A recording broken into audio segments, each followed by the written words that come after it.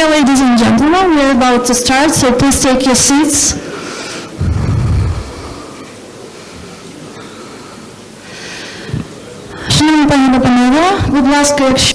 Dear ladies and gentlemen, if you haven't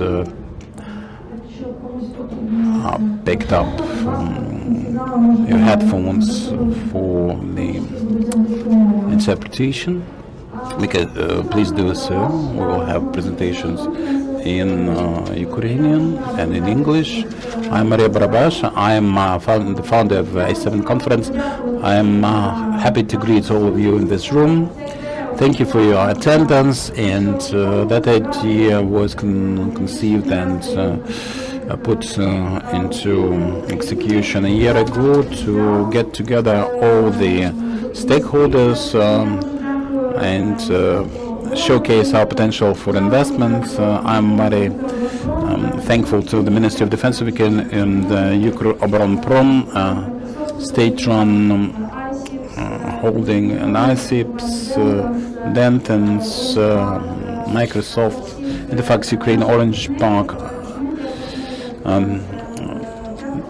Defense Express, the Fifth Channel, Interfax of Ukraine, the Economic Truth, Ekonomiczna Pravda.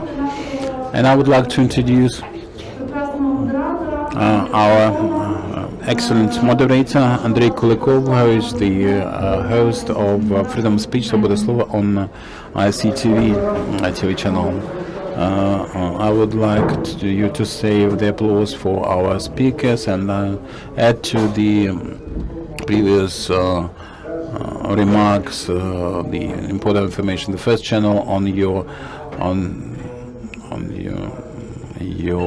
devices for the Ukrainian language, and channel 2 for the English language. So without further ado, let's get down straight to business with Alexander Turchinov, Secretary of the Security and Defense Council of Ukraine. Thank you very much.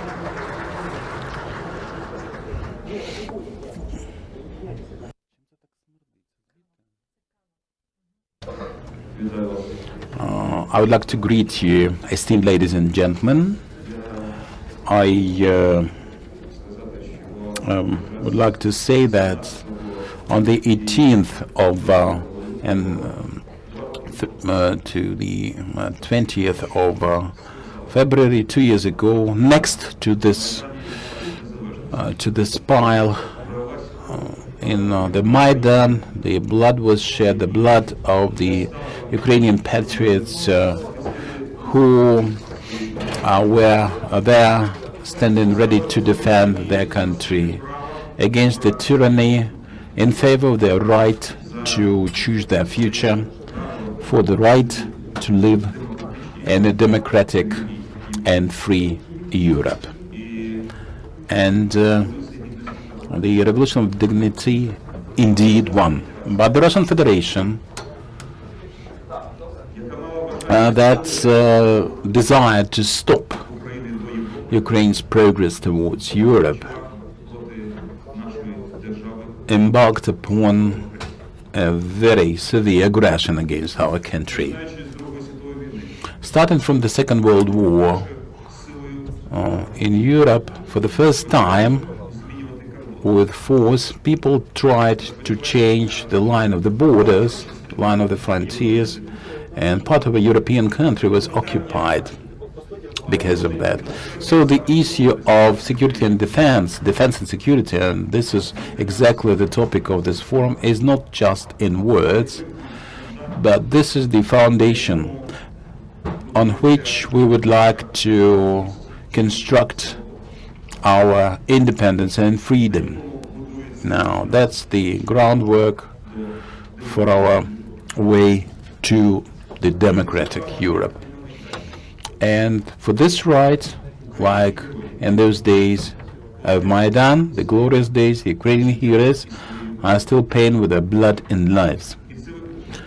And this is happening for 2 years now, every day practically. We have casualties. Esteemed ladies and gentlemen, I would like you to recognize the loving memory of our heroes perished in Maidan with a minute of silence.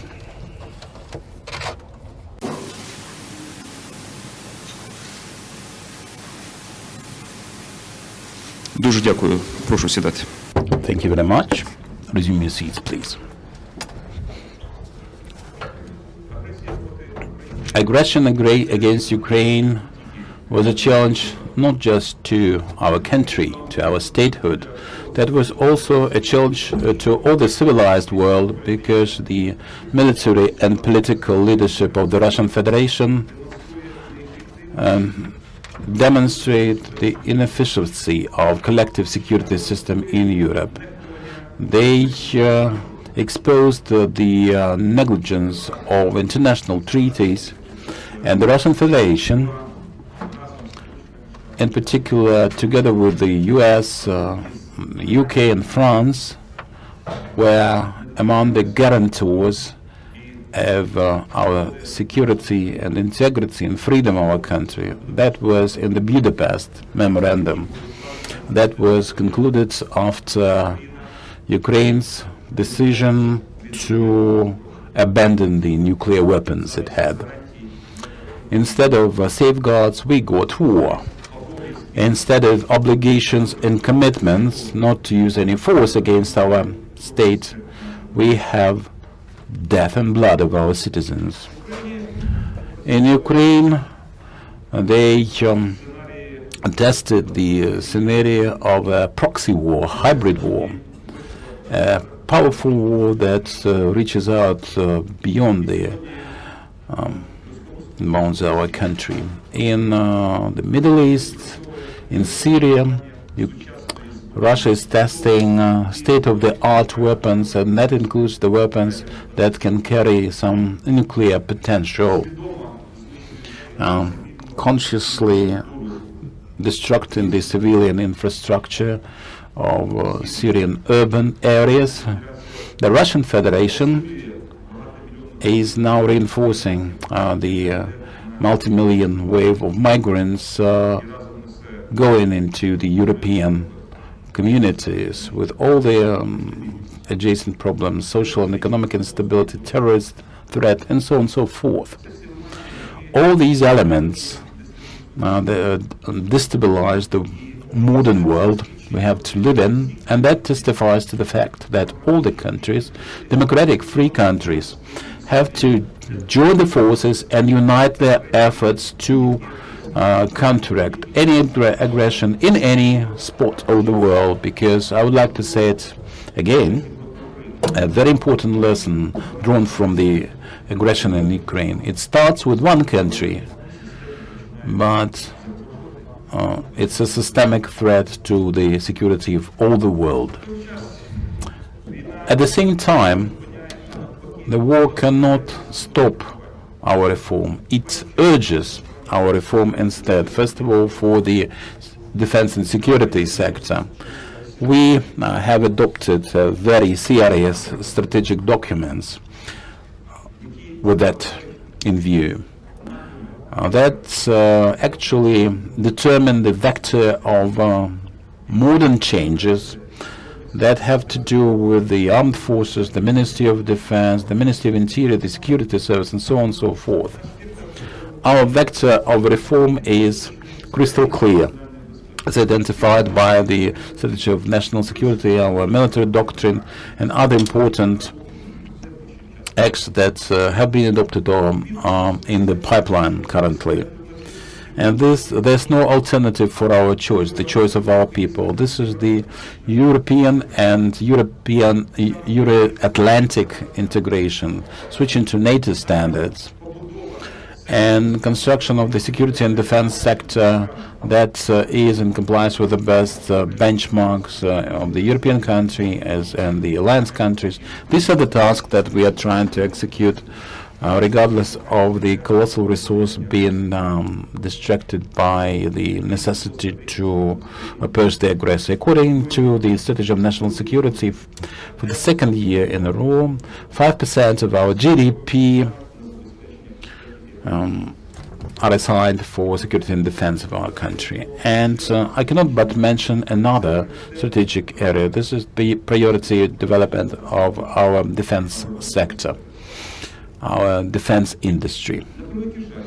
And unfortunately, of course, it's an erroneous position of some European politicians that we should not irritate the aggressor. This is the Munich syndrome that is still alive and still effective for some people. We have no effective military and technical cooperation with our strategic partners, and that has to do, first of all, with the lethal weapons. Our priority is to develop our defense industry and the regaining the potential that Ukraine had 20 to 30 years ago. This is a wide spectrum of activities, starting with the fire weapons, firearms, and inclusive of missiles, armored vehicles, aviation, and so on and so forth. At this forum, we have not just analysts, not just participants of this forum who contribute to development of strategic documents and programs, but also potential partners, prospects for investments in our defense industry. And I hope very much that this forum will provide for reinforcing of the communications and relations for investment into our defense industry that is ready to embrace such investments. Ukraine, as the state, supports not just the defense industry but also PPPs, development of private sector in that area. So I will be very happy when this forum concludes its deliberations with a deliverable in a form of good projects for development for our defense industry, for investments in that sector. The weapons manufactured in Ukraine are quite competitive also in the external markets, because such weapons and such military equipment are tested not at military testing fields but at the battlefield, and that makes it improve and change considerably and very much to the point. That's why it is in such demand. I hope sincerely that the number of professionals dealing with all the security and defense issues will help us prepare new strategic documents, equip them with a new quality, and help us develop military technical cooperation that is artificially limited. And I'm convinced that the outcome of this forum will serve the purpose of strengthening of not just Ukraine's defense and security, but defense and security for the whole Europe. Thank you very much, and I wish you a most fruitful work at this conference. Stay with us, Mr. Turchino, Minister of Defense of Ukraine, Stepan Poltorok.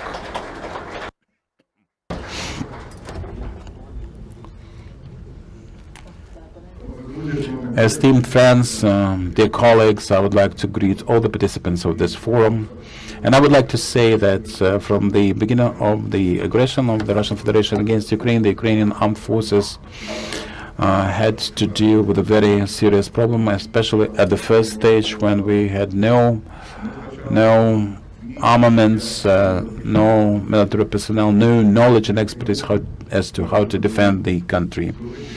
And we spend this year with a great benefit for the armed forces of Ukraine. The armed forces of Ukraine have the capabilities and the readiness and the expertise, the equipment for defense of Ukraine. We understand that in addition to that, we have to maintain military operations in the east of Ukraine. It is impossible without a serious reform of the armed forces of the army. We have no prospects without that. So in cooperation with our alliance partners, we developed a set of serious strategic documents that and now constitute the foundation for our reform of the Ministry of Defense. This reform is spanned for 5 years. For the first 3 years, we will reform in parallel the armed forces and the ministry. The ministry will be concluded in 3 years. The armed forces should be reformed within 5 years. Without technical equipment, it is impossible to achieve that.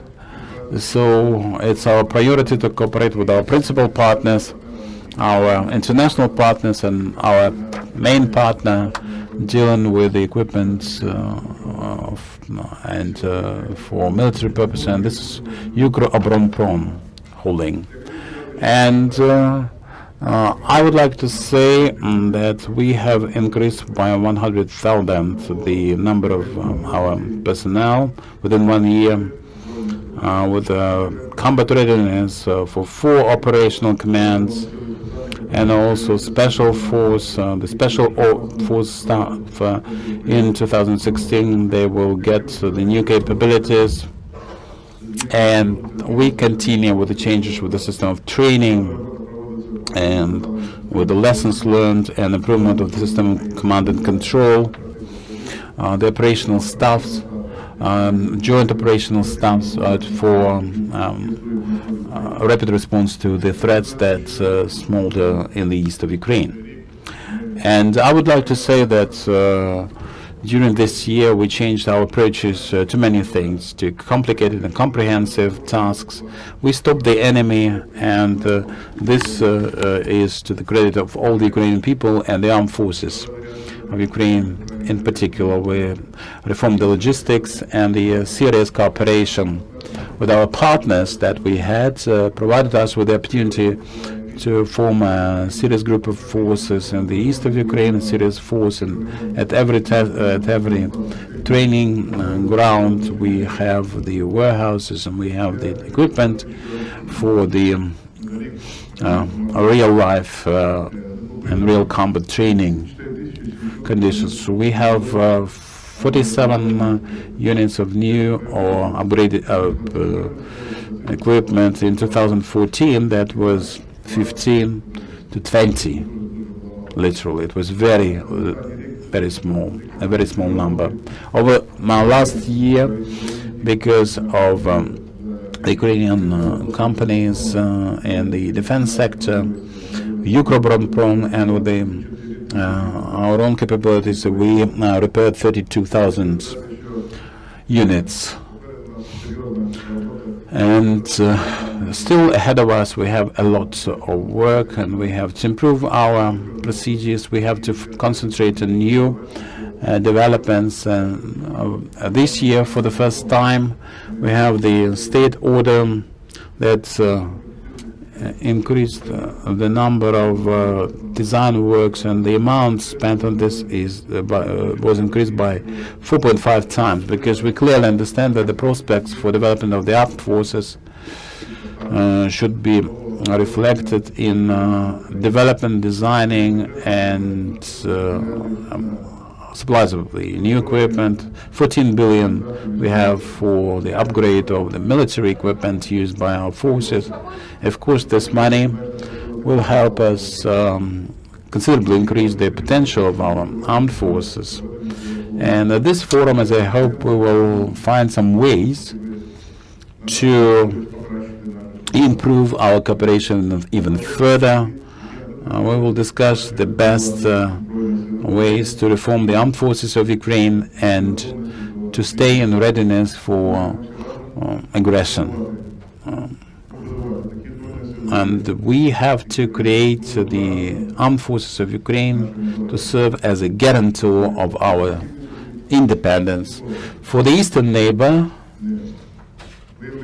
to never be able and express any desire to enter our territory.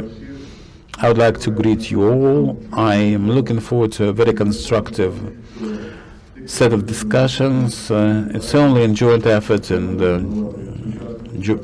in cooperation that we will be able to create the new, upgraded and capable armed forces of Ukraine. Thank you, Minister. Vasyl Hrytsak, head of the Security Service of Ukraine.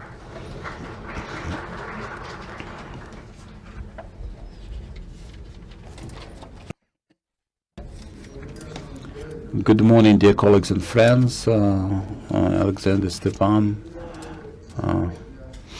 I would like to thank you for this opportunity.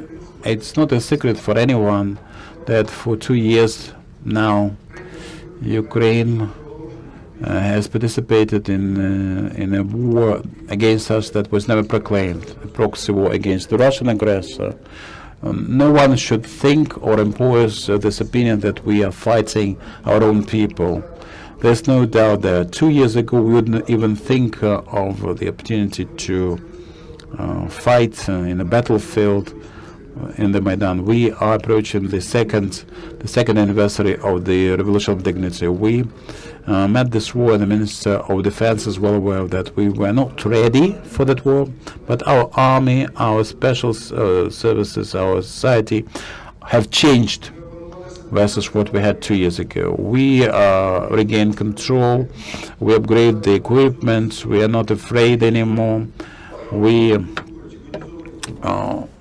upgrade our troops, and we are fighting the enemy. It is very important for us to stick to our choice, to our unwavering course, the European integration, Euro-Atlantic integration. Nobody can make us change the mind. We'll stay the course, and we're grateful to our Western partners. First of all, the United States, the NATO partners that are helping us to rethink, to realize, and to have an insight into our problems having to do with our security and defense capabilities. We are very grateful for your support. I would like to say that. And I'm convinced that this trade show, this venue will be helpful for everyone. We have the experience that is unique. It's a proxy war experience. We know that this experience will help us all make a lot of good things to stop this infection, this aggression, for it not to spread further to Europe and the rest of the world. I'm looking forward to fruitful discussions. Thank you very much. Roman Romanov, Director General of the state holding UKROBORONPROM. Esteemed participants and guests of the forum, I am Roman Romanov. I am Director General of the state concern UKROBORONPROM. Together with the like-minded people, I decided to accept the invitation to manage the enterprise. That was a very big decision for me, with great ambitions and great challenges. After 1.5 years, we can discuss the results, the prospects, and new challenges. Indeed, before we continue this conversation, I would like to show a short video. It's better to see once than to hear about it many times. UKROBORONPROM new achievements. 2015. 2,036 units of equipment, 88 aircrafts, 565 armored vehicles, 268 units of armaments and equipment, 415 allocation units, 8,000 suppliers. Number one in saving of the budgetary cost, 305 million of savings. So Ukraine is at war currently, but this is not just the war for the integrity of its territories. This is about values. This is about the right to have a different point of view, to think freely, to abide by the democratic principles. This is the Ukrainian shield between the European values and arbitrary behaviors, progress and conservatism, equality and the right of the strong, of the powerful. So our new program is called the Ukrainian Shield. It reflects the philosophy and the role of our holding in the modern history of Ukraine. Our task is very simple.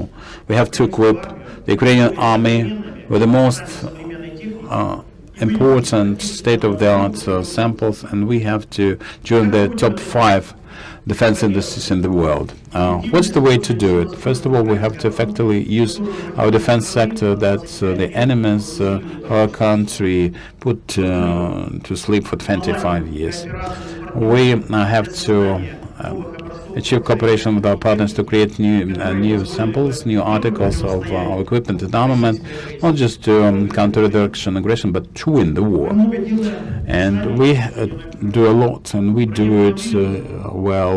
The armored vehicle dozor, from the prototype to the markets within 1 year. Any person who knows armored vehicles can say that this entry to the market is unprecedented. The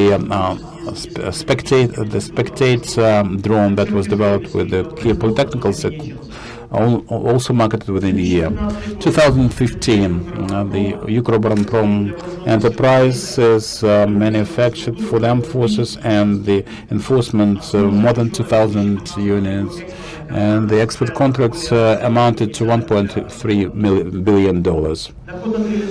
The profits from sales constitute about 20 billion hryvnias, out of which the contracts of the Ministry of Defense 7 billion.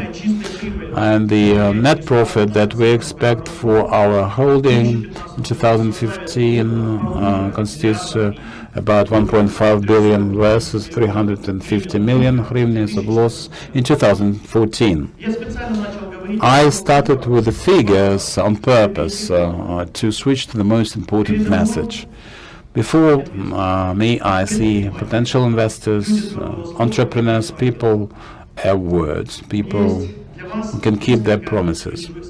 And I have some key messages for you. Number one, the Iron Curtain that separated our defense industry from the world for 25 years has now fallen. We are open for the partners, we are integrating ourselves into the world market, and we are inviting all these players for the mutually beneficial cooperation. Our capabilities exceed the capacity of the internal market and the export that we have now. So we are inviting investors to join projects in the civilian sector, the dual-use technologies. Number three, the number of technological sites, the R&D and design potential that is employed by 30% only presently, make us hopeful for creation of technical parks and clusters in the classical sense of this notion. Speaking of the prospects, scores of new enterprises and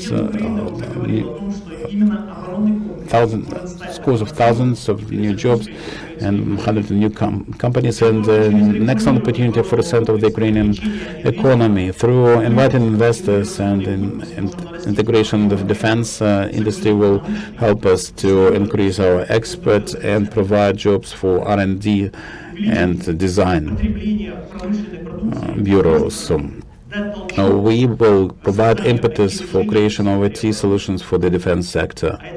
And this is about scores of thousands of jobs and billions of hryvnias in tax revenues. I understand and fully realize that there are certain challenges. The most topical one is the legislative framework for PPPs. We, as the state holding, developed a set of initiatives that can provide for the defense sector in Ukraine to have transparent and effective schemes for cooperation with the investors. So I would like to call upon you and the members of the Ukrainian Parliament to speed up the process of adaptation of the Ukrainian legislation to the international standards. The second is state guarantees and preferences that potential investors can count on. At last, we switch from declarations to specific actions and projects. What should we do? What do we need? First of all, state-of-the-art technologies and equipment.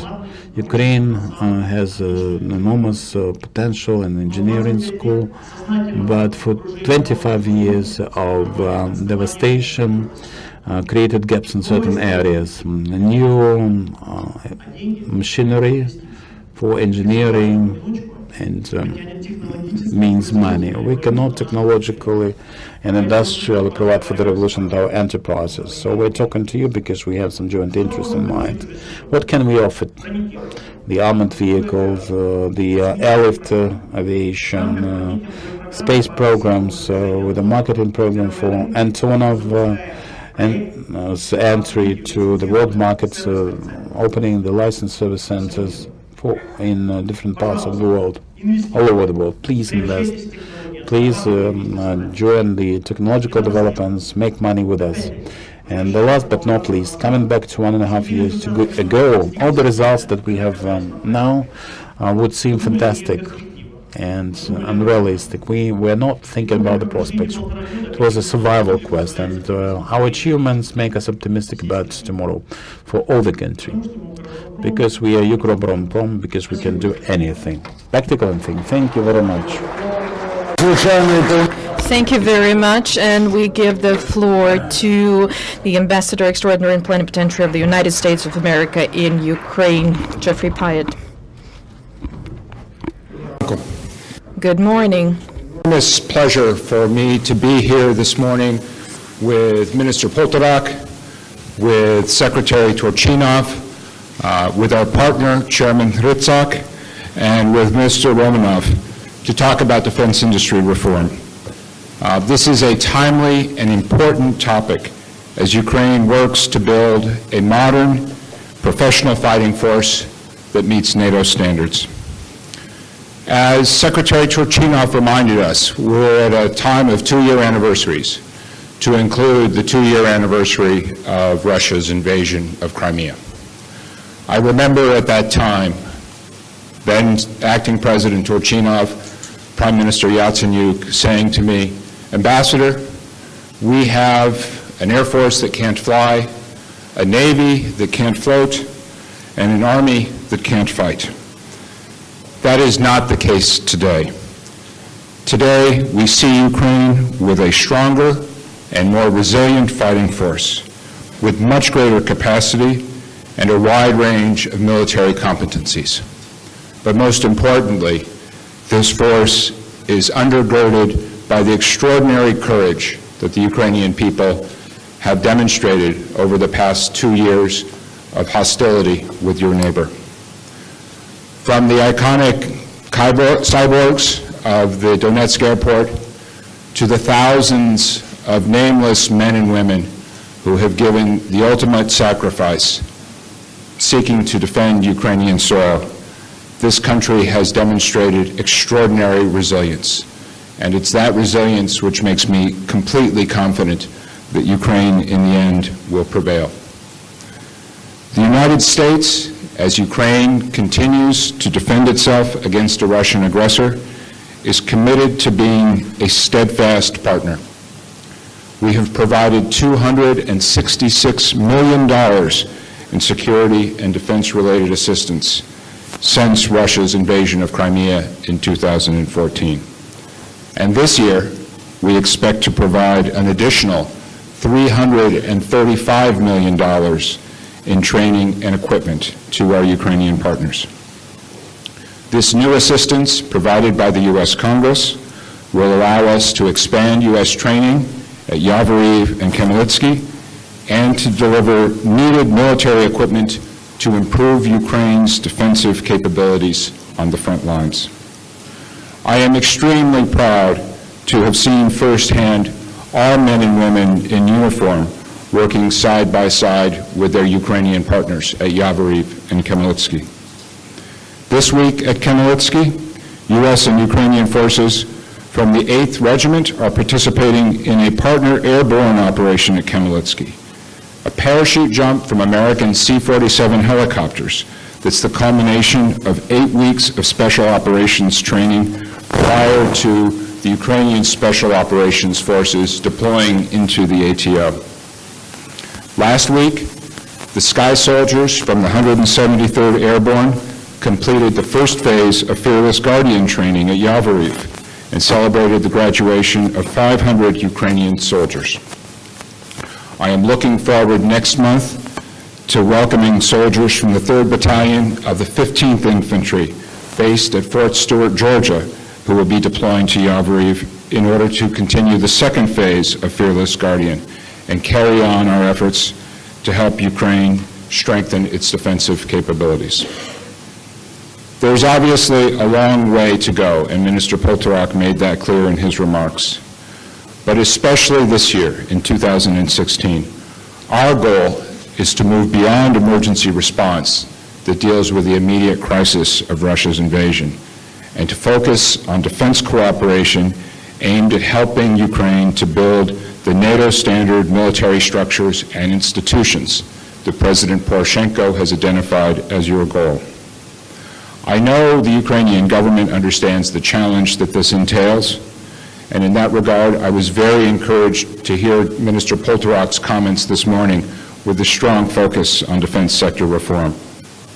We want to see Ukraine continue to make progress in developing modern military doctrines, to implement the excellent recommendations that the RAND Corporation has made for defense sector reform, and to improve Ukrainian interoperability with NATO partners and allies. Ukraine has said that it wants to become a major defense exporter. I know that is possible, given the extraordinary capabilities that I have seen the Ukrainian industry demonstrate. But it can only happen if Ukraine continues to press ahead on critical reforms, tackles corruption, and works to meet NATO standards. This will require a paradigm shift in Ukraine's defense industry and a move away from the mindset of state-owned enterprises and, most importantly, the elimination of graft and corruption. I am very glad to see at this conference today a large number of U.S. defense industry representatives. These companies will be good partners. They have the ability to bring to you best-in-the-world technology and their demonstrated expertise at integrating with other international partners. But they have requirements. They will want to see that the government sticks to the path of reform, that you uphold your IMF commitments, that the government continues to make progress on the critical topic of rule of law reform. And they want to ensure, most of all, that they are working in an environment where the risks that they are taking are business risks and not risks of an unpredictable legal and judicial environment. If that happens, I am confident that you will see American companies bringing their resources, their technology, and their capital to the Ukrainian market. Let me say it one more time. Private sector support and investment from the United States will only come as Ukraine continues to make meaningful steps to reform its trade and investment climate. We know these systemic changes are difficult. Of course, they will not happen overnight. But as Ukraine continues to take tough but necessary steps to unlock its potential, the United States is committed to being your steady partner. By deepening commercial ties with the United States and strengthening linkages between our defense sectors, Ukraine can enhance its collective security. That's a long-term investment worth making. And let me finish with one last parting thought. The war against corruption that Ukraine is fighting is a critical element of winning the war that the Kremlin has brought to your country. I know that all of you in this room understand that, and I want you to understand also how committed the United States is committed to standing by the Ukrainian people at this difficult time. Thank you very much. Дякую. Thank you, Mr. Ambassador. Roman Romanov said that it's better to see something once than hear something for 100 times. And you know, some people try to do things to turn a blind eye on something, but it shouldn't be happening. It's not enough to merely be observing what's happening. It's important to see the prospects. And in the opening remarks that we heard was actually both the prospects and, of course, the shortcomings. Thank you very much, dear speakers, for your remarks. And if we refer back to what the ambassador said about courage, and if we are courageous enough to be telling the truth to ourselves and others, so if we look back at the previous year, let's not see it as something, final, but rather an initiation, a beginning of this challenging way that was mentioned today. And now we are moving to the next part of our day. Thank you very much. I would like to thank the speakers, and I invite the panelists, Mr. Harold, Pavlovsky, Heruvimov. Please take your seats in the panel. I have one important organizational remark. After the panel discussion, you will have the opportunity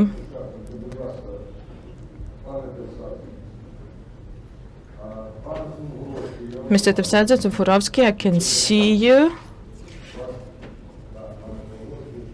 Mr. Pavlovsky, Heruvimov, the panelist. There are two very important people in the room. Ms. Anna Iglesias. So, when Q&A session starts, please raise your hands. Anna and Taisa will be giving you the mics to ask questions. Please introduce yourselves and ask the question, mentioning who you're addressing the question to. Anna and Taisa will appear in the room on time to give you the mics during Q&A session.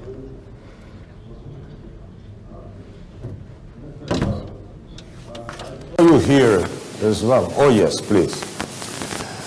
Отже,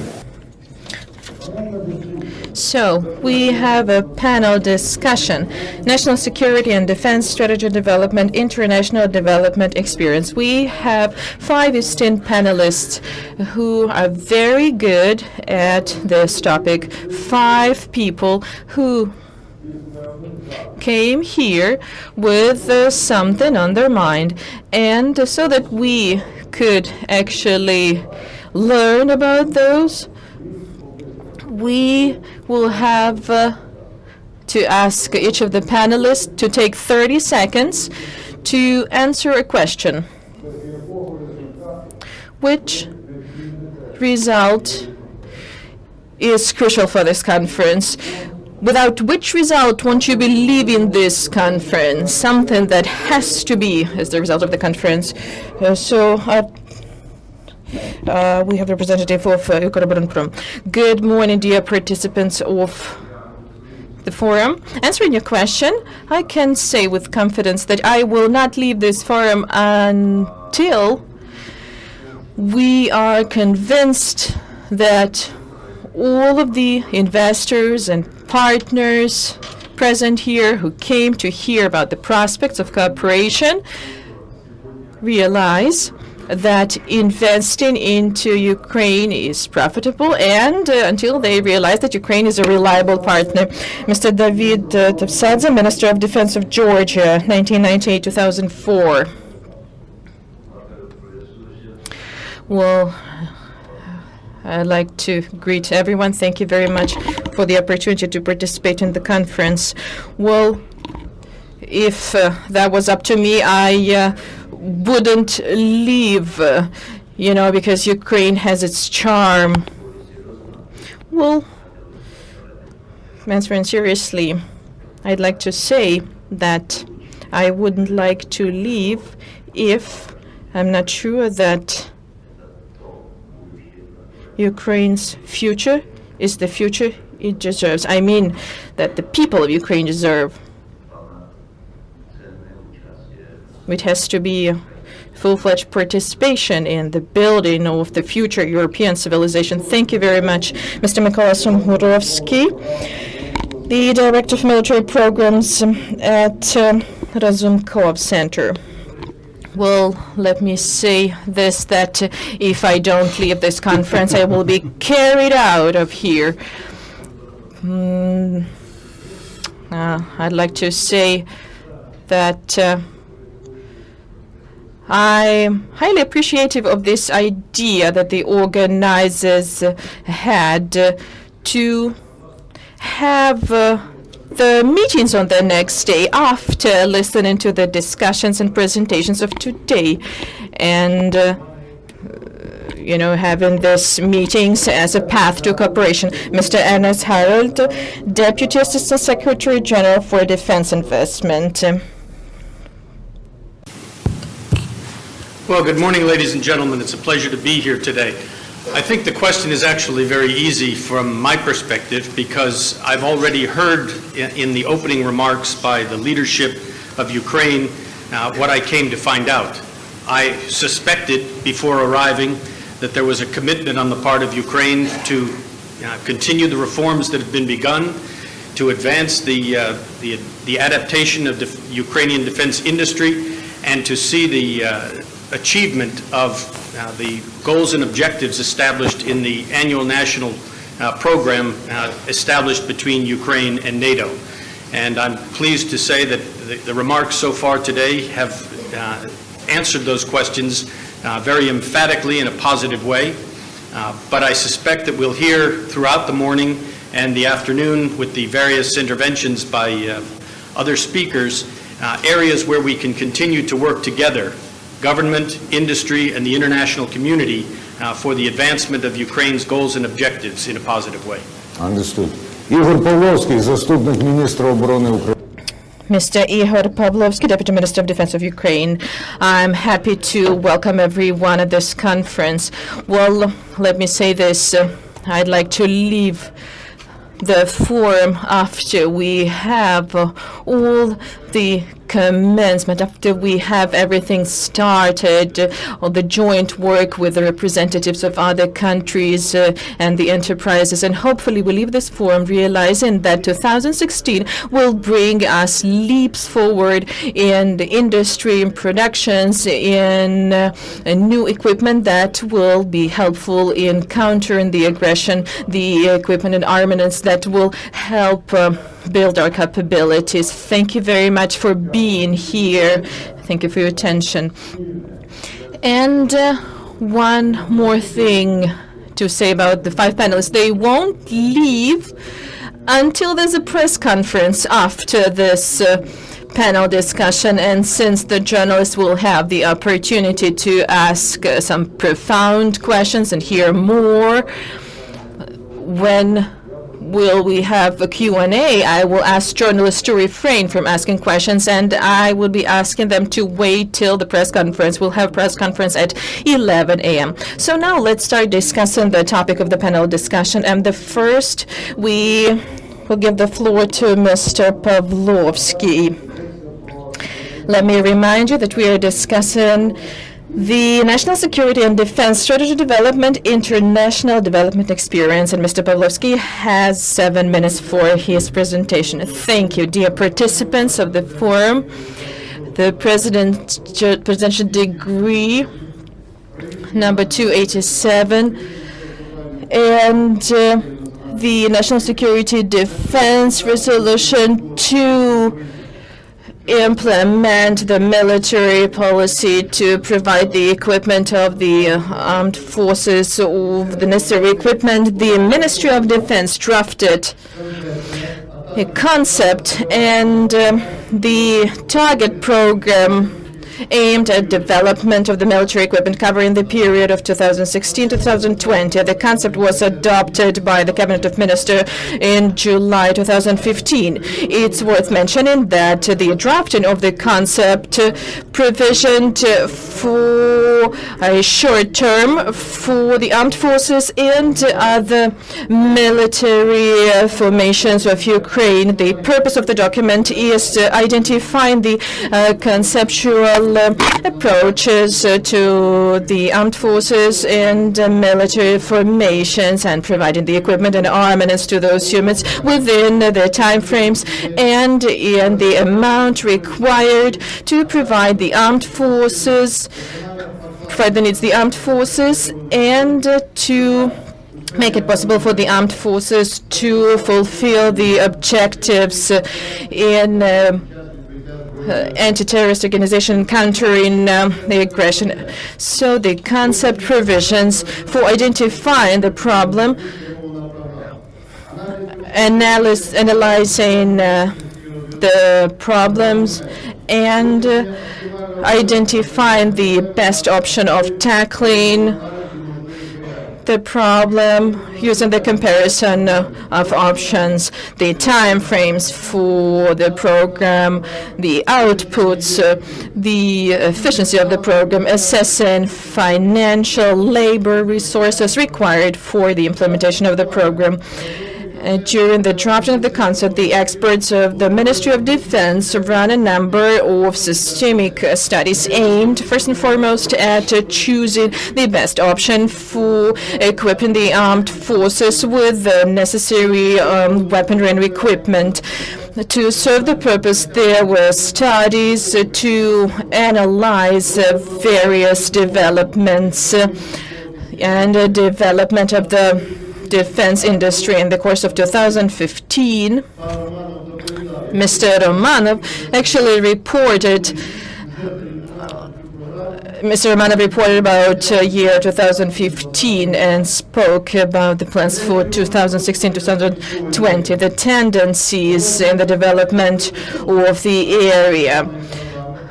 The developments were the part of our program, which was adopted in January 2016. So basically, the program provisions for the expenditures and the assistance from our partners, applying high-end technologies, a joint work with the trust funds that we commenced in 2015, and it still continues. Thank you very much. Thank you, Deputy Minister. You said a number, a few, and so on. So you were using these phrases. Could you please come up with a specific number that you remember? And could you please explain why you remember? You're referring to what Mr. Romanov was speaking about. Well, last year alone, we started the usage of 18 items of armament, and this year we plan to start using 24 new articles with closed cycle, 95% closed cycle. This is a great contribution from UKROBORONPROM, and this is a great advancement from the defense industry enterprises. So if we look back at 23 years ago, we had only 5 articles of armaments in 24 years of our independence that, we took for usage.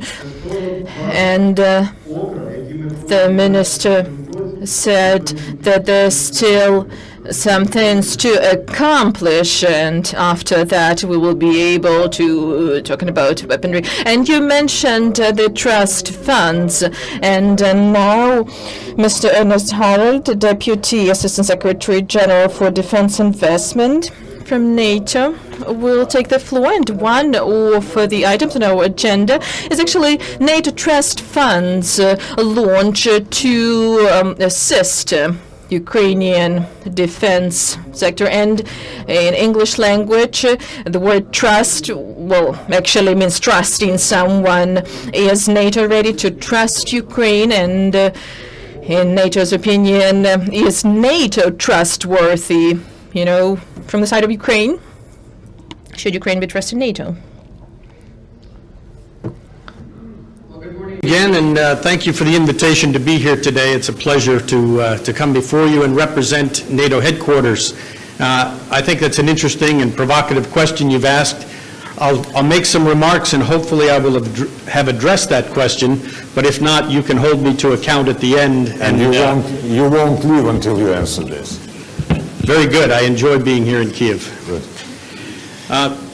It's a pleasure to be here for this forum. Today's discussions are about helping Ukraine to realize its dreams, its aspirations. NATO has shown its steadfast solidarity with Ukraine since the events of 2 years ago, and the fact that we're here today in number in the audience should be testimony to the continued intention on the part of the alliance to stand in solidarity with Ukraine. But words are just words, and I should talk to you more about the actions that NATO is taking forward. We're talking today about international experiences from national security and defense strategy development, and I need to stress that there's no common experience in NATO from national security policy making. It's as varied as the members of the alliance. But that said, there are certain commonalities or certain things that we can draw from the disparate experiences of our 28 member nations to help Ukraine in its journey.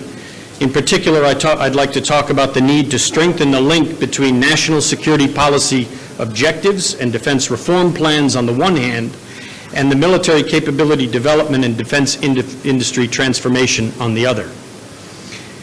Without trying to take a holistic view of all of that, it's clear that one challenge is the need to incorporate in your defense transformation plans key lessons from your experiences in hybrid warfare and the impact on defense capability, armaments, and defense industry priorities. We all know that defense capability development, armament plans, and programs, and transformation of the defense industry are important components of national security policy making and the implementation of your reforms. And we're talking about turning those plans into reality. NATO has been trying to do this through the work of the Joint Working Group on Defense Technical Cooperation, which I've had the pleasure to co-chair for the last couple of years, and is now co-chaired by my boss, the Assistant Secretary General for Defense Investment, and the First Deputy Secretary of the National Security and Defense Council. And this is under the auspices of the NATO-Ukraine Commission.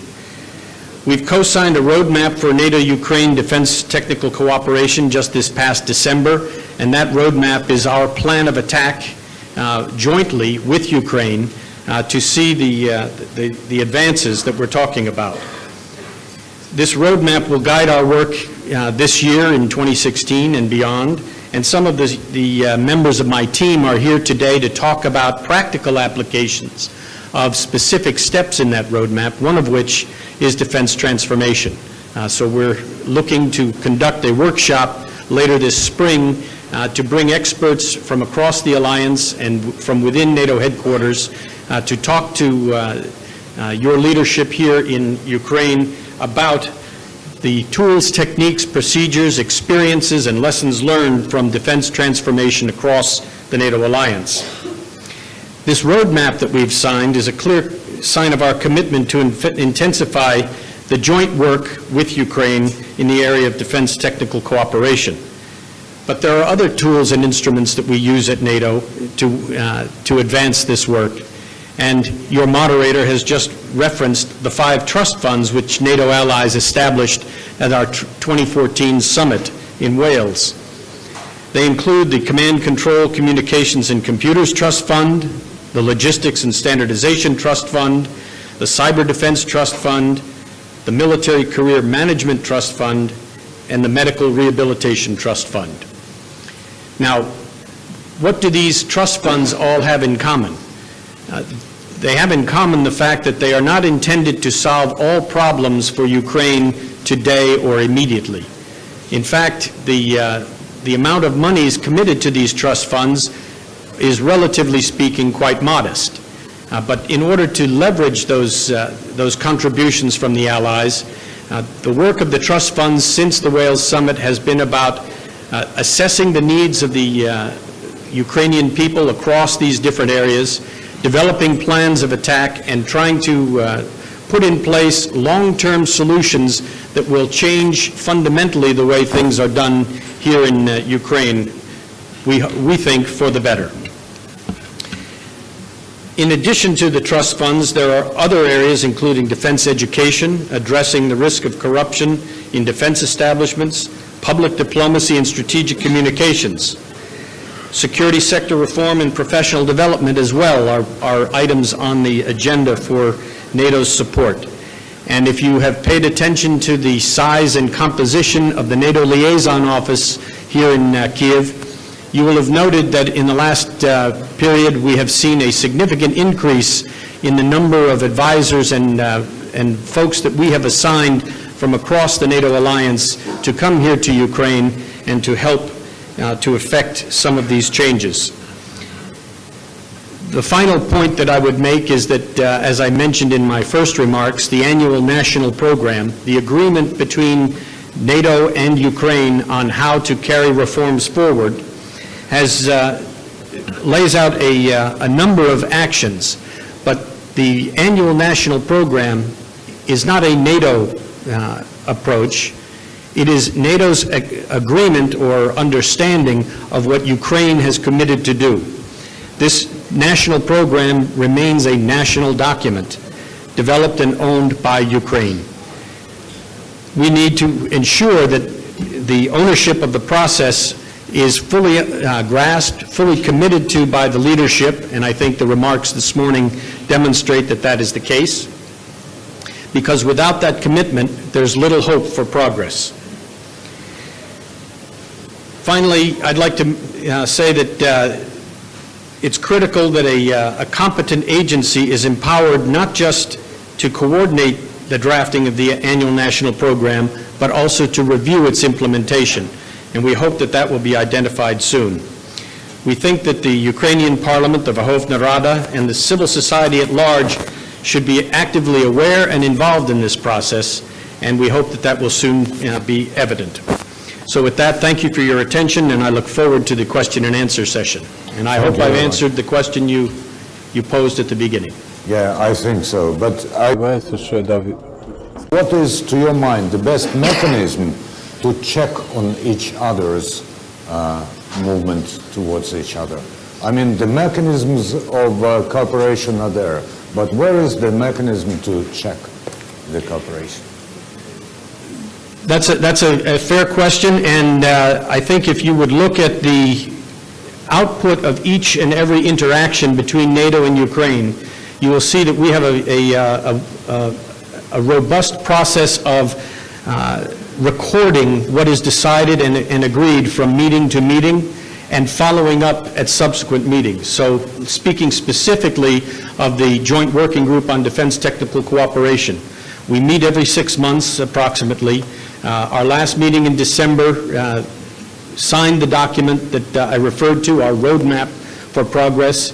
Later on this morning, I'll be talking to General Pavlovsky about the plan for the next meeting and the work that Ukraine has been doing in preparing that meeting in April. And we will then have the meeting in April from which a decision sheet or a record of our discussions sets the tone and the work plan for the months in between before we get to the next meeting. That's one example, and we do this in the NATO-Ukraine Commission. We do it in the Joint Working Group on Defense Reform. We do it in each and every instance where NATO and Ukraine come together to talk about ways that the alliance can continue to support Ukraine, and that Ukraine is committing to make the changes that NATO is asking it to make to be more interoperable and more collaborative with the alliance. And this, of course, adds another meaning to the phrase confidence-building measures. Thank you for the confidence that you plant in us. Давид Тевсадзе, министр обороны Грузии в 1998-2004 годах, говоря о нынешней ситуации в Украине. Speaking of Mr. Tevsadze, speaking of the current situation in Ukraine, we say that there's an head of war that is levied against Ukraine. Proxy war or hybrid war is not a new notion, in fact, and how Georgia experienced this war, and what can you give us as a piece of sound advice? 7 minutes. Thank you very much for your question. The point is that I'm not here to give any advices, because our Georgian experience belongs to Georgia, pertains to Georgia, regardless of the similarities, the interest of the same country to both countries. I think there are certain nuances there. As far as I understand, the reason for my invitation was for me to share the experience of reforming our armed forces. Usually the date of our commencement is placed in 1998. Speaking of 18 years in a continuous process and helpful progress, if you follow our news, you can say that there's another stage of reform all the time whenever you switch on your TV set. The process is far from being concluded and carried out, but after 1993 specifically, and most importantly after 2008, we are still in existence. Perhaps we have to thank for it to our ability to resist and to defend ourselves. It was very difficult for me to be objective at the beginning of this process. I had the task to lead the reforms for 6 years. For 12 years I've been observing this, not from far away, but I keep myself informed. I would like to express my personal opinion. Perhaps some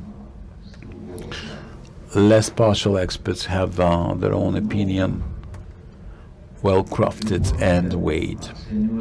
And these reforms are appreciated.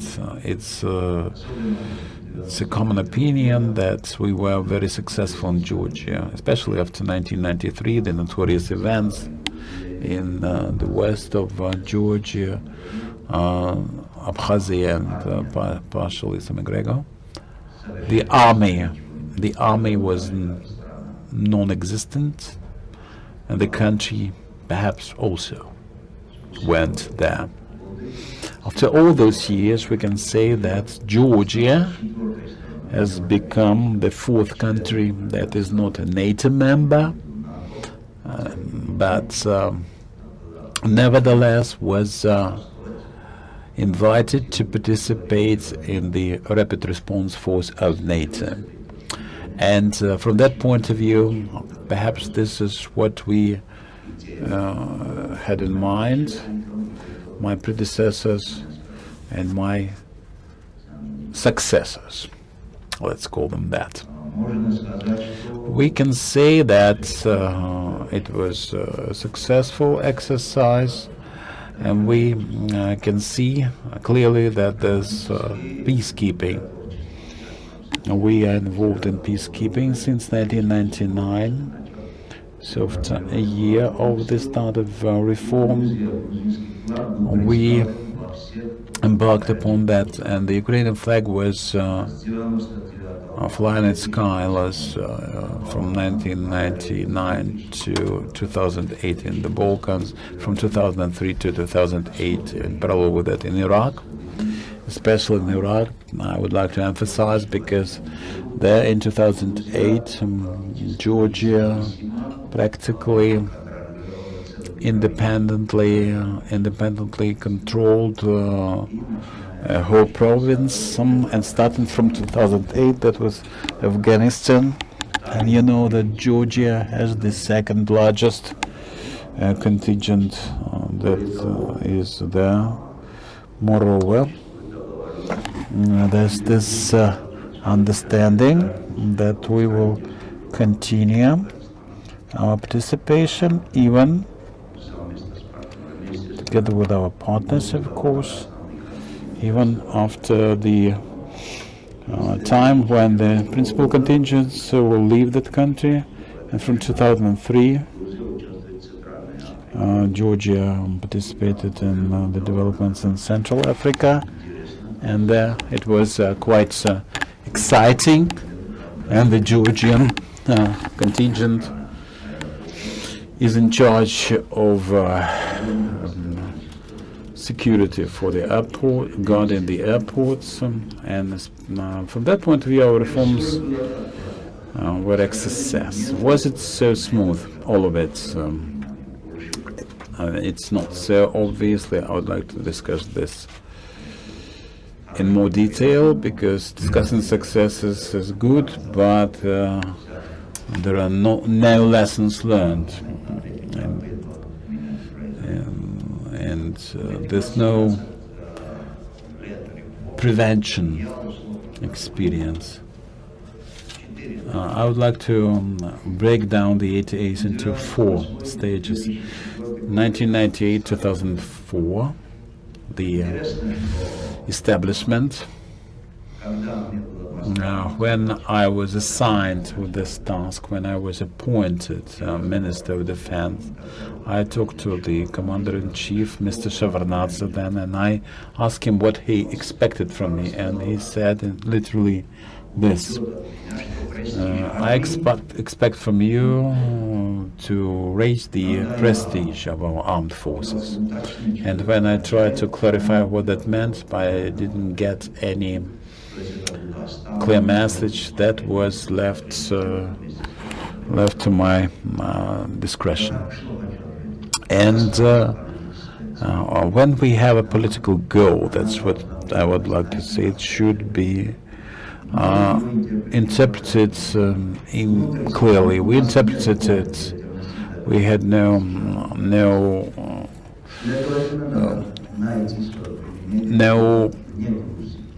prerequisites inside of the country. We had to do something outside of Georgia, and we reinforced that process. And in 1999, first Turks agreed to help with us, and we had a platoon at Mamusha, seconded to the battalion, and a year later our company was in a German battalion. But that was the goal of our prestige. That goal was a little bit exaggerated at a later stage. In the same area,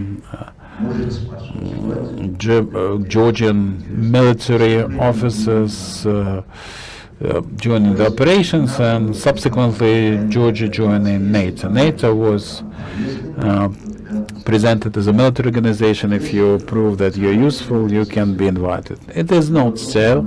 As we know, NATO is a military, but it's a political organization, and maybe political in the first place. The political component may be more important than the military one. And then our presence was increased, and the goal, the prestige was well promoted, and it was gaining some weight. But inside the country, we had a very interesting process. There was no political consensus inside the Ukrainian, the Georgian political environment as to why we had to maintain an army. And that was an impediment at the first stage, at the regional stage of our development. And that was in the way of getting the funding. It didn't just depend on the people who ruled the country, but also on the parliament, and most importantly on the parliament. That was the first most serious point.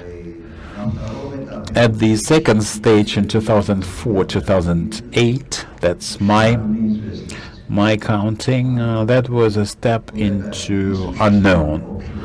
The lack of political consensus as far as the army was concerned, and that raised suspicion as far as the Army was concerned on the part of the politicians. 2004-2008, you understand that those years, you understand the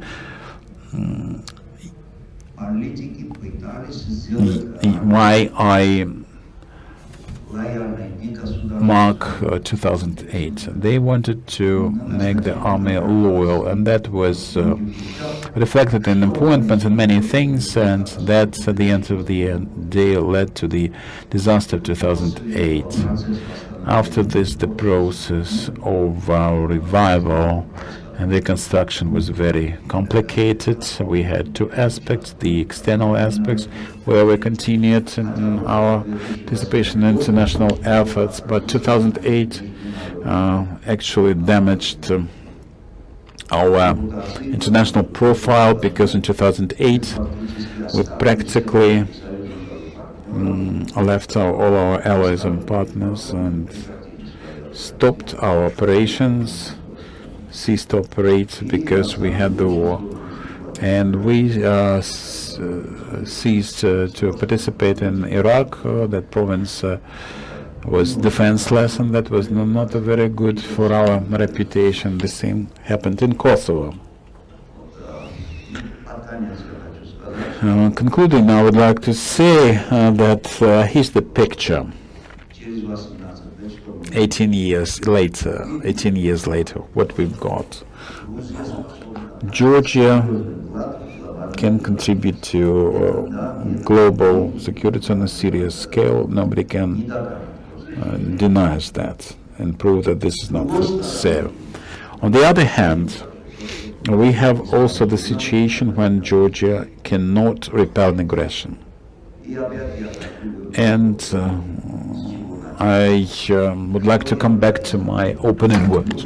What's the goal of reform? What's the objective? What do we expect from the army? That should be clearly identified and separated. And there we should reach our political consensus on the largest scale imaginable, the broadest scale imaginable, and this should, the rest should be assigned to the professional military officers. They know how to do that. And we have to facilitate, not to interfere. And that's the experience, the good and the bad, and very useful for Ukraine. Thank you very much, Mr. Tsadze. Another additional question. We have a lot of prerequisites introduced by volunteers, civilians who were helping and are still helping the army, sometimes exhausting, depleting their own resources, very often without any tangible reward for their efforts. What's happening in Georgia? We had that stage also. How long did it last? All the process that we call the Abkhazian war, that was all resting on the shoulders of so-called volunteers. They had better morale. They were ready to die, readier to die. They would purchase their own arms, and the state wasn't realizing that it was a state. That's the only explanation. I also volunteered and then stayed with the army for some time. There were bad things and good things. For the good things, nobody said thank you. I didn't ask for it, but for the bad things, I bear the responsibility. For how long did this period last? The period lasted for approximately 15 years. Thank you very much, Mr. Tsadze. And now, the floor is given to Deputy Director General for Development of UKROBORONPROM, Arthur Hervivam. You have some minutes. I would like to say that perhaps a year ago, such a forum wouldn't be a logical event from the point of view of investors, from the point of view of partnership, because very few people would believe that our defense industry was still viable. And now we can see that we introduced the vitality, the vibrancy, and we have reversed the situation, and we can see and prove that the defense industry is operating actively, and the potential still untapped is considerable. So, based on this, I would like to offer a very important opinion. The President assigned all the defense industry and our holding with a very important task to become a locomotive for innovative development of our economy. And on our part, uniting industry, science, and business, we can say confidently that we are on this track. And the most important assignment for our holding is providing the armed forces with the modern equipment and weapons, with introduction of state-of-the-art technologies and the best practices in manufacturing and corporate governance. And the best practices searched by us through partnership and integration to the international market of defense industries, and we are involved in creation of new items, new products. We signed memoranda with 45 higher school institutions and the National Academy of Science. In terms of expert, we have to consider separately the state order. When the international partners saw that the state was placing its orders with its own enterprises, we received the first international offers, because no investor would buy products that are not consumed by the Ministry of Defense of the same country. And I would like to emphasize another very important component. We're talking about the appropriations for the state defense order being reinvested into the economy with as taxes, duties of all the levels. In 2015, our enterprises supplied to the armed forces new and upgraded units at more than 7 billion hryvnias, and the taxes that were revenue to the budget were at 4.2 billion. That's the efficiency, and that is creation of new jobs and raising the salaries. Our holding is the locomotive of replacements of formerly imported goods of military and dual use, and we involved hundreds of enterprises of different forms of ownership as contractors. Ukrainian enterprises with the contracts of in scores of million hryvnias. We are the nucleus of not semi-finished products, but high-tech products with a high added value for the end user. They effect to identify the workload and development for all the related industries and thousands of Ukrainian companies. It's not a secret that active development of our defense industry is the impetus for development of civilian products markets. This is conversion, and we name many examples of conversion. The use of drones by many countries in the agricultural sector, in agribusiness or infrastructural projects, and so on. And in order to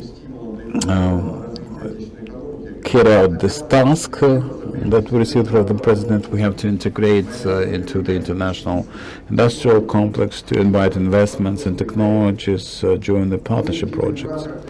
And under this forum and in our everyday operations, we can see great interest expressed by the leaders of the market, international companies. We're open for cooperation and mutually beneficial and equal partnership, but there are certain gaps that we cannot but mention. They hamper the processes I was referring to. This is the confirmation of state order for the middle-term period. Otherwise, we cannot discuss the long-term periods and implementation of serious projects with the international partners. It's pointless. Implementation of the decisions taken by the Parliament of Ukraine will be reflected very soon in the governmental decisions and the legislative problems we have in IPR and technology transfer, the ownership structures for the holding, access to the international financial resources, opportunity to redistribute resources among our companies, and deepening of cooperation. The most important issue is the legislative constraints for joint operations and joint ventures, and this is the main barrier for investments.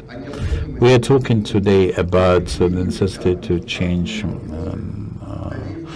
the shared assignment for PPPs. This is limited at 49% by the legislation. We have to curb the bureaucracy in decision-making concerning joint ventures. We have to provide defense industry companies with the opportunity to create joint ventures and to contribute their fixed capital. The holding prepared this decision for the competitive environment that abides by the rules of the international competition, and nobody doubts the necessity of such change. That will serve as a very powerful signal for our investors, and we can see considerable interest expressed in our defense sector. And for many partners that we already have, it will be a signal. They are saying that they are prepared to invest in our economy already. Mr. Kharovim, when you turn everything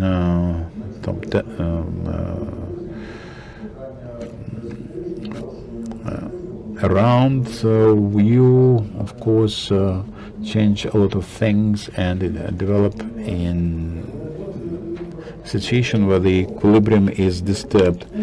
In your holding, what is the role that should be played by the prestige of your holding? Because if you are not known, the result cannot be as expected, I suppose. First of all, I would like to say that our holding is implementing the open doors policy, and presently we are arguing that our holding is an effective enterprise, and we prove that with the deeds, not just words, and many partners present here can be witnesses, better testimony to our competitive ability and the special emphasis we place with it. The Ukrainian equipment becomes an internationally recognized brand. The Trident is the quality mark in its own right, so we have a considerable number of investors and partners who attended this forum. The floor is given to Mykola Sungurovsky, Military Programs Director from Rosenkov Center. He was quite critical in his opening remarks. Was my feeling right? I will try to use 400 seconds to discuss this. I appreciated Mr. Tevsadze's remark that in order to induce certain changes and have reforms in certain processes of building of something, we should realize the goal. If there's no goal, we should set it ourselves, but we cannot be sure that our interpretation is correct. So roughly speaking, to have reforms in Ukraine, we need a very strong political will indeed and a good roadmap. And to develop all the rest of the documents to institutionalize this process for the country. And with great sympathy, I treat the new management of UKROBORONPROM. They have the initiative, they have the will, and look for the way, but it's a splint, it's a part of our economic system with its great drawbacks. Most importantly, the lack of normal marketing and market management. We are trying to drive out of this situation with the commanding economy that we had with the Soviet defense industry. I am not against state planning, but I'm against total state planning. So in the documents being developed, I cannot see, let me say, any constructive and what should I say, decisive changes in that directions, any shifts. And we can see some documents that have identified the goals of our developments, goals and objectives of our military development. On the other hand, we are discussing some way to become compliant with the NATO standards. They put emphasis on operational capabilities. It's never mentioned in our documents. We have the tasks for the armed forces and the enforcement bodies. And then, as our Georgian colleague said, you have to think yourself about your capabilities and the weaponry that you should provide for the people there, how many people you need, or what kind of training. And this think yourself serves as a basis of the lack of control and irresponsibility, and that's the main trouble with it. So when I take on some managerial office, I can make up a list of the weaponry required on my own, and nobody will be there to tell me that I'm wrong, because there are no documents to guide me. And, you know, I can tell you that we need SOFs, or I can give them a different name, and nobody will say they mind, because there's no arguments against that. And this is a shortcoming of the documents that we have, this initial fundamental documents that are the basis for the planning. This is a major shortcoming, and it's a good thing that we have some potential that we have at the Armed Forces, at National Security and Defense Council, that makes it possible to interpret these political messages.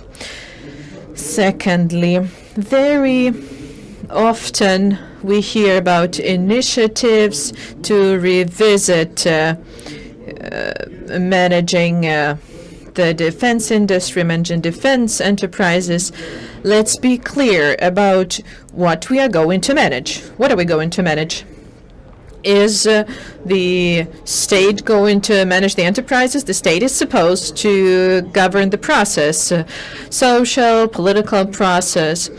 So if we clearly understand what the process is and then project it into administrative dimension, we will come up with the enterprise organizations that be responsible for that. If we project it into legal area, we will come up with documents, and regarding personnel, we will eventually have to come up with the staff responsible for doing that, because otherwise this will result in lack of control and liability. We cannot do this anymore. We have to switch to NATO standards, which provision for how exactly these processes are construed.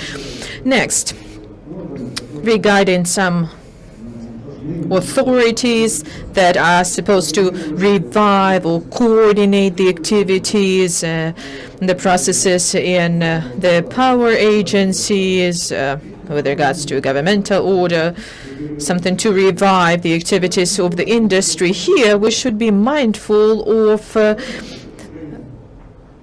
a following notion: program on restructuring defense industry and so on. These documents need to have it all provisioned. Otherwise, it's not a program per se. So the program itself is an element to manage and coordinate the actions. So this is about culture. And I'm convinced that until we have that culture in our heads and in our sector, in our industry, we will have trouble. And I'm hopeful that the forum today and the meetings tomorrow will help bring the solutions and answers to the question, what are the hurdles? What is preventing us from starting constructive, productive cooperation with the added value that we are looking at, and at what the Western partners are looking at? Mr. Zhytomyrska, who should be drafting the program? And question about hurdles. Should we step over those or destroy them, eradicate? Well, we need to overcome those, and it's up to us to see whether we should break through them, step over. That depends. As far as the drafters of the program are concerned, well, this is a matter of social dialogue and the agreement. Let me explain here. Well, there are documents of strategic level and the programs, and these documents have a peculiarity. There's democratic control. If the public doesn't take part in the drafting, they have no arguments to stand for themselves to control those. Another thing is to make these documents productive. These documents have to be drafted by professionals because, strategy planning, program planning is sort of art, and you cannot do that in a year. And it's highly unlikely that our first steps will need no revisiting. This is about searching, looking for something. If we look at the experience of other countries, you can see that it all goes differently. And every country, has some adjustment, and they look at their political culture, economic mechanism that they have. Thank you, Mr. Zhytomyrska. And now we have some time to comment on the presentation. So the panelists will be given the floor to comment on the presentation of the speakers. Mr. Tevsadze, if you want to reflect on what you heard from the previous speakers, you can take the floor.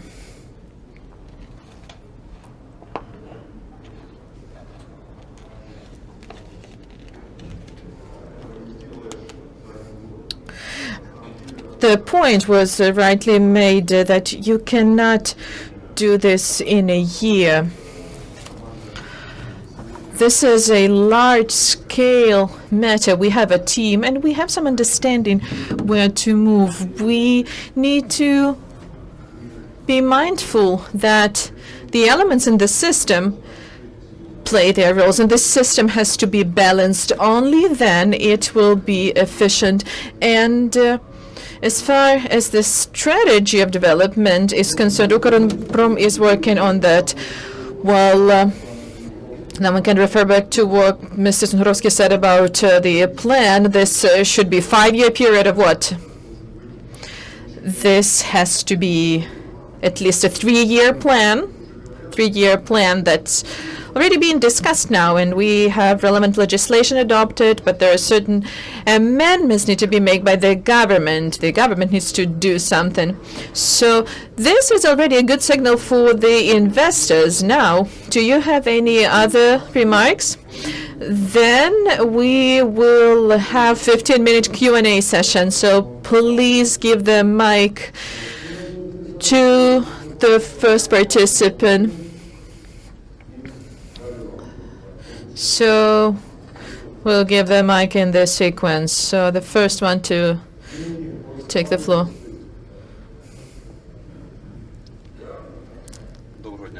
Good morning. Мене чути, ні?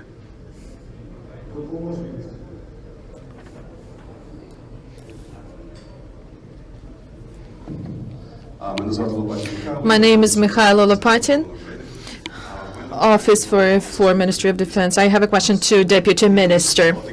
Today we heard a few ideas. Mr. Heruvimov said that the powerful signal for investors would be this opportunity to have joint enterprises, which will be provisioned in law with Autopron. On the other hand, the ambassador, Jeffrey Pyatt, said that, on the contrary, we need to be stepping away from this mindset, thinking that the defense industry has to be bound to the state enterprise. So what do you think about that? Are we ready to liberalize the market? Are we ready to have this capital, private capital? Do we need these joint enterprises? So is liberalization a signal for investor, with regards to procurement and so on? Well, the previous speakers said that basically the system is already in place because the business and private capital have undertaken this function of replacing import. If we look at, say any article of weaponry and armament, private businesses are a major stakeholder in, cooperation with UKROBORONPROM. The issue is that private business cannot develop design bureaus to a relevant level and have the staff that would be working with producing the equipment. But as far as advanced technologies, aggregates, spare parts, here I can say that this process has been in place for 3 years, with the participation of volunteers, including. My name is Alexander Morozov. I served in ATO, and I was actually in Donetsk airport, and a year ago we actually were trying to get our guys from Debaltsevo entrapment. I have a question to Mr. Pavlovsky. And as ATO combatant, and many guys who served have this problem of the maintenance of individual weaponry. So basically, we have something obsolete, and now I'm mobilized from the armed forces, and I developed a unique thing that helps to maintain individual weapons, individual rifle weaponry, but due to bureaucracy, we cannot communicate that to the Ministry of Defense.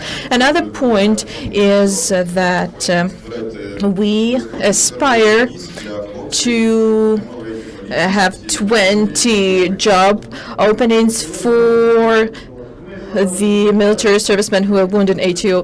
We met with you previously, we had a conversation, and we agreed to have a meeting.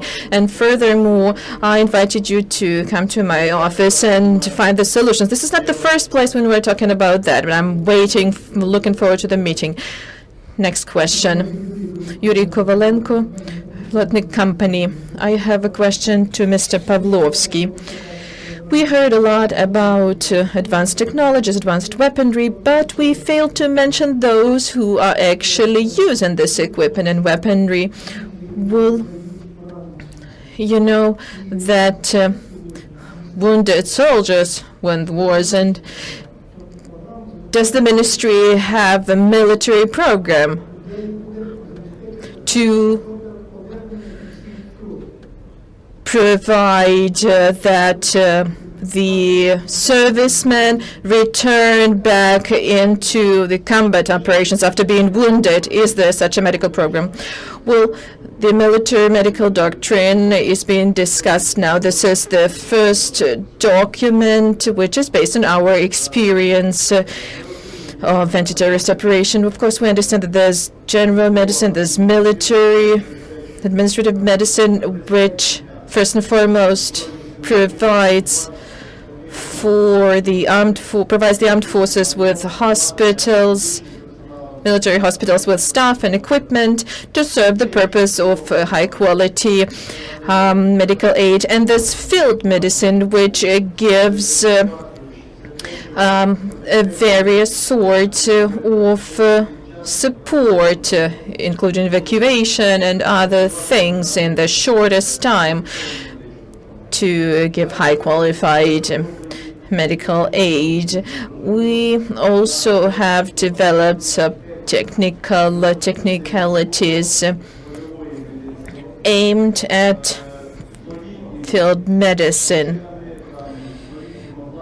The new equipment needs to be delivered to the field hospitals and to the fields. We have undertaken this work. It's ongoing, and there's some work on the legislative level in the parliament. There's a there's a staff, civil staff, to control this process, not only at the Ministry of Defense, but other power agencies. The last meeting of the staff took place 2 days ago, and I actually took part in it. 482 military servicemen from the armed forces require employment, in the context of what you mentioned, and 12 have already been given job opportunities. They're employed. There were meetings with deputy governors, and they got the list of those people to provide the assistance. And yesterday at the Parliamentary Committee on Defense, they regarded the issue of assisting the process of primary medical training and providing employment to the people, to the servicemen from the ATU, and assisting in training the military servicemen or refresher courses for mobilization reserve. Thank you very much. I'm not quite clear about what you used. The military doctrine of reviving the necessary medical means and developing new ones. No question. Another question. Roman Zvaric, advisor to Azov Regiment. I have a question to Mr. Harold, and I will be asking it in English. I am an advisor for the Azov Regiment. I'm particularly interested in the C4 trust fund that you spoke about. Let me explain. You emphasize that the C2 capabilities of the trust fund are aimed at establishing interoperability with Ukraine's armed forces. In Azov, we are trying to establish a battle management system, a computer-based battle management system. We are not able to integrate it with the armed forces of Ukraine, specifically for silly reasons like the inconsistencies between the graphic symbols that are used in both systems. How do you address this issue? And I have a question to Deputy Minister, Mr. Pavlovsky. Mr. Zvaric, you asked a very complicated question. Please ask your question to Mr. Pavlovsky later. We'll hear the answer first.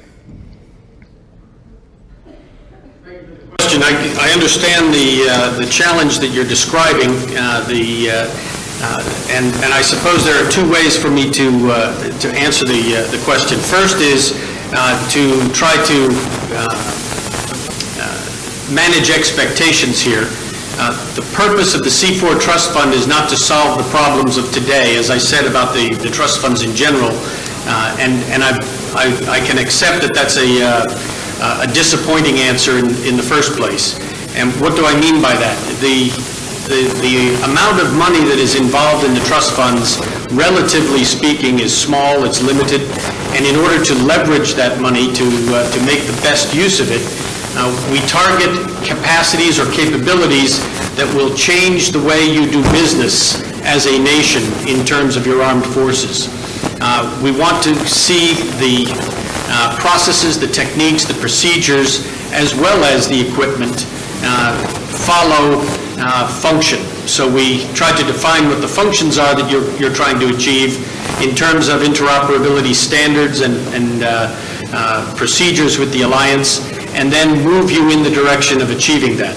Now, the specific question you ask about the interoperability and compatibility of systems one to the other is something that we're asking the member nations of the alliance, who are taking on much larger roles and much greater financial commitments in terms of the actual solutions to try to address.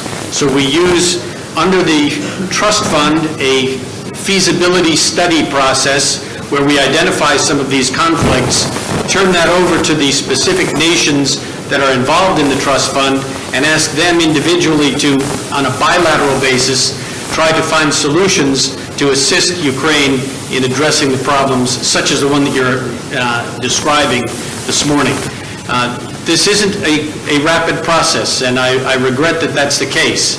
But we hope that through this approach, it will be an effective process that will lead to long-standing and long-term solutions to the satisfaction of all. But I realize that for those that are out there on the front lines that are trying to address the challenges of basic survival and of the state, that this answer is perhaps a little bit disappointing, and I regret that I don't have a better answer to address that problem today. Дуже дякую. Зараз час добігає. Thank you very much. We are running out of time, and we'll take a few questions in a row and then listen to the answers. So we'll start from over here. Thank you, Anatoly Dorobacha, Cryptosoft Kyiv company. I have a question to Mr. Artur Heruvimov. Did UKROBORONPROM look at the possibility of coming up with more efficient ways of developing innovation projects? I believe that 3-year or 5-year plans and device information systems, a critical important question, is too much time. Thank you. Next question.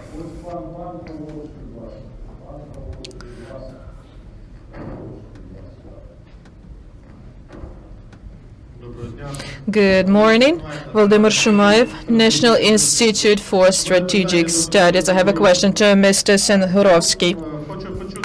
I would like to hear your opinion about the following. We have export-oriented defense industry with a priority on devising new articles of armored vehicles. At the same time, mid-term and long-term needs in equipping the armed forces is high-precision articles. So how do we, combine the two priorities?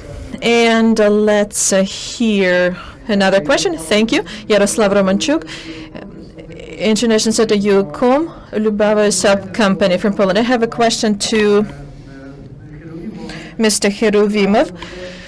You mentioned this idea to introduce amendments to Ukrainian legislation that is currently a hurdle to launch and joint enterprises. Are these ideas only, or maybe they are draft laws already? So Mr. Heruvimov, Mr. Senhurovsky will be answering, and we'll give the floor to those who wish to comment on the questions. Mr. Heruvimov, you have 2 questions. First question. We are actively cooperating with various enterprises, private enterprises working in IT sector, and we find it crucial to engage these technologies to implement our projects. Furthermore, we are looking at using ERP systems in our enterprises to automate the entire process. To efficiently manage the connections between all of the areas you cover need to be rock solid, and we are moving in this direction. Well, is it possible to expedite that? Well, believe me, we are working 24/7 round the clock to make it as efficient as possible. And second question? Second question. We have devised the entire procedure to have the amendments, and the package of documents has already been submitted to the government. So we are hoping that the results will come soon, because, well, Lubava company is one of the potential investors. Thank you. Mr. Senhurovsky. Priorities. We do need priorities regarding supplies of the armaments to external, internal markets. External is something secondary in comparison with internal. External markets should get something that was tested in the firing fields. And internal market, per se, is a firing field. Another point is, how come armored vehicles are exported? Because it's already been tested. Well, and the thing is that, well, you know, there are only few new developments, except for maybe Russian Armada, even though it raises concerns, raises questions too. No major, new developments. This is why it is exported. If we're talking about high precision equipment, well, it's a different matter. You need to show the results, how this high precision equipment works. So I believe the developments aimed at developing the capacities, this will be, the field to test this. This will be the best advertisement for the equipment to be exported. And we'll hear another question from a lady.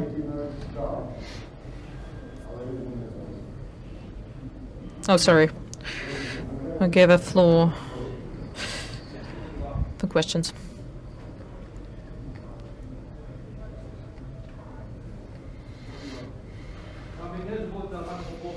Mic is off. Please turn on the mic.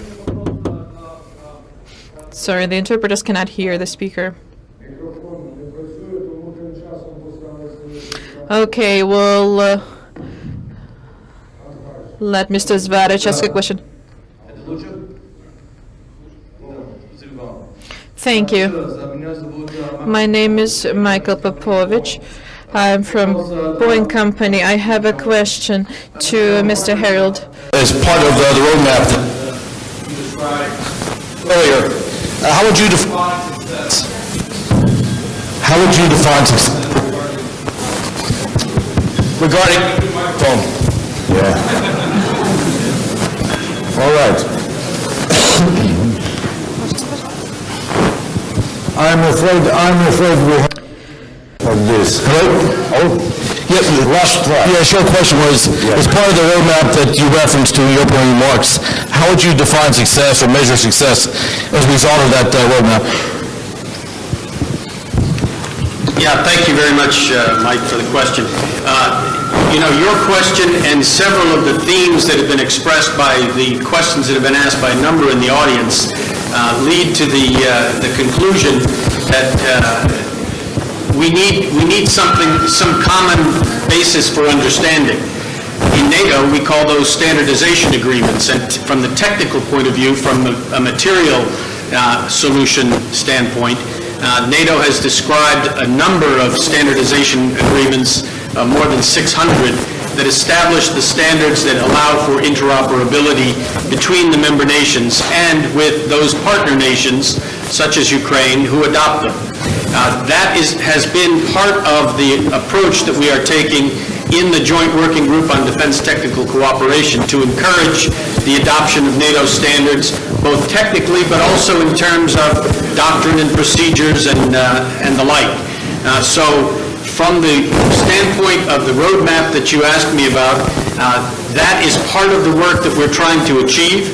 We are laying out a pathway to get there. Ukraine has demonstrated great interest in pursuing the interoperability through the adoption of those standards, and we're following through on that and measuring that from meeting to meeting, as I described to our moderator earlier in my remarks. So I think to address what many of the concerns in the audience are, the answer from an alliance point of view is to establish a better understanding and a fuller adoption of the standards used within the alliance to create that interoperability, that trust, and that confidence between member nations of the alliance and Ukraine. What Mr. Harold did. Mr. Harold used this word that gives me the right to do something. He said conclusion. In English it means, inference, but in Ukrainian it also has the meaning in the language of concluding something, wrapping up. And I'd like to thank our interpreters that you can hear in the headphones, and give applause to the panelists and interpreters. So now almost everyone will go on a break, and the mass media will have a unique opportunity to ask questions to our panelists. Journalists.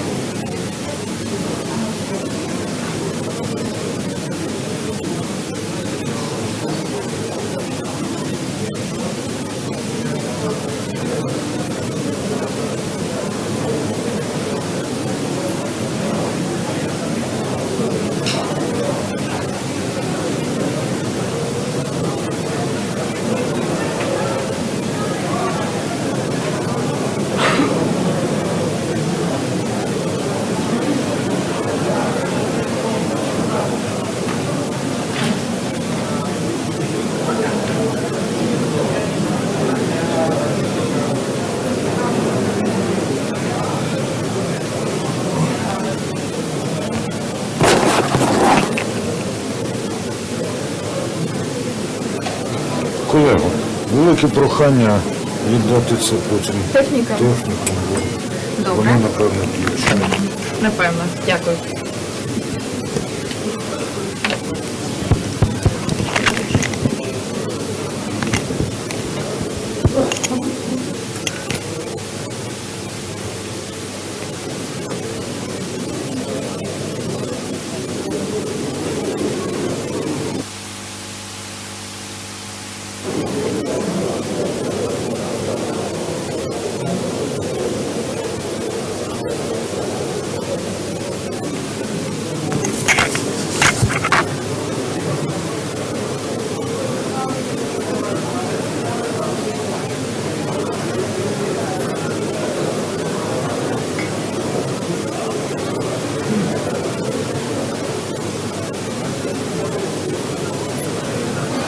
Олег, коли поклав табличку... Я якраз хотів... Твоя там включається, я хотіла її вимкнути, щоб не сидіти батарею.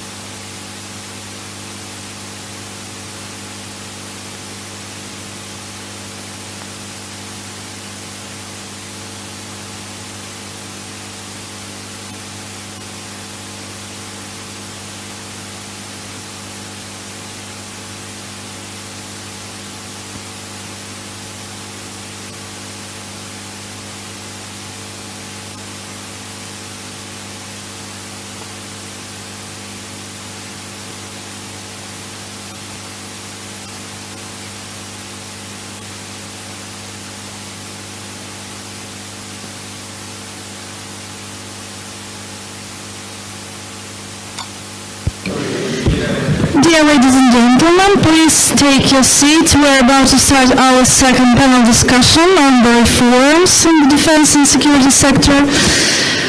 So please be prepared. We're about to start. Thank you.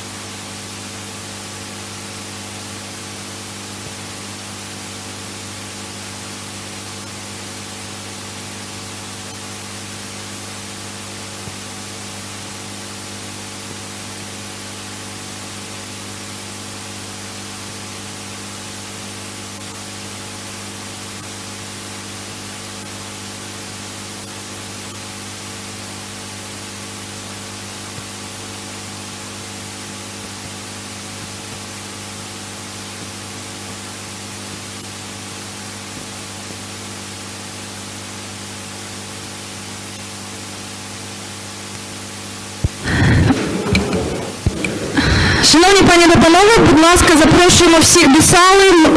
Esteemed ladies and gentlemen, you're invited to participate in our second panel discussion.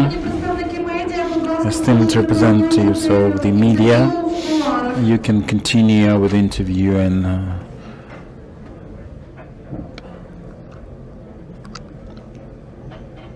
off-site.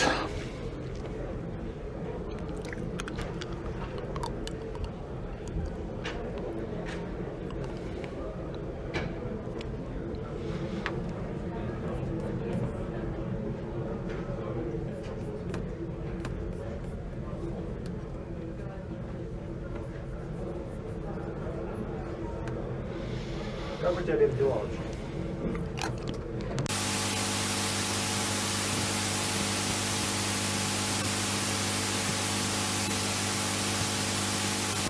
Хай слухають.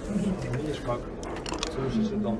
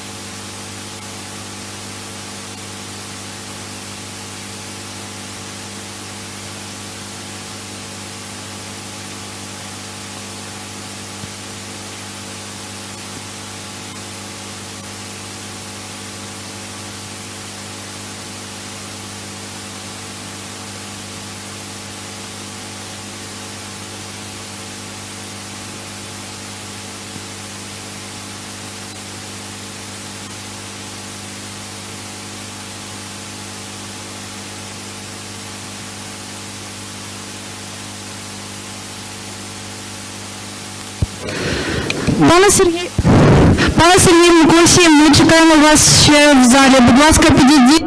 We're waiting for Mr. Mukosi, Serhii Mukosi. He's our only missing panelist.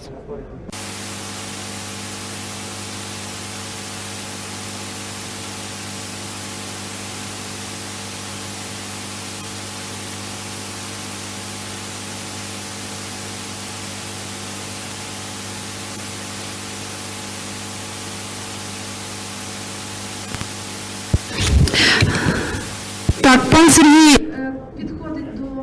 Colonel Mukasey is approaching us now. He's on his way. In the meantime, I would like to introduce our moderator of this the second panel discussion dedicated to monitoring of the defense sector reforms progress, Mr.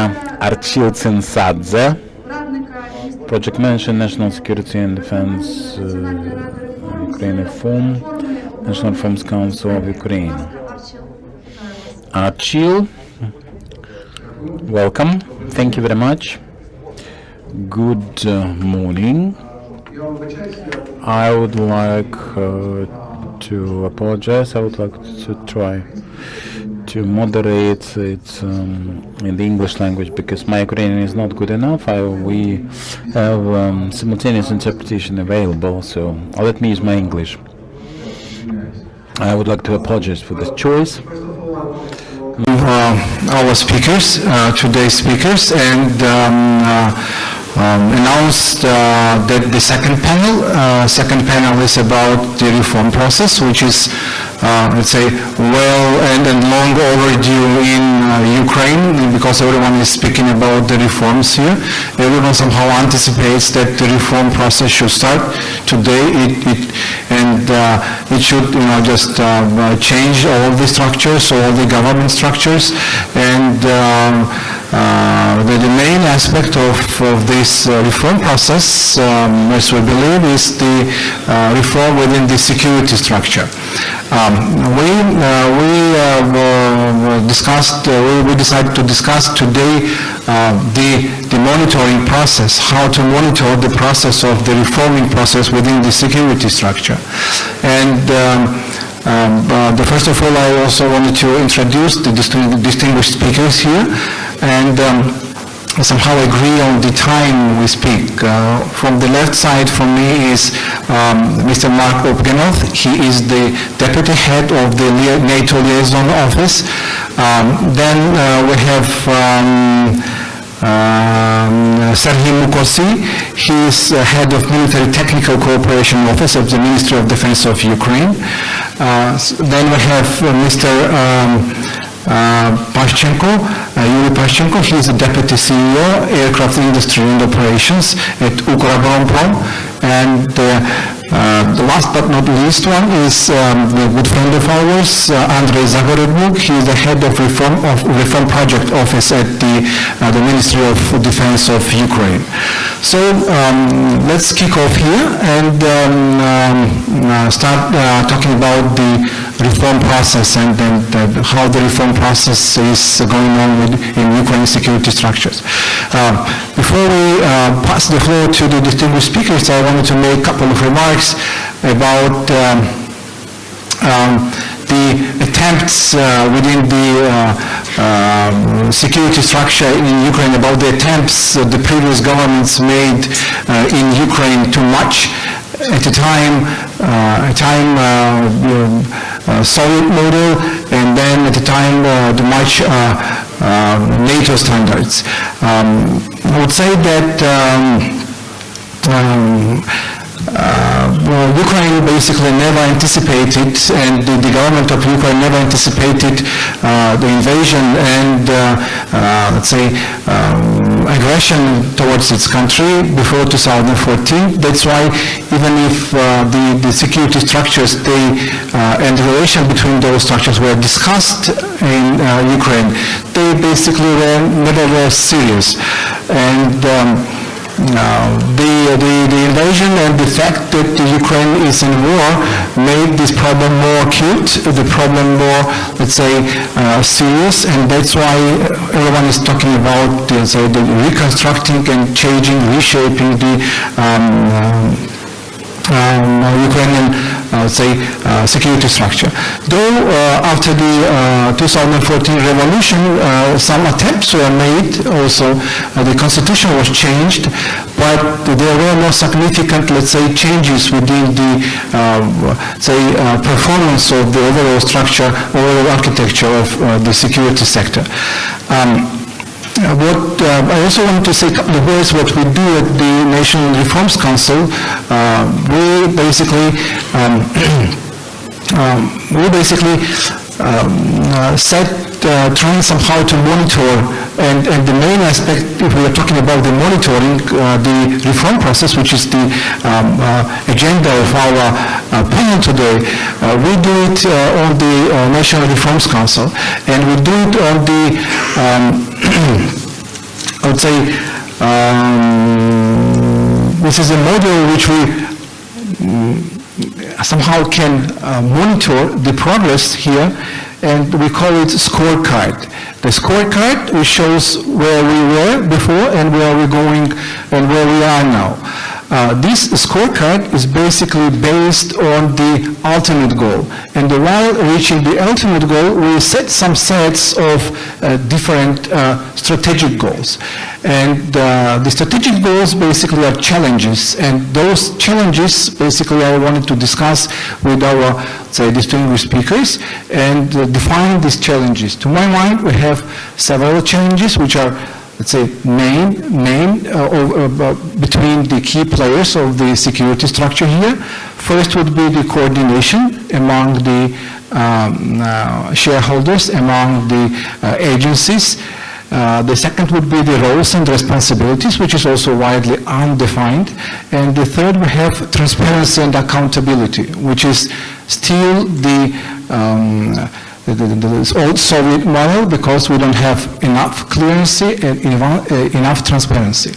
Talking about the coordination of the agencies, security agencies, talking about the best practices, because on some point we have to say adopt or create our, let's say, ideal model, how the agencies within the security structure, they would cooperate.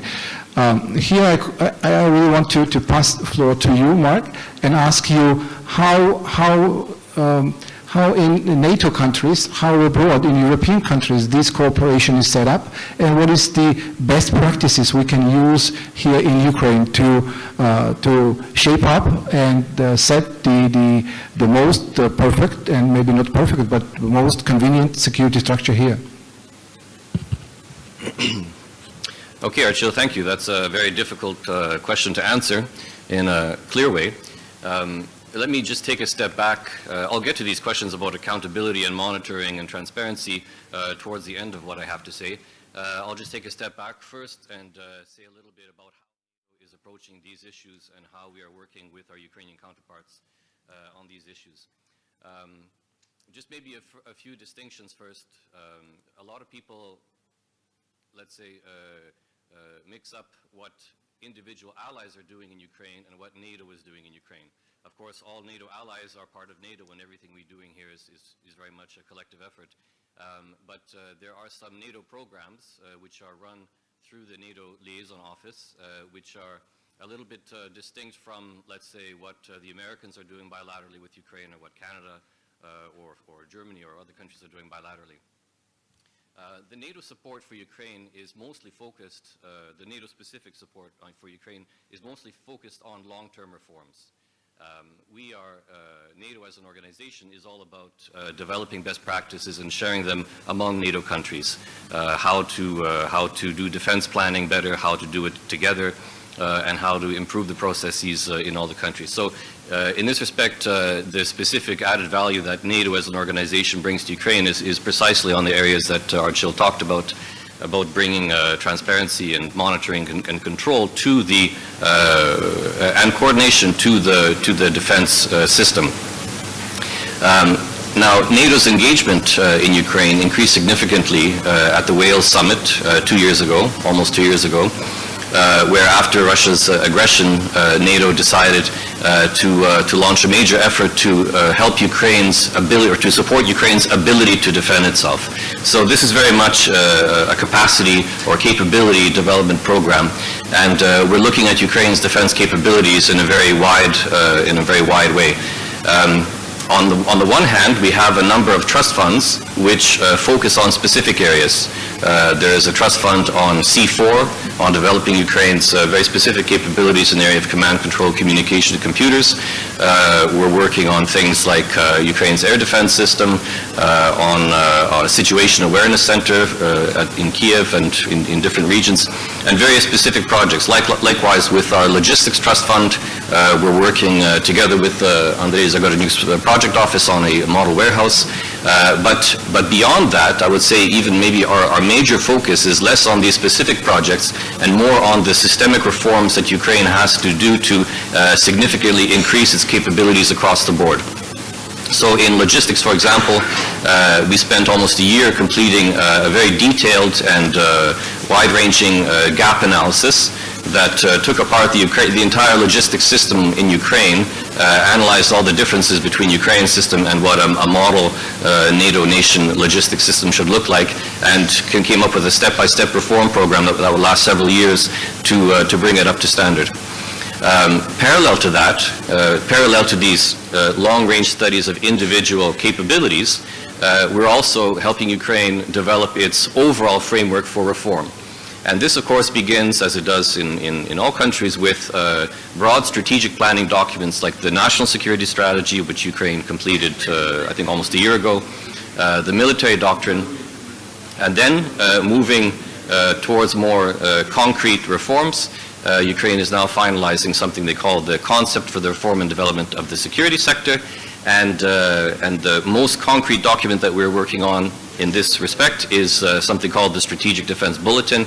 This is like a defense white paper, and it's in this document where Ukraine will outline all of the reforms that it needs to take in specifically the defense area, and come up with a step-by-step, or really outline a step-by-step program for change over the next 5 years.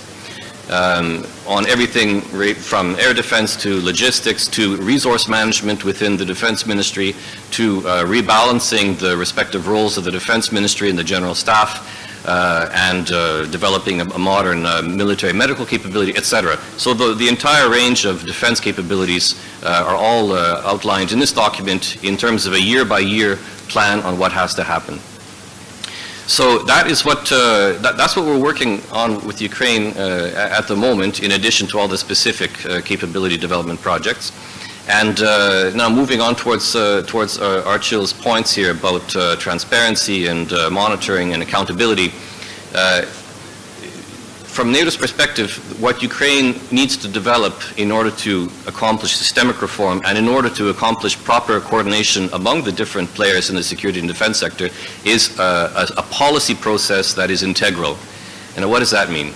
That means that if you have something like the National Security Strategy, which says that Ukraine's priorities in security, or the biggest challenges that Ukraine faces in the security area are A, B, C, and because of those security challenges, Ukraine's defense priorities should be A, B, C, then you move from these strategic priorities that are outlined, and then this next stage is towards specific programs where the Ministry of Defense, for example, would outline the kinds of resources they would need to address specific priorities over the next 3 to 5 years, and that those programs, like a real defense program, would outline these priorities with resource requirements, and that this program would then be the basis on which year by year Ukraine adopts a defense budget. So the idea is that you develop a traceable line from where you spend the money back to where you outlined your priorities. So really what we're just talking about is an integral planning process where at the end of the day you're spending your money on the most important things, and you're not wasting money on things that are not priorities. Now, this is a challenge for every government. Most people are familiar with the American system, where they have a huge bureaucratic process that goes from the original estimates that the military comes up with what they need down to what the Congress actually approves in terms of the defense budget. It's a big challenge for any country. Ukraine is no exception in this regard, and indeed there's a lot of work to be done in this area. So we are working very closely with the Defense Ministry on this Strategic Defense Bulletin as sort of this middle step between the very broad strategic documents, but before we get to the program that would already start to allocate money towards specific goals, and then before we get to the budget where the money is actually dispersed on an annual basis. And so now back to transparency and accountability. The fact is that now defense programs in Ukraine are put together not in a fully coordinated manner, okay? It is, I think just recently Ukraine passed a state program on the armaments industry, okay? Currently we're looking at supporting Ukraine to develop a state program for the development of the armed forces. So these programs are coming online at different times, and decisions are being made for the next 5 years or so on where the money is going to be spent. But these decisions are being taken at different times. So this, in a sense, it always kind of happens like this, but the ideal is that you would be able to consolidate all of these programs and at one point in time decide, okay, we're spending 3% of our gross domestic product on defense. Where is that money going to go? How much should we put into the development of the Army? How much for the Air Force? How much for the Navy? How much for armaments? And then where are our priorities? What can we do with the money that we do have? And then what does that mean in terms of the choices that we have to make? We don't really see a perfect system here yet. What we do see is, and again, I have to emphasize, this is normal in all countries. It's not exceptional to Ukraine, but it's a problem that all countries face, and Ukraine, given the seriousness of its defense position and given the general shortage of funds, something that they really need to get right. What we see now is, we're working with them to go towards the point where they will be able to consolidate all the defense programs and make more balanced decisions about where to put the priorities. This is so therein lies. That's how you get to accountability, because when you look at the end of the day, once money is spent, once programs are delivered, once you have the result in terms of the armed forces and the other security structures that you have out in the field, and then it performs well or not well, and then you go back and you revisit the assumptions that you made before. If you don't have a clear policy process from the strategy to the programs to the budget, without that clear line, it's difficult to hold anyone accountable along the line, and it's also difficult to revisit and to readjust your priorities. So, there's all kinds of things that Ukraine could do to make this policy process stronger. One thing that we're looking at to working with the Parliament, the Verkhovna Rada, to strengthen the capacity of its defense council, of its defense committee, to help build up their expertise so that they'll be able to work with the defense ministry and the general staff on analyzing the issues that come up when, at the end of the day, Parliament has to make a decision on the budget.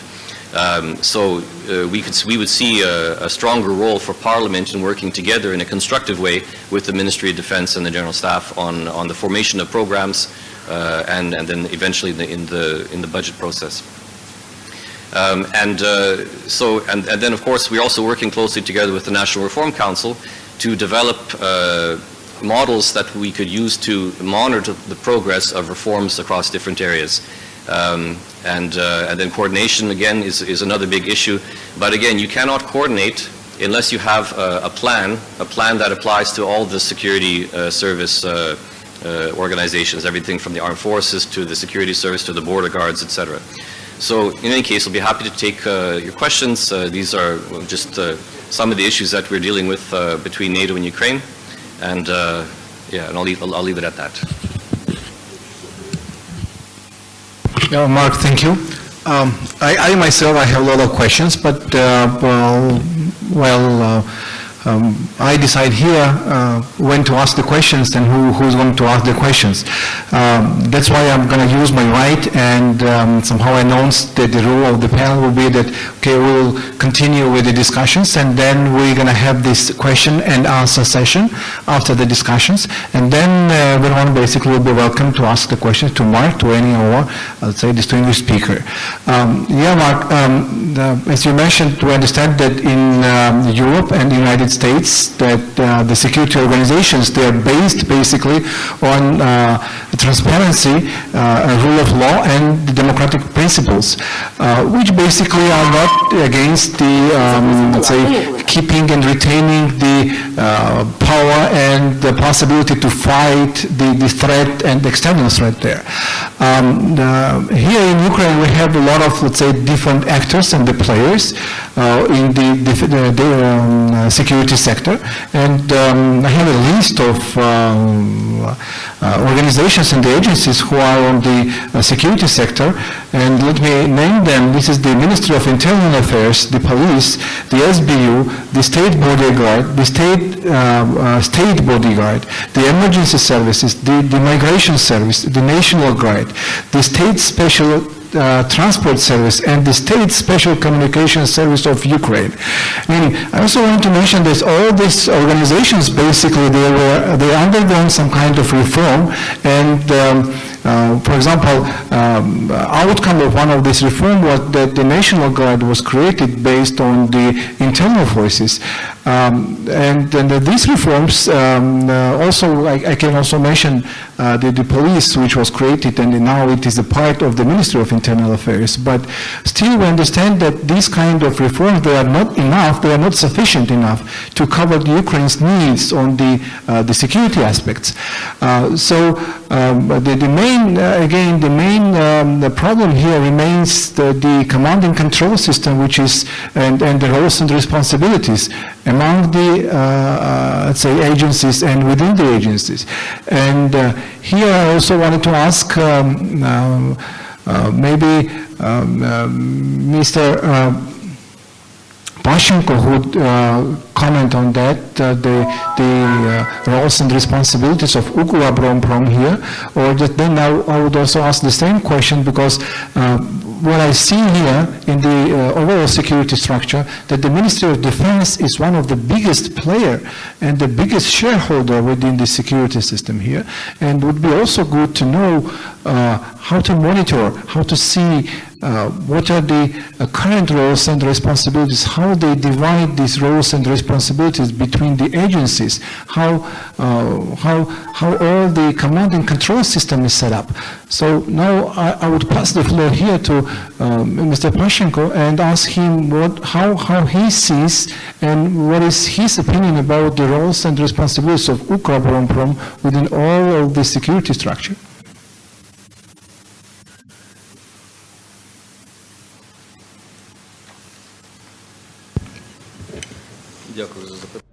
Thank you for your question. Good afternoon, ladies and gentlemen.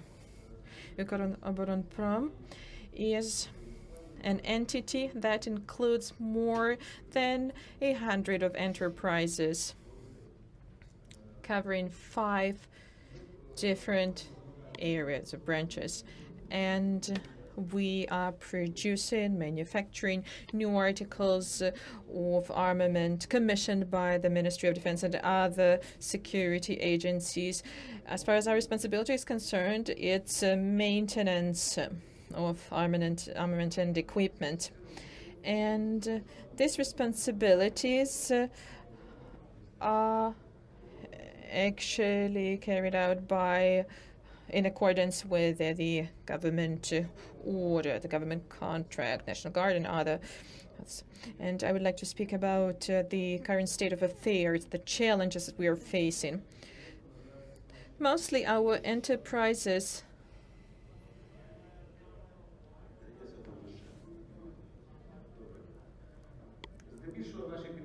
Mostly our enterprises are equipped with technology and equipment manufactured in 1980. So this covers the majority of the enterprises. Of course, there are enterprises well equipped, which could be a role model for enterprise not only in Ukraine, but in most cases we have serious obsolete equipment, and we are majorly dependent on the production of spare parts from the Russian Federation. And this is natural because we have equipment and armament that was produced in Soviet times, and it goes without saying that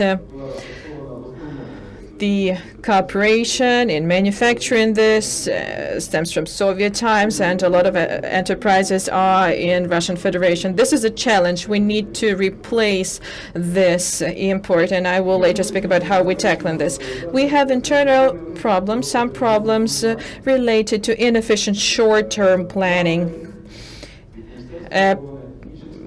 Ministry of Defense planned for a year, plans from other agencies are a major shortcoming in our planning because it gives less than a year for both signing a contract and manufacture, and therefore the defense potential that we have in Ukraine with its shortcomings is not used to its full.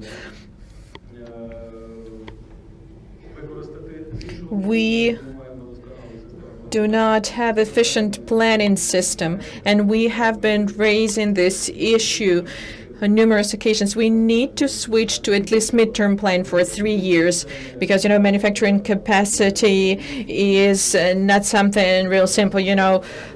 This is something that requires preparation, something that will make it possible to improve the economic indicators. And to rectify that, I should say that we are on the verge of some major transformations in defense industry. We abide by the documents adopted in Ukraine, National Defense and Security Strategy, military doctrine, and we abide by the draft concept for the development of security and defense sector. And therefore, there's a program for the development and the military armament, which is basically a roadmap for the enterprises in the military industry. We have the ideas about where to move and where to focus in the nearest 5 years. I'd like to stress that this is a document which is drafted and developed jointly, and Ukrainian defense industry takes part in drafting and getting the approval for the document. And it's reached its final stage. The program for the development of the military defense industry has reached its final stage. And this provisions for a number of measures. There are appendices with the measures provisioned here, and it's aimed at preventing the shortcomings and provisions for the technical rearmament. We need to do this in, general industries, in processing of metals and so on, and provisions for the special technologies for producing military equipment and munition, and provisions for the improving the efficiency of the defense industry so that we didn't have excessive capabilities that are not in use that would result in having a deficit in other areas, something that requires attention. And let me highlight that this is what the armed forces instruct us to do. This is the objective from the armed forces. The areas that we focus most, artillery, aviation, armored vehicles, reconnaissance, shipbuilding, and we also have a task with regards to air defense and operative tactical equipment.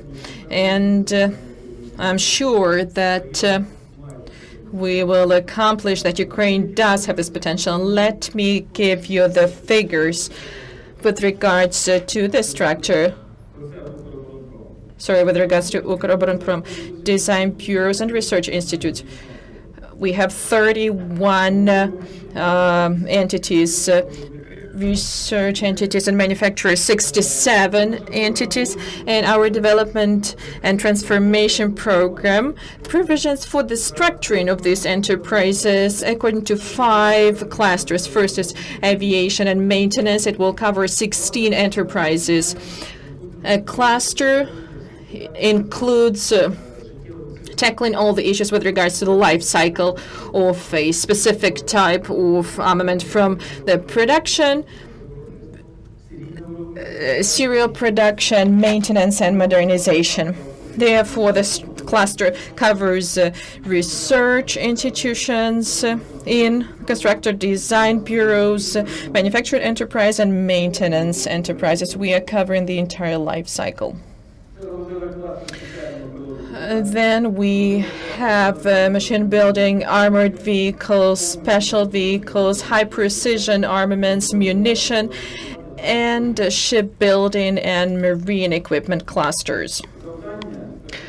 The first and foremost objectives that UKROBORONPROM identified are mostly in accordance, approved by the Ministry of Defense. And let me speak of those. First is launching operational tactic unmanned aerial complex. We've had negotiations about that, and design works have been undertaken, and training combat aircraft, which is designed, created in Ukraine, robot battle platforms for various usage, creating radar reconnaissance and counter battery combat. The advanced samples are under design and manufacture. And let me highlight once again that this was commissioned, ordered by the Ministry of Defense. Air defense systems, portable artillery system based on the national developments, and here I'm talking about a modern contemporary howitzer mortar, and some of the samples have been designed in cooperation with our colleagues with other countries, and I mean NATO member countries, and the quality and the speed of this works will be adequate, and it will be consistent with the needs that we have. And it goes without saying that the cooperation with our partners is impossible without joint standards, so that we were on the same page. And I mean technical standards here first and foremost, and the work is in the pipes. We realize the scale of the works. We have some peer assessment of the works, and let me speak for UKROBORONPROM because we have the liberty to make our decisions here, and we have the liberty to act based on our algorithm. The measures that we plan starting from 2016, let me explain what we planned. Training for UKROBORONPROM employees on NATO standardization. We organized this training process, and we have already started the implementation. The heads of our enterprises, the managers responsible for quality assurance for technology will be trained and will be awarded certificates, and we will be sure that the personnel, the staff is trained. And we formed the list of the technical standards in consistency with the priorities according to NATO standards. These lists have been compiled, and this will be the first thing to undertaken in UKROBORONPROM. We developed a list of inventory that requires diversifying the procurement. This is a catalog with NATO classification specifics, and it includes over 9,000 articles. This is a catalog that was submitted to all state oblast administrations, and the Ukrainian business community was engaged in this issue of replacing the import state and public enterprises. The catalog includes the inventory, the number, it mentions the Ukrainian consumer, where the technical or design documentation is to be taken from manufacturing. We have interest in starting the production by private enterprises, starting the production of the spare parts and details, and we want to keep the money in Ukraine, and we want the money to be invested in Ukrainian enterprises. And of course, if there's something impossible to produce here, it will be items for procurement. We had the access to the list of the equipment that NATO uses, and we are open to choose the materials, the spare parts, the details, and we will have the opportunity to purchase that. In 2016, UKROBORONPROM will implement the corporate system that provisions for the mechanism for implementing technical standards of NATO, using the standards in the industry. In such a way, we see that we have some major objectives for the nearest 5 years, starting from 2016. We are ready to implement those. But I should caution you, do not perceive this as self-confidence. It's an attempt to work in a timely manner and respond to the challenges and the objectives that UKROBORONPROM had set forth. And combating the challenges that we have, I can refer to what Roman Romanov said and say that in the recent 25 years, there were numerous attempts to destroy the defense industry, and we need to cover this gap of lagging behind in terms of defense industry. And at the same time, we have to rearm Ukrainian armed forces, and this intention is actually adopted in relevant programs. It is always interesting and let's say tantalizing for me to listen to those guys who are acquainted with the problems and with the military-industrial complex, and because it's about the challenges we just set up for us, and it's about transparency and accountability, I guess. And the more we know, the more it is better for the country, and the country is improving and getting better. So in this case, for me, it was really interesting to know the inside out of UKROBORONPROM. But I will leave the questions for this question and answer session, and now I'm going to move when we have one person, then one distinguished panel speaker joined us. This is Parliament member Artur Gerasimov, and we're thanking him because he joined us. I guess there is a huge voting process in Rada. Sorry for delay, but today the Parliament is working hardly, and all the laws which were for voting today were voted successfully. That's, our answer from Ukrainian Parliament for all the critics who told that the Ukrainian Parliament now can't make a decision. Well, and we continue with our panel. We continue with the issue and with the topic we have here, which is the monitoring of the progress in the security sector. And as we promised, we're going to move towards the biggest, let's say, shareholder and the player within the security sector. And before I pass the floor to you, Andrei, I would also mention about the reform of the National Guard.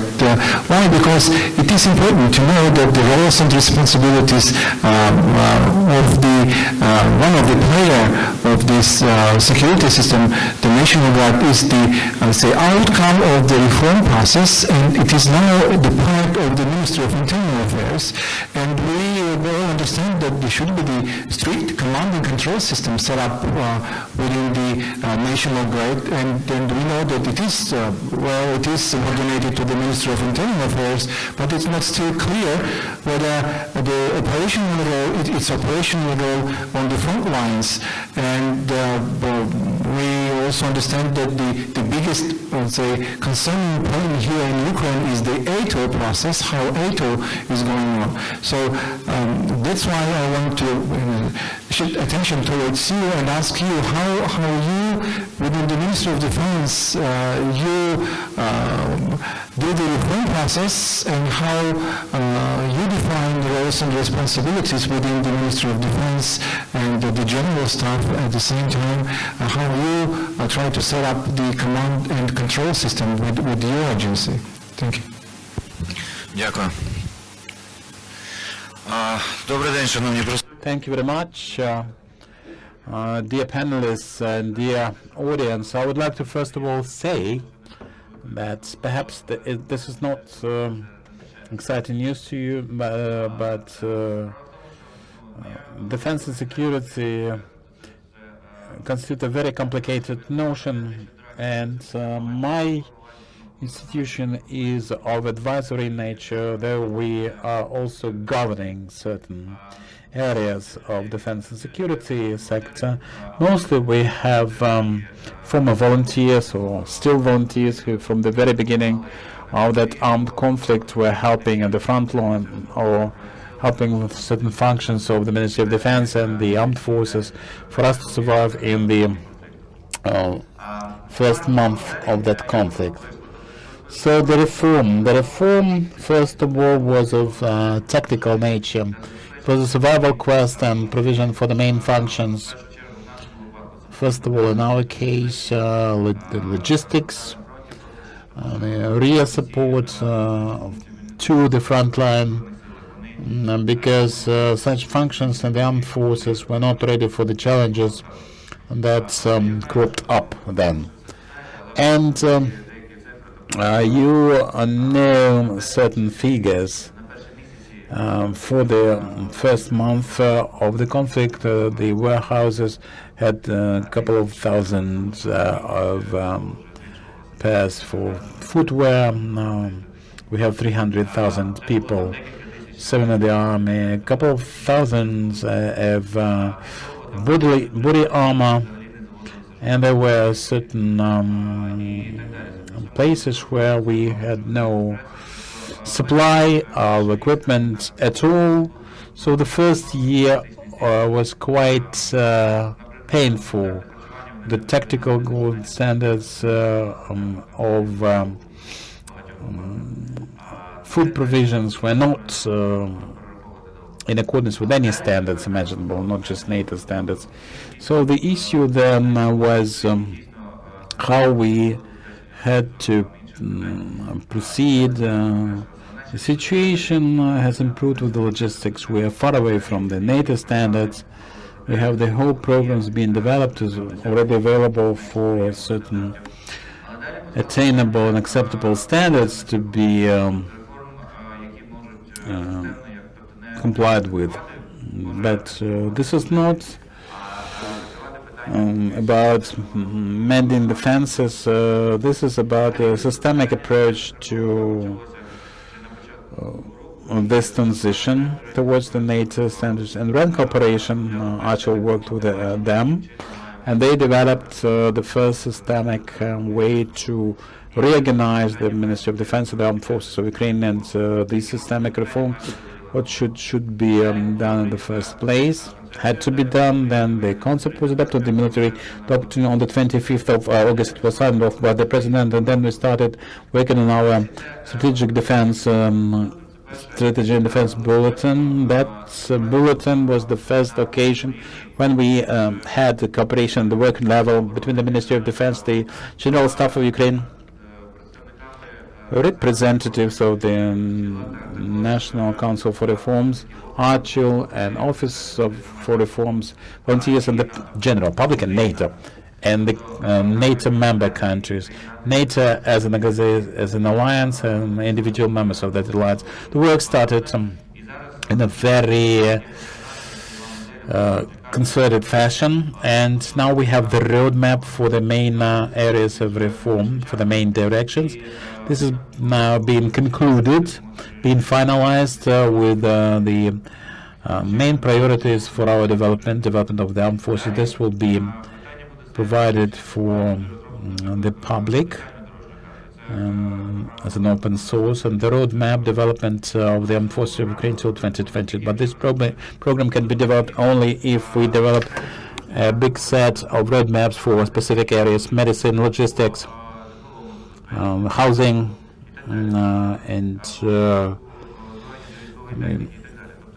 equipment provisions, all the things that have to be developed and then have to be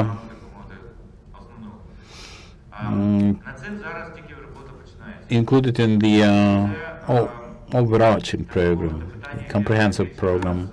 And one of the issues of the biggest concern for the Ministry of Defense is how we should go about it, about this business. The ministry listened to the general public, to independent and active members of that public, the activists that are now integrated into the Ministry of Defense and are developing a great number of processes for such a reform. And the ministry created this body together with Mark and Archer. We were helping. That was being drafted for several months. And now it's drafted as a procedure for the new Committee for Reforms. It rings the bell, but we have to bear in mind that this is about the hub of reforms that will be led by the Minister of Defense, the First Deputy, and Head of General Staff, with the 7 subcommittees. And each subcommittee would have its inside groups, 5 to 6 to 7, that will be flexible, increasing in number or decreasing in number, with the main areas for reform.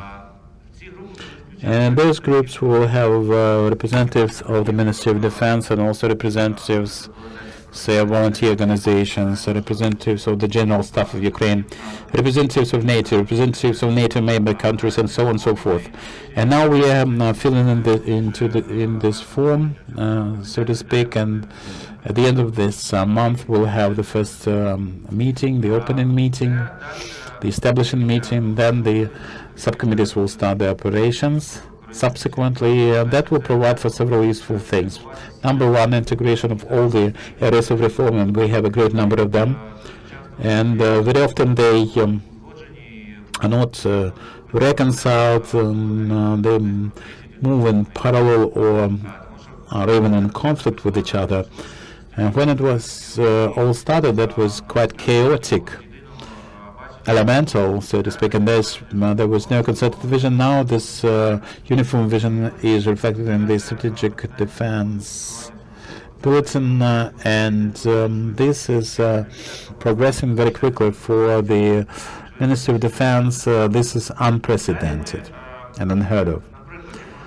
I can tell you that this is NATO partnership plan, Office Reform projects, joint projects with NATO, the Council of Volunteers, the Multinational Coordination Committee, the US, Canada, the UK, and also Lithuania, coordinating work of the UK and the US and partially Canada for technical reform assistance with the Ministry of Defense and the General Staff of Ukraine. There's a big number of bilateral initiatives with different countries. For example, Norway are helping us with planning of for the system of HR, personnel management. The UK, the anti-corruption area, and cooperation with the non-governmental organizations. For example, Transparency International. A great number of such projects, in other words, or programs that we can call part of the reform exercise for the Ministry of Defense. Creation of this committee and the groups will help coordinate the situation, reconcile all the things necessary, and identify all the rules, assign all the processes for this year, for next year, until 2020. We have to say that in many cases this is a complete transformation for management. This is not cosmetic.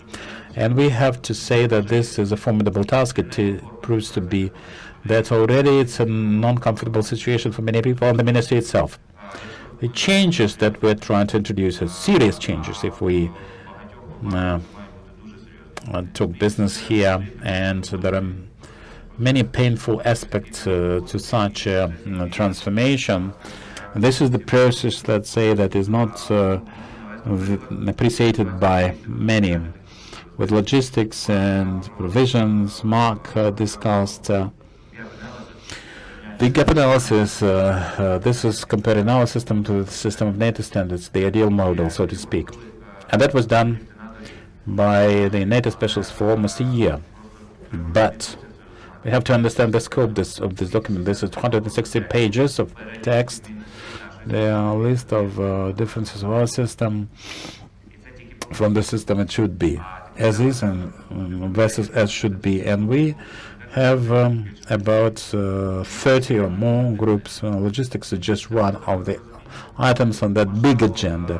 For you to understand the dimensions of this situation, gap analysis had nothing to do with the medical care. It can add another 500 pages to that. So considering the daring aspect of this, the size of this intention, we need international cooperation, because we have this formal task or assignment, the concept and the strategy to switch to the NATO standards. NATO standards, in many cases, clear-cut agreements, STANAGs, where we have specific procedure on the requirements of such processes. But in many cases, there are no clear-cut provisions, especially for food provision. You read about it in the press. They had a lot of discussions and arguments, but so the best way to do that, we are having a pilot. Not many people appreciate it, but in our opinion, it's very effective. But there's no uniform standards for food provisions in each country. Even in each division, it's sold in different ways. So military cooks and outsourcing as options, for example. But generally speaking, we have cooperation with a great number of organizations. Ernst & Young, for example, it's the player that is helping us a lot in the new procurement system. We're now trying to introduce the system. Half a year it was being prepared with the new job descriptions being introduced, and also with the assistance we are now arranging all the new process for the procurements. We cooperate with the respective department, its director, the minister, and the deputy minister. But the process of is across the board. Will transform all the processes. This is for the first time, as far as I remember. And there are many examples like that. For example, we're now introducing the electronic cards, electronic medical cards, medical records. That's one of the sponsors of this project here that was helping with the software, and so on and so forth. So I am not sure whether you know about it, but all the records, all the medical records at the military hospitals are on paper. Those are the hard copies, and all the warehouse notes are in the same condition.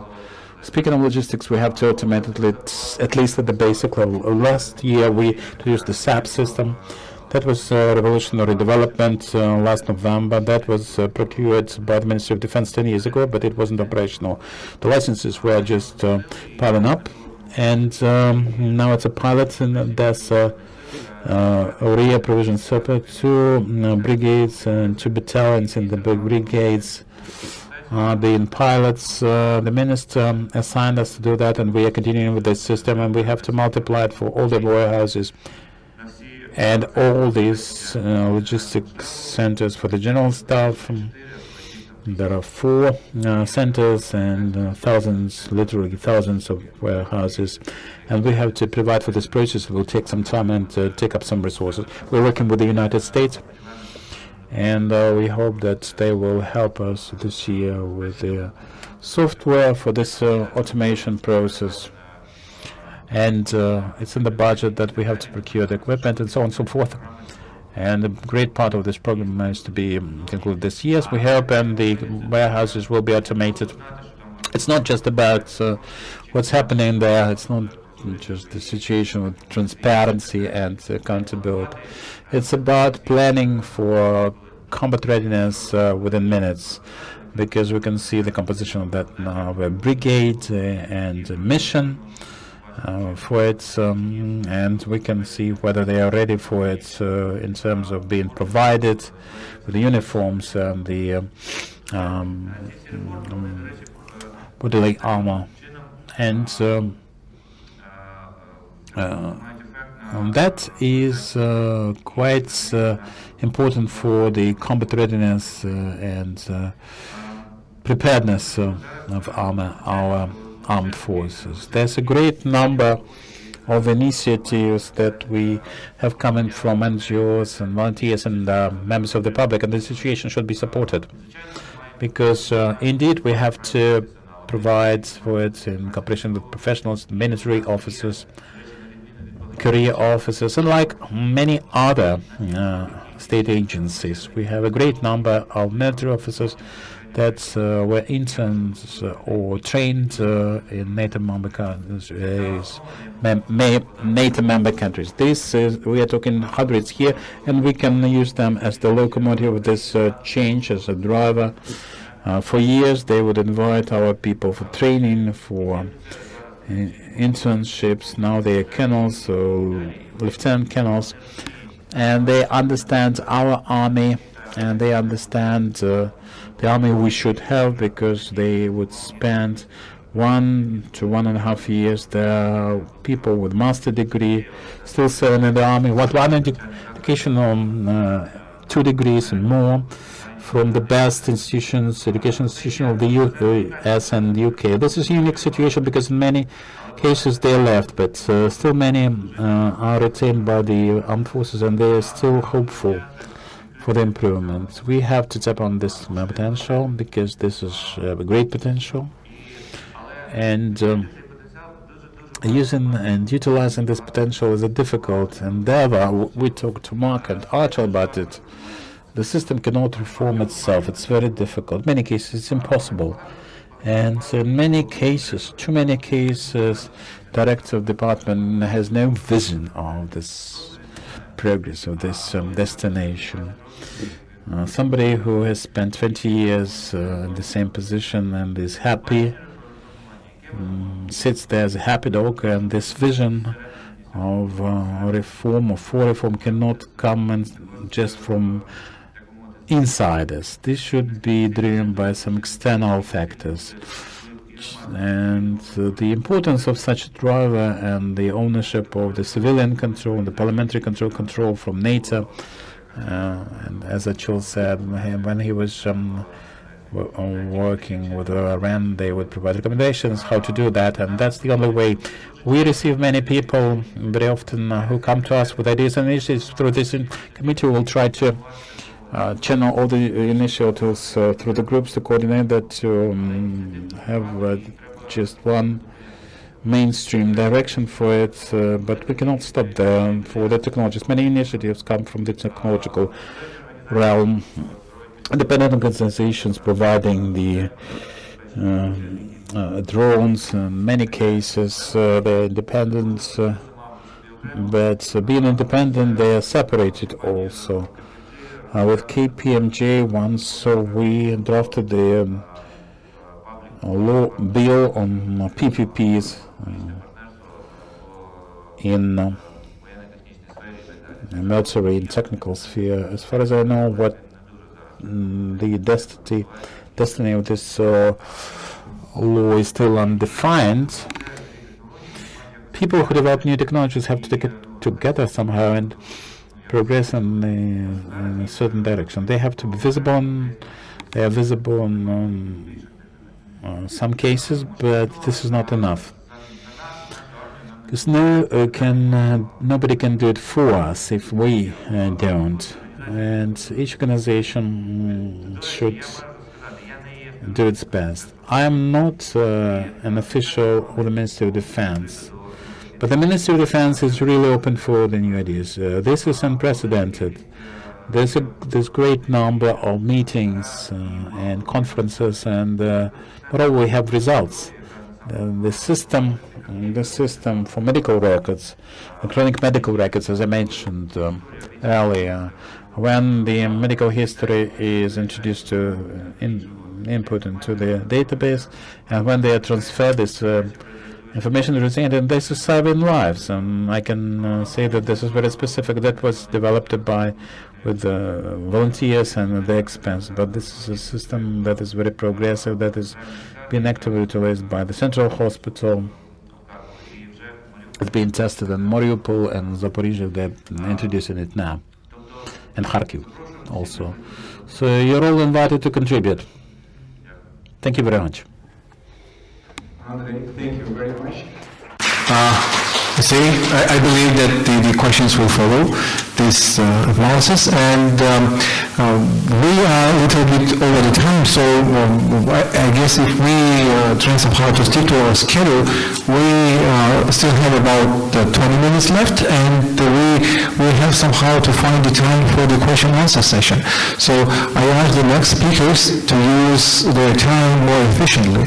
And here we are again going back to our topic, which is about monitoring the reform process, and we will now just listen to the good example how we monitor how transparency and accountability of the government works towards the people, and we somehow try to hold accountable people here who are involved in this reform process. And speaking about transparency and accountability, we have two more speakers left. One is the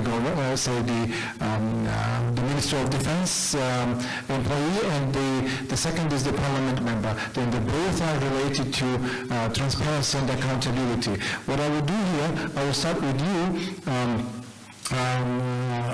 Sergey, and ask you, because we know that you work for the Military Technical Cooperation Office, and how is that with you?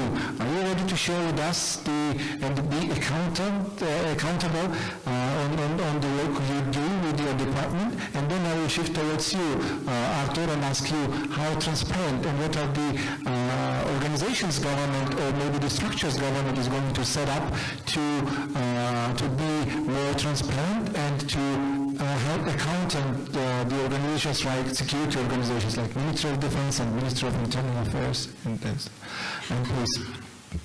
Дуже дякую, буду домагатися коротко. Thank you very much. I'll try to be brief. When we discuss transparency and accountability in the defense reform, we bear in mind that has been subject of many surveys, the Marshall Center, the Defense College of NATO, lots of workshops, conferences dedicated to the issue of transparency and accountability. But that's one element that is still persisting, and it is still underexplored. This is transparency in military technical cooperation. That hasn't been studied yet sufficiently. This is natural because countries are quite reluctant to disclose the aspects of this cooperation. In the alliance member countries, you cannot find such full transparency and openness. We can understand and appreciate that.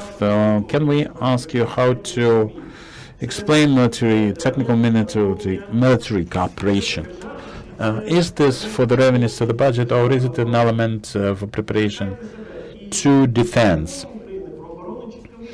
It's in the law of Ukrainian defense that military technical cooperation is an element of preparation for defense. And of course, experts from the Ministry of Economy can argue that this is not so. This is not just preparation for defense. This is also making some money for the budget. But for the Ministry of Defense as a user of this equipment, the most important thing is to get ready for defense. That's why the Ministry of Defense arranging the military and technical cooperation based on this presumption or assumption. And we have to use this for our benefits.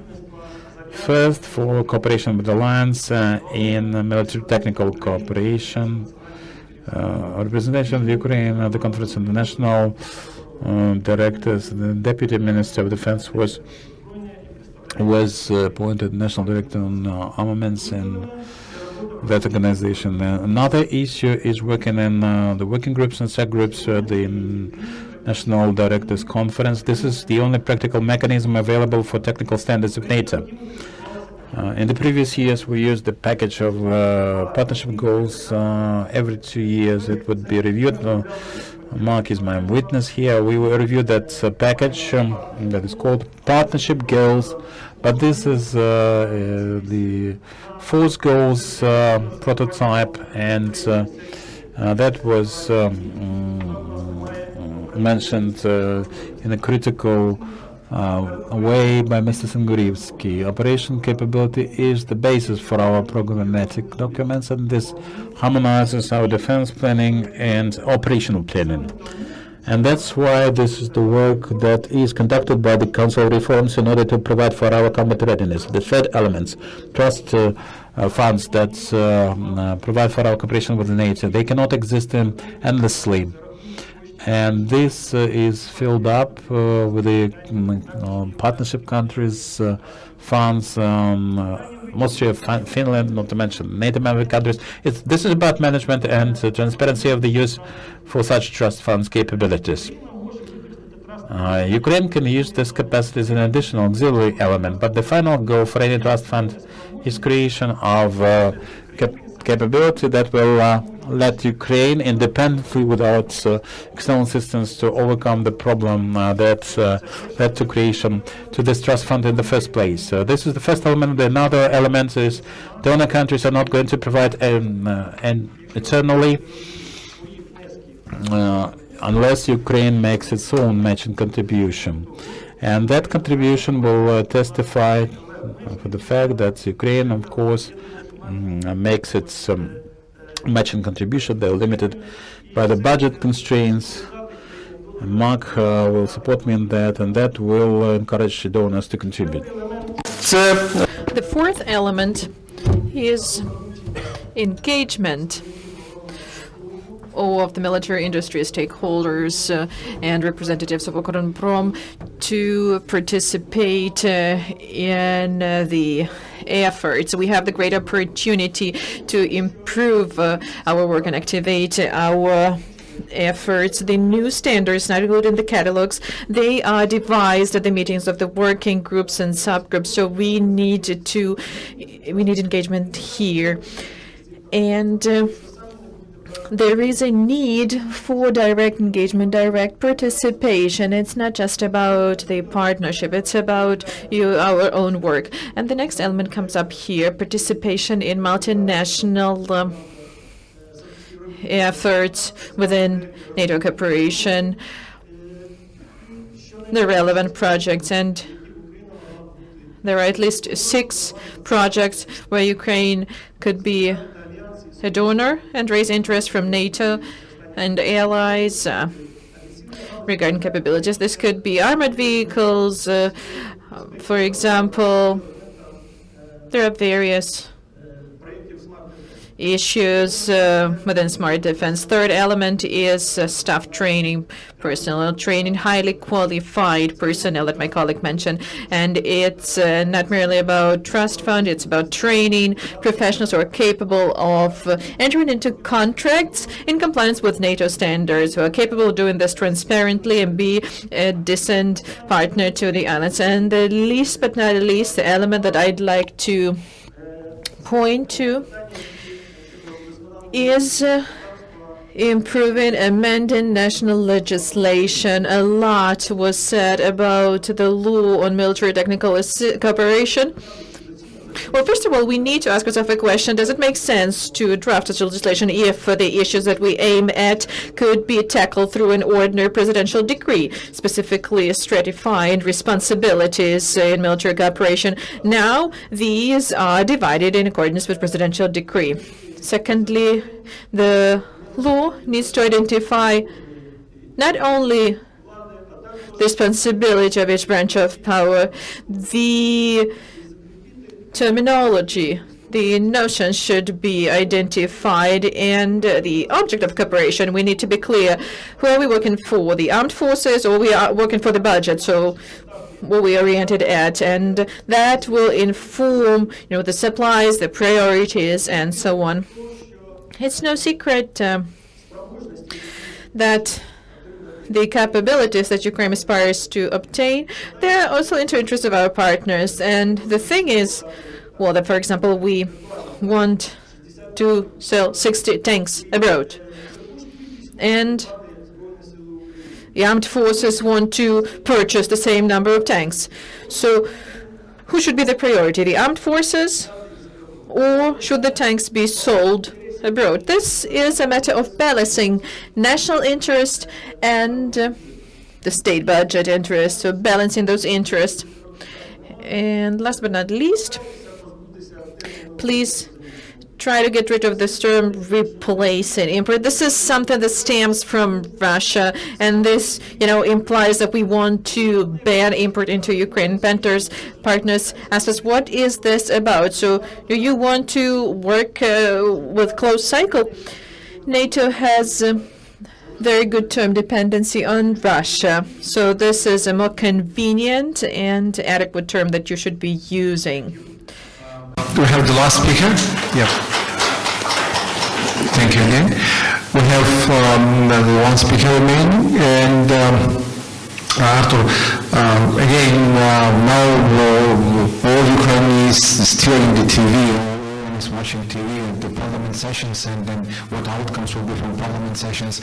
And we all know that you are the body who could simply do this oversight control of the agencies, and especially security agencies, and at the same time we can hold accountable these organizations. And we understand that there are some structures, there are some principles, there are some rules and regulations you could somehow influence on the agencies, security agencies, somehow to make them more accountable and more transparent to the people, because basically they serve the people. And in this regards, I know that Ukraine has already taken important steps, and it adopted the law on access to public information.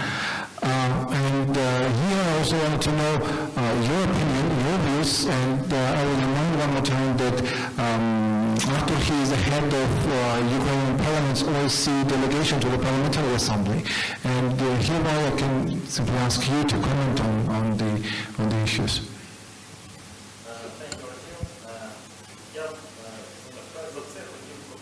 The mic is not working. I'm sorry. Well, first of all, let me comment on the previous speech. When you have to choose between selling something to the armed forces or exporting something, and I have to say something here. The parliament will go for the armed forces, because if we lose yet another part of our territory, there will be nothing to spend our budget on. So it's clear here. As far as parliament is concerned, I can say this, that today the parliamentary session covered some major economic legislation, and it passed. More than 226 votes were cast, and rest assured that it was a very productive way. As far as our topic is concerned, if we look at the parliament as an institution, it has two major functions, legislative and control and oversight. As far as legislative function is concerned, way back in June 2015, there was a resolution on legislative support for reforms in Ukraine.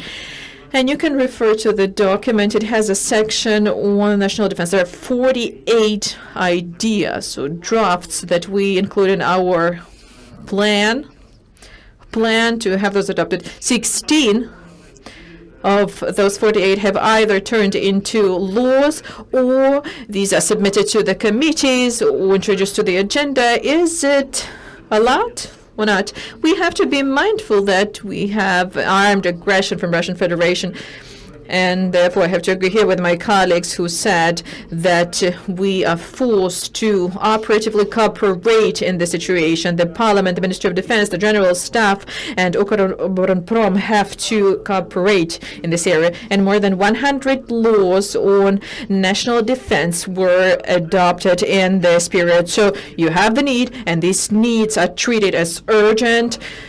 And we consider this draft laws immediately. And, I can actually assure you that the Parliament is mostly unanimous, very uniform as soon as the national defense and ATO is at stake. So it's nearly unanimous.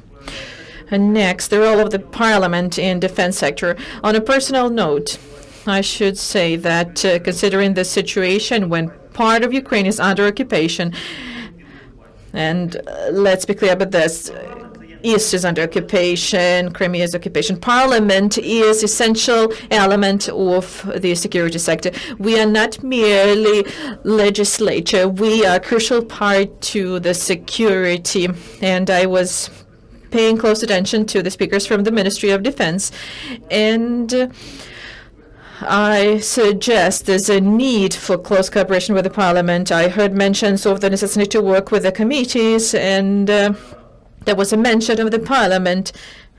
And let me say this, that Parliamentary Committee on National Defense and Parliamentary Committee on Euro Integration join their forces in the Parliament, and we do things jointly, because it's not a matter of, being first. It's a matter of winning this war. And next, key objectives for the parliamentary control. Let's move to this issue of parliamentary control and oversight. Well, I would focus on two things: combating corruption, and everyone reads the news.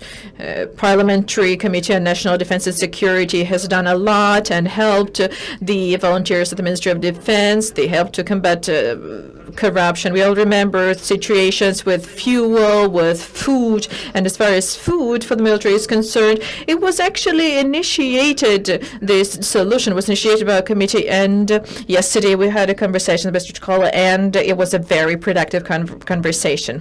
Second, about this parliamentary control is assisting our security and defense sector, countering, combating influence agents from the Russian Federation, because it's no secret that the previous defense ministry from Yanukovych times, previous head of security services, they were directly related to Russian Federation.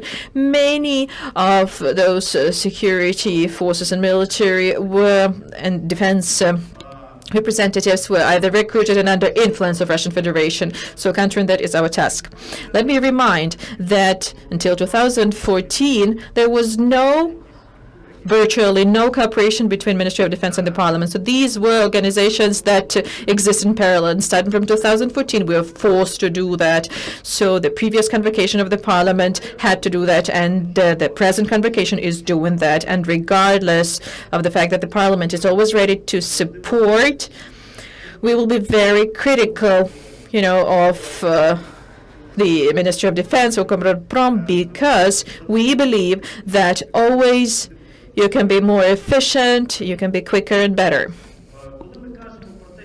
Speaking about the committee and what it's doing, so starting from legislative activities and so on, here I should say that indeed we closely cooperate with the defense sector. We are in touch with the Ministry of Defense, and this is not merely phone contacts. We have meetings. We go to General Staff. We have representatives from the Ministry of Defense at the meetings of our committee, and we discuss relevant issues. So we aim at having this legislation very efficient. We have various investigations and hearings, and I want to inform you that the committee is looking into the purchase of the issues for the military. We have hearings with the volunteers, and there are a lot of ideas that actually emerge on the meetings with volunteers. We discuss the matters with volunteers. We have heads from UKROBORONPROM at our meetings, starting from Mr. Romanov to the heads of the units. They come to us. And it's not merely about control surveillance. No. It's different now. Well, unity is something that is very important, something that is beneficial. Another point, approaches that the committee has. I won't hide from you that at first it was, let me put it this way, extinguishing a fire. In 2014, we had major efforts from the volunteer community that did a lot. And, there were situations when the members of the committee would go to the factories, to the fields.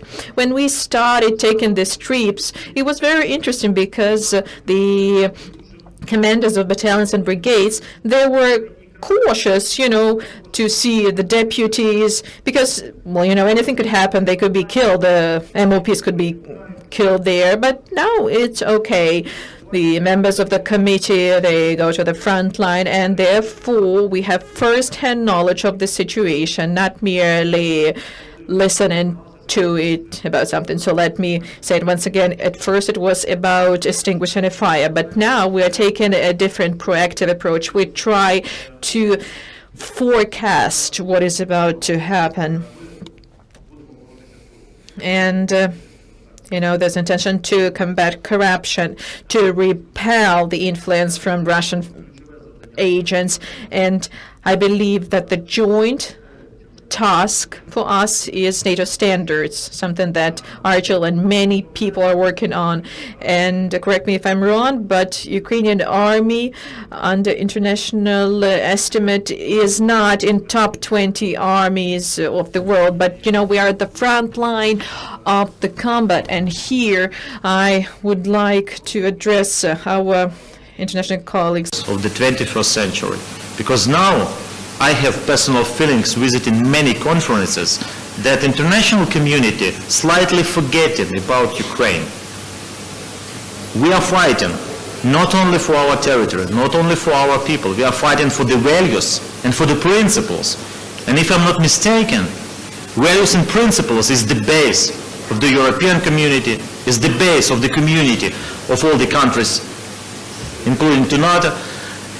So, please, because we are now on the front line, support Ukrainian army.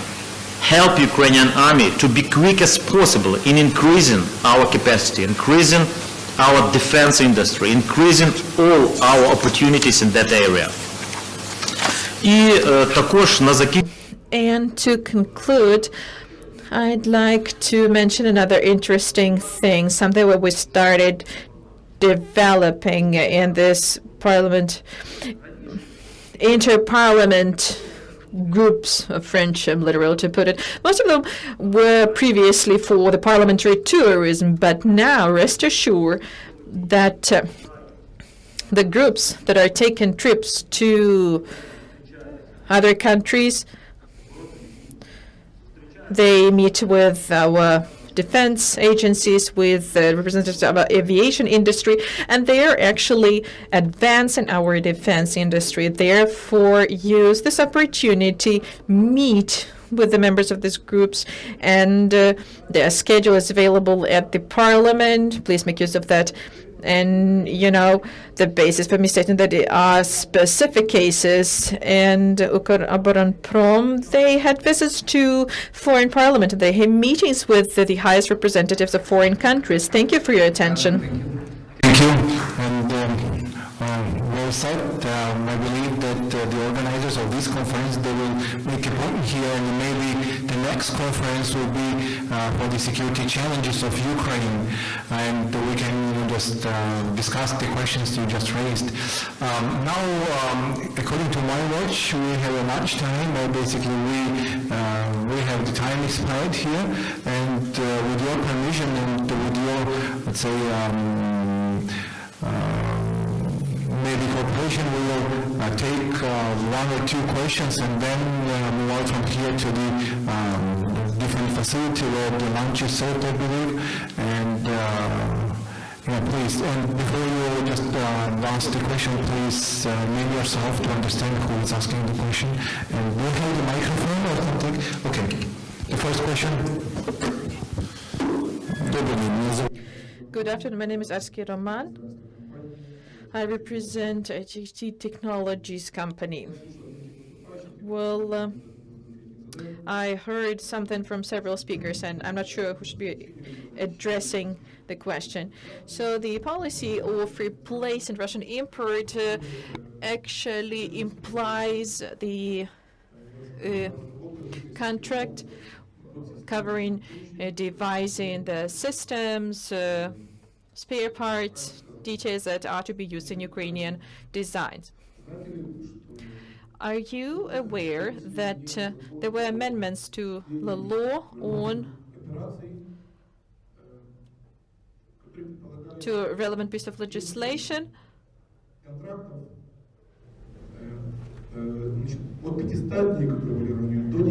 that has a change in the term of contract from 500 days to 90. So any company entering into a contract that starts to design in a subsystem, they are expected to return the money to the customer in 90 days. So as you see, it's impossible because, you know, in the situations we're talking about, this requires much more time. And if you're talking about, you know, compiling the system or the simplest test, that requires some time. But if we're talking about something even more major, this could require 2 years or so. And I have a question. Does the representative of UKROBORONPROM know about this problem? And did you participate in drafting amendments to this legislation? And do you realize the scale of the problem that can appear? Because basically we will have the change in the attitude from the Western counterparts to Ukrainian customers. And what are you going to do to tackle the situation? Because many companies are very cautious with regards to the contracts.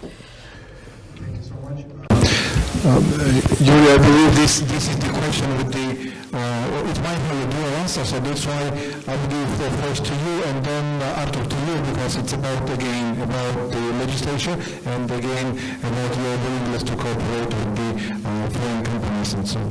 Please. Well, of course, we are aware of the problems you highlighted. Well, UKROBORONPROM is not simply a managing company. It covers more than 100 enterprises that are actually deeply concerned with what you mentioned. But if I may, I'd like to divide this into two questions. 90 days term. Well, this is not very relevant for the dependence on Russia.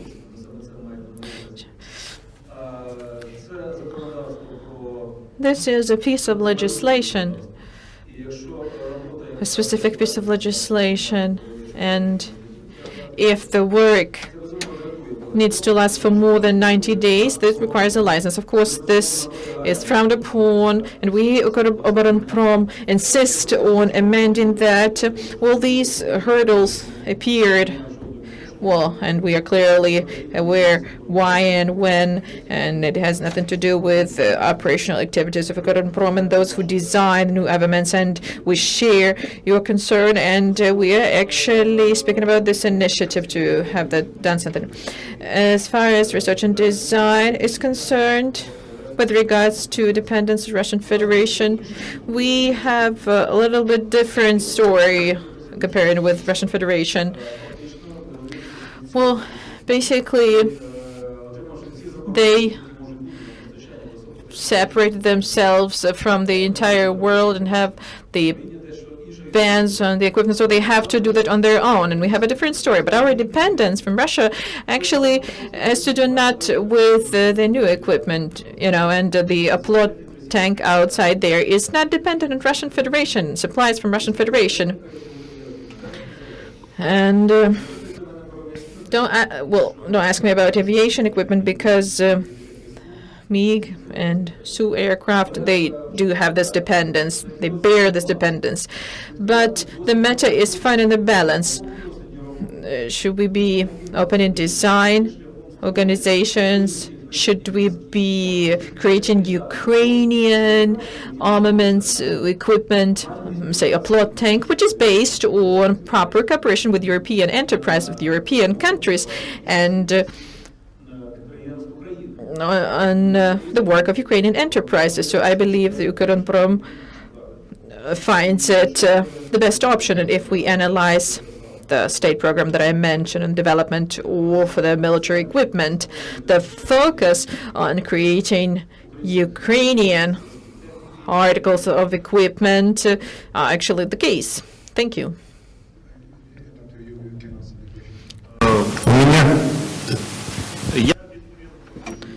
I'll be brief. The legislation that you mentioned, same as many other pieces of legislation, was adopted to safeguard from very serious manipulation in this sector.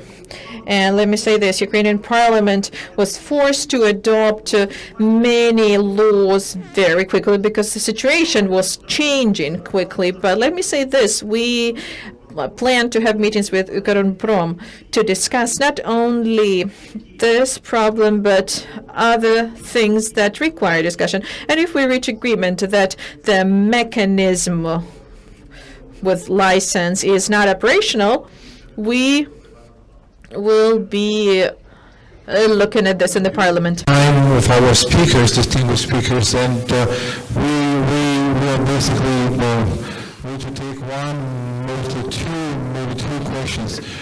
Please.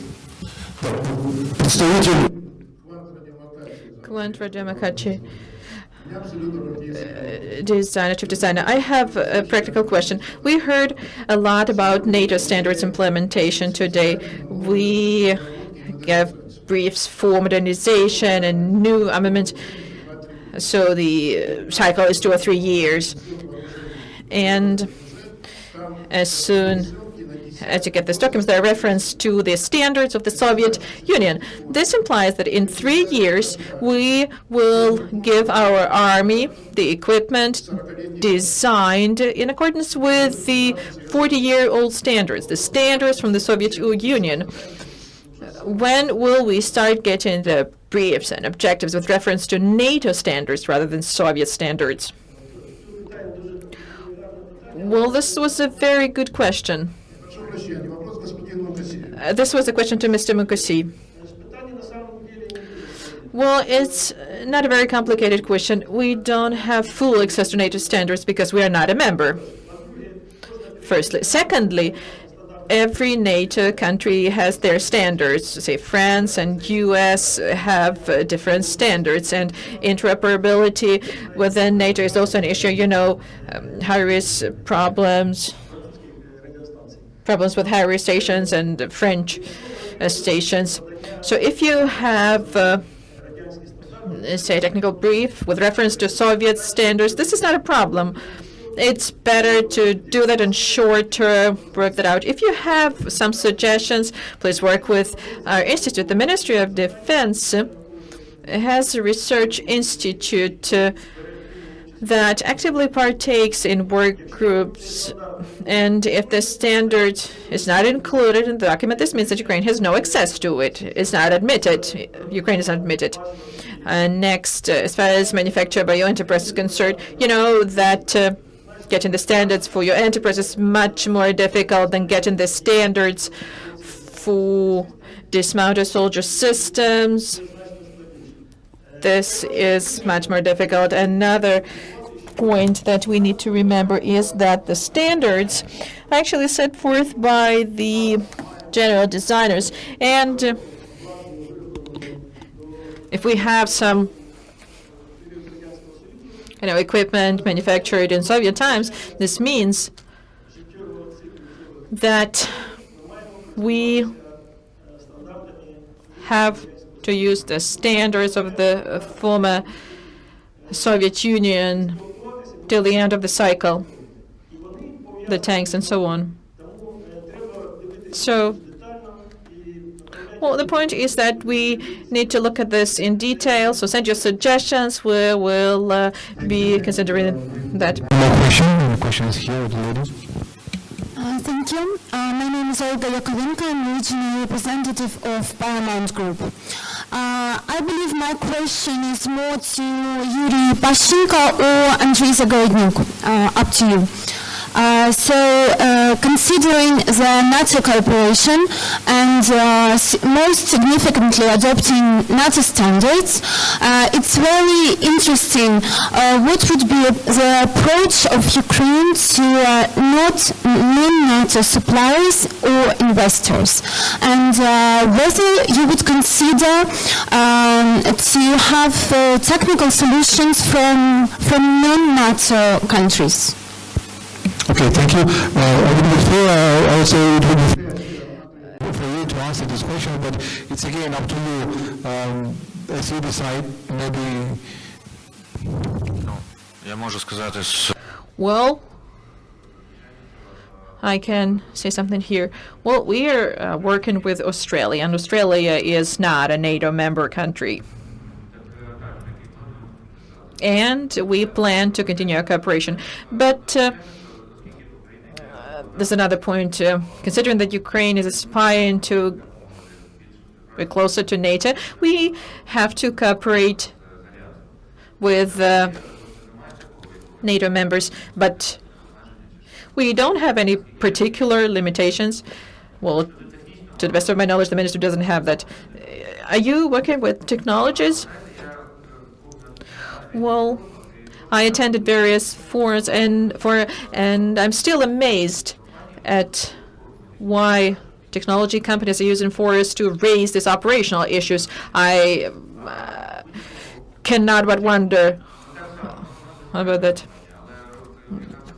Well, this is a company working with technologies. In any country, technology companies have long been united in association of sorts that works with the government, with the parliament, and so on to tackle their issues. So I recommend the technology companies get together and launch an association that would be tackling this instead of doing this at conferences, because operational issues, there are a lot of those operational issues. And answering your question, well, the Ministry of Defense doesn't have any limitations. It's not obliged to work with NATO countries. Of course, all of the partners are to be vetted, where they're from, what they do, and so on. But if this process is commenced, there won't be any questions. Somebody asked to respond on this question himself again, so please. Буквально одну хвилину поінформую вас, що в минулому році було укладено. The second of your time, last year we concluded the administrative agreement with the European Defence Agency.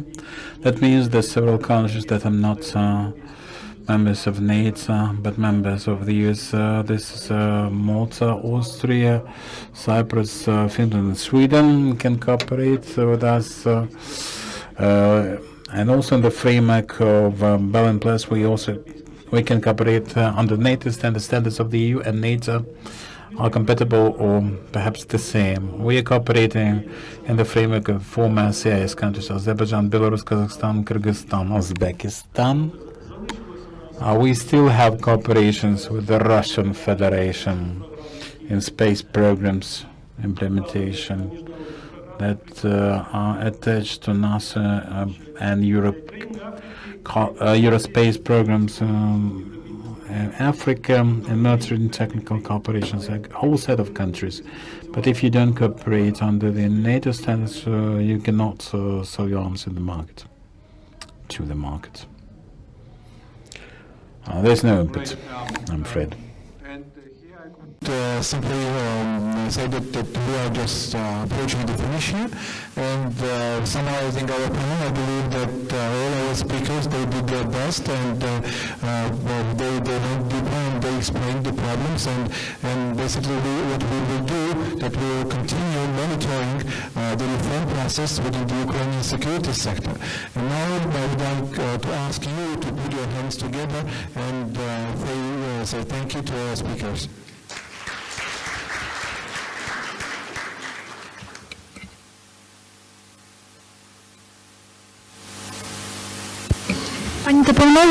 Ladies and gentlemen, thank you. You're invited to partake in our lunch. Thanks to all the contributors, Mr. Tsintsadze for his moderation. Now you can taste reforms in our menu. On our menu today, we have certain products from the new system,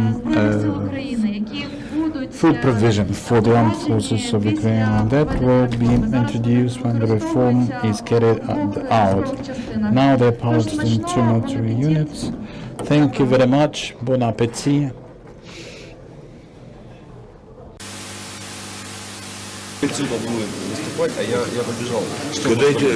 Нам с тобой нужно...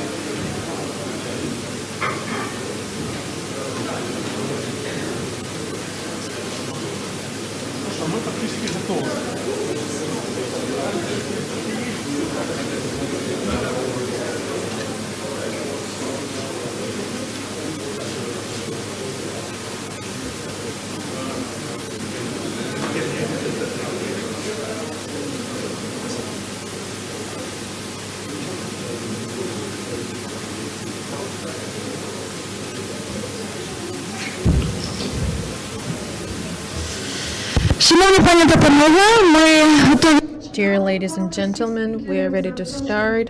I'm inviting all the speakers to take their seats on the panel.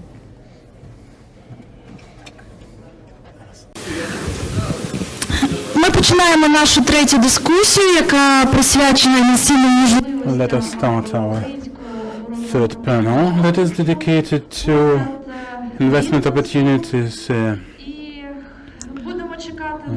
defense industry in Ukraine, business outlook. We are expecting questions from the floor, from the business community, the investors community, and I would like to introduce our moderator, Serhiy Zhuret, Defense Express Director, one of our partners, the magazine, and we're very grateful for this information support. Serhiy, the floor is yours. I would like to greet all of us at our third panel. Let's start our work after the lunch. It's getting much more difficult for the brains because that still I think that in joint effort we'll be able to overcome the drowsiness of this moment.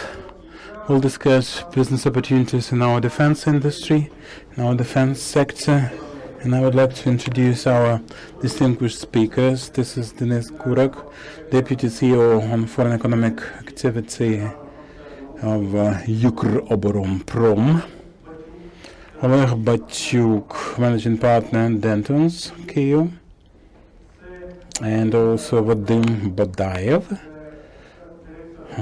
CEO of Sigma Blazer, and also Alexander Kotyuba is Vice President of Antonov Corporation, and Igor Kravtsun, Deputy Director from Electric Vending Institute named after Eugene Patton, Chairman of the Supervisory Board of Patton Corporation, and Mr.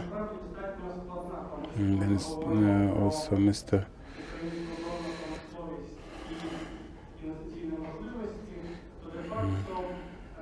Pasternak, a worldwide Heroes Corporation CEO.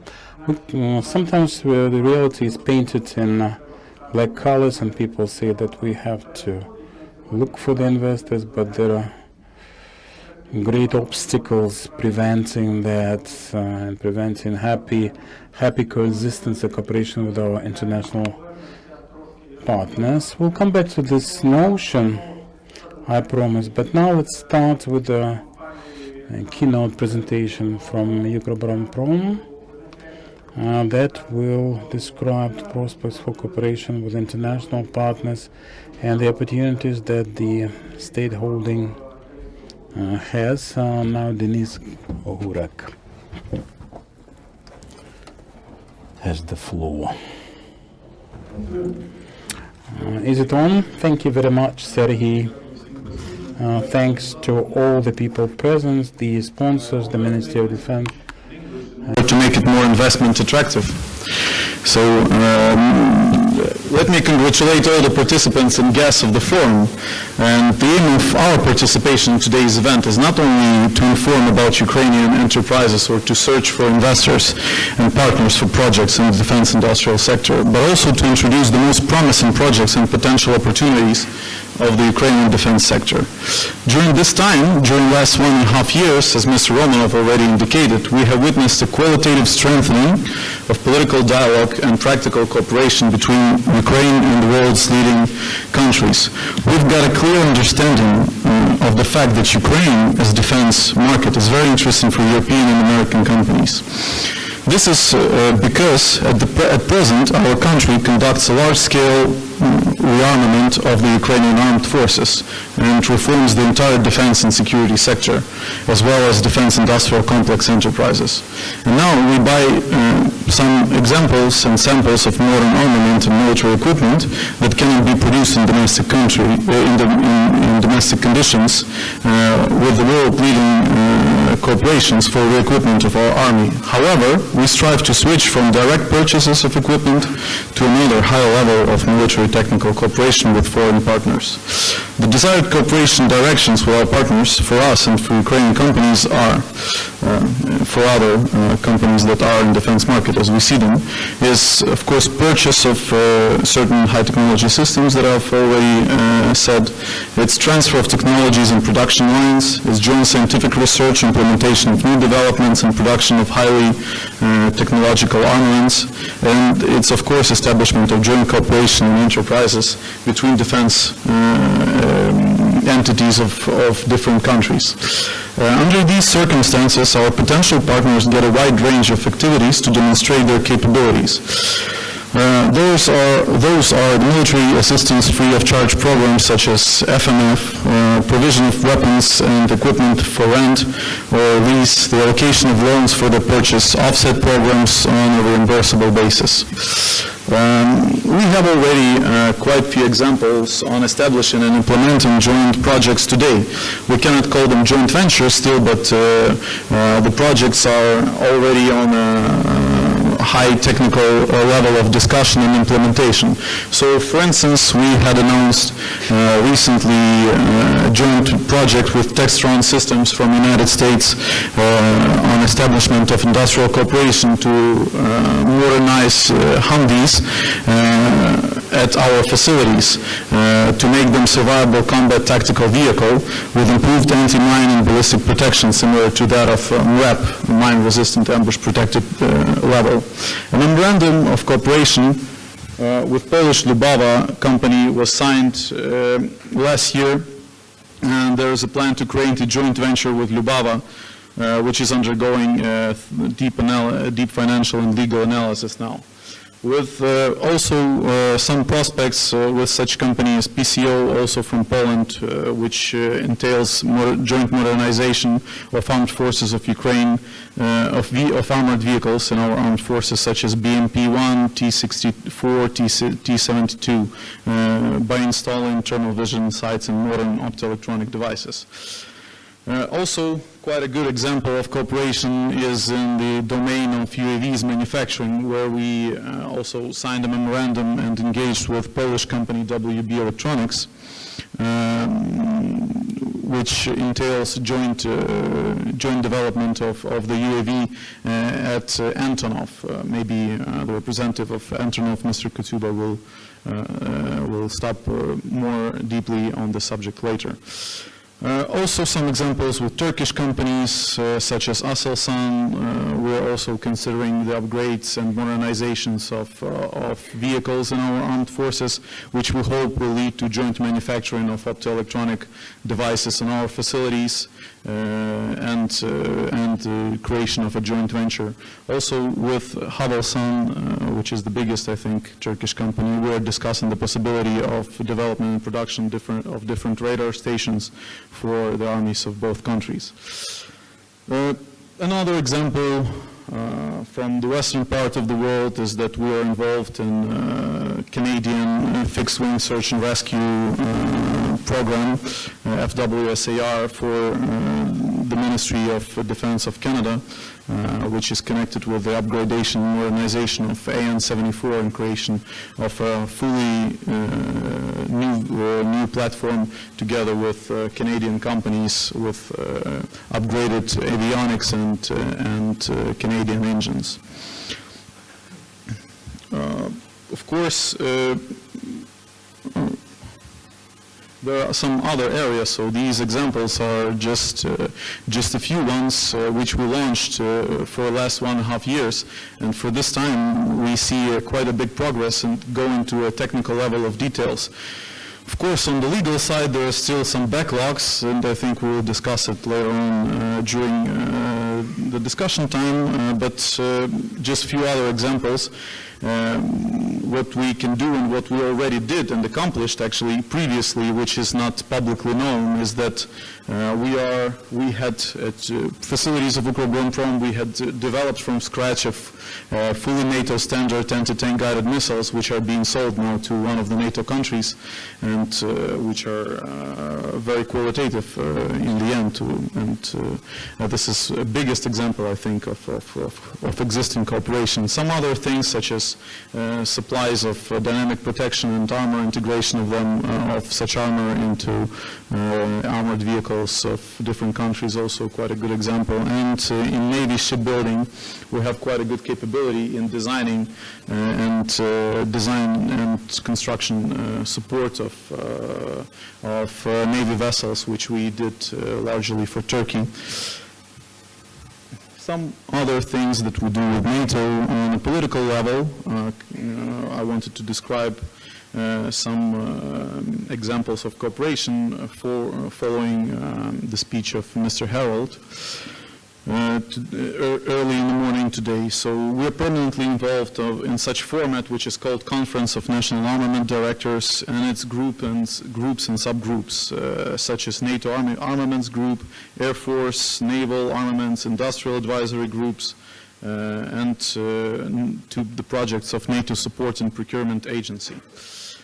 Together with the Ministry of Defense of Ukraine, we are doing a project of NATO Smart Defense, which is called Harbor Protection. We are providing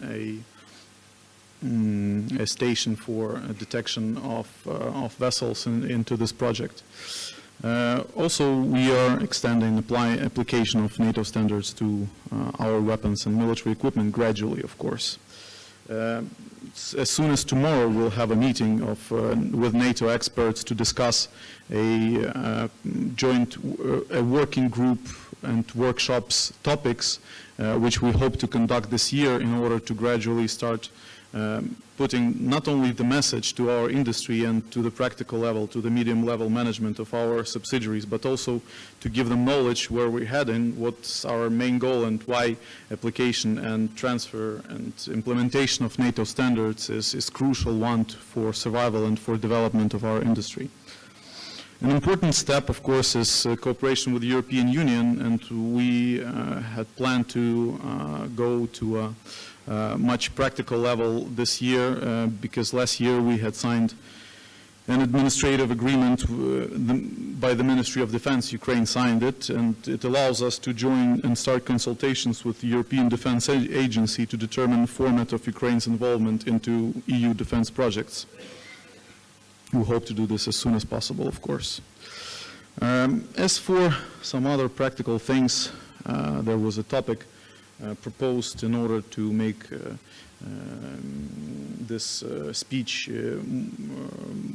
concrete. So the most attractable sections and subsections of defense and security sector for foreign investments.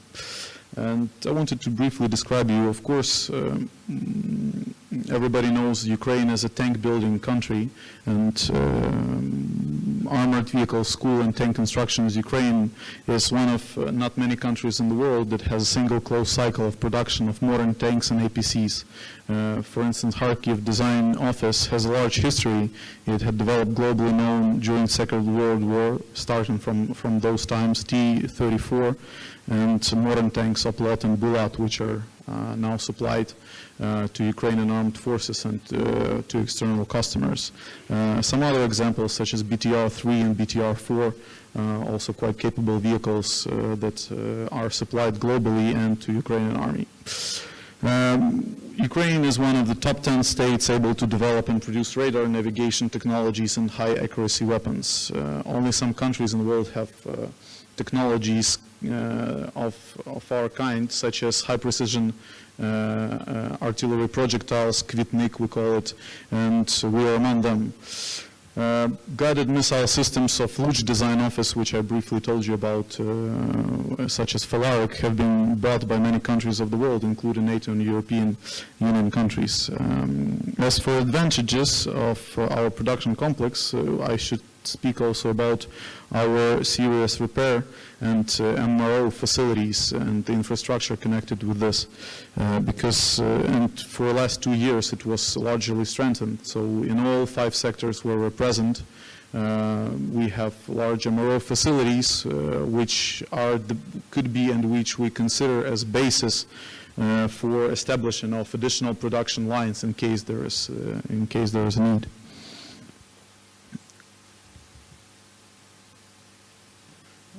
Other very attractive sector, and the most attractive one, I think, again connected with Antonov and aviation in general. Everybody knows Antonov, but not too many people know that we are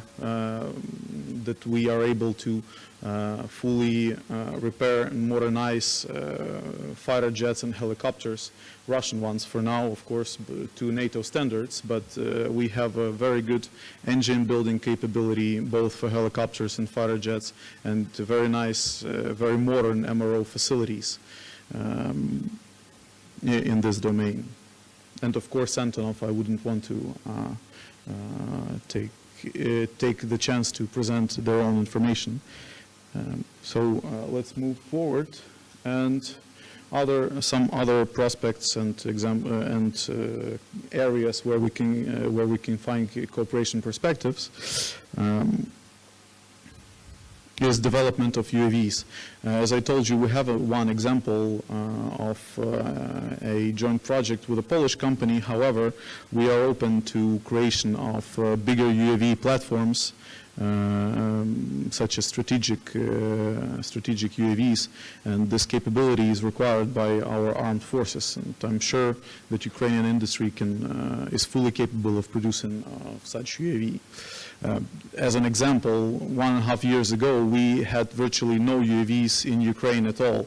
At the same time, simultaneously, like 10 or 15 teams started working on UAV production in Ukraine, and in 1.5 years, we have 10 or 15 UAV platforms. Of course, we don't need 10 or 15 UAV platforms. It will eventually, there will be eventually 2 or 3 tactical UAVs or battlefield UAVs. But for 1.5 years, the level of engineering potential of Ukraine managed to create a very sophisticated system, which, well, for some countries is a very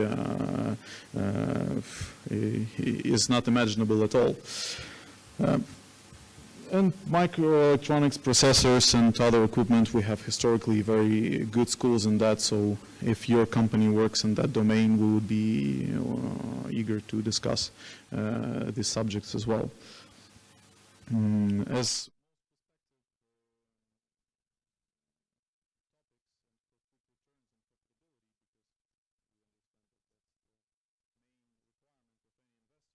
we could discuss the settlement of production of such important spectrum systems such as manpad and ATGMs, barrels, ammunition, spare parts, and aggregates for aircraft and armored vehicles.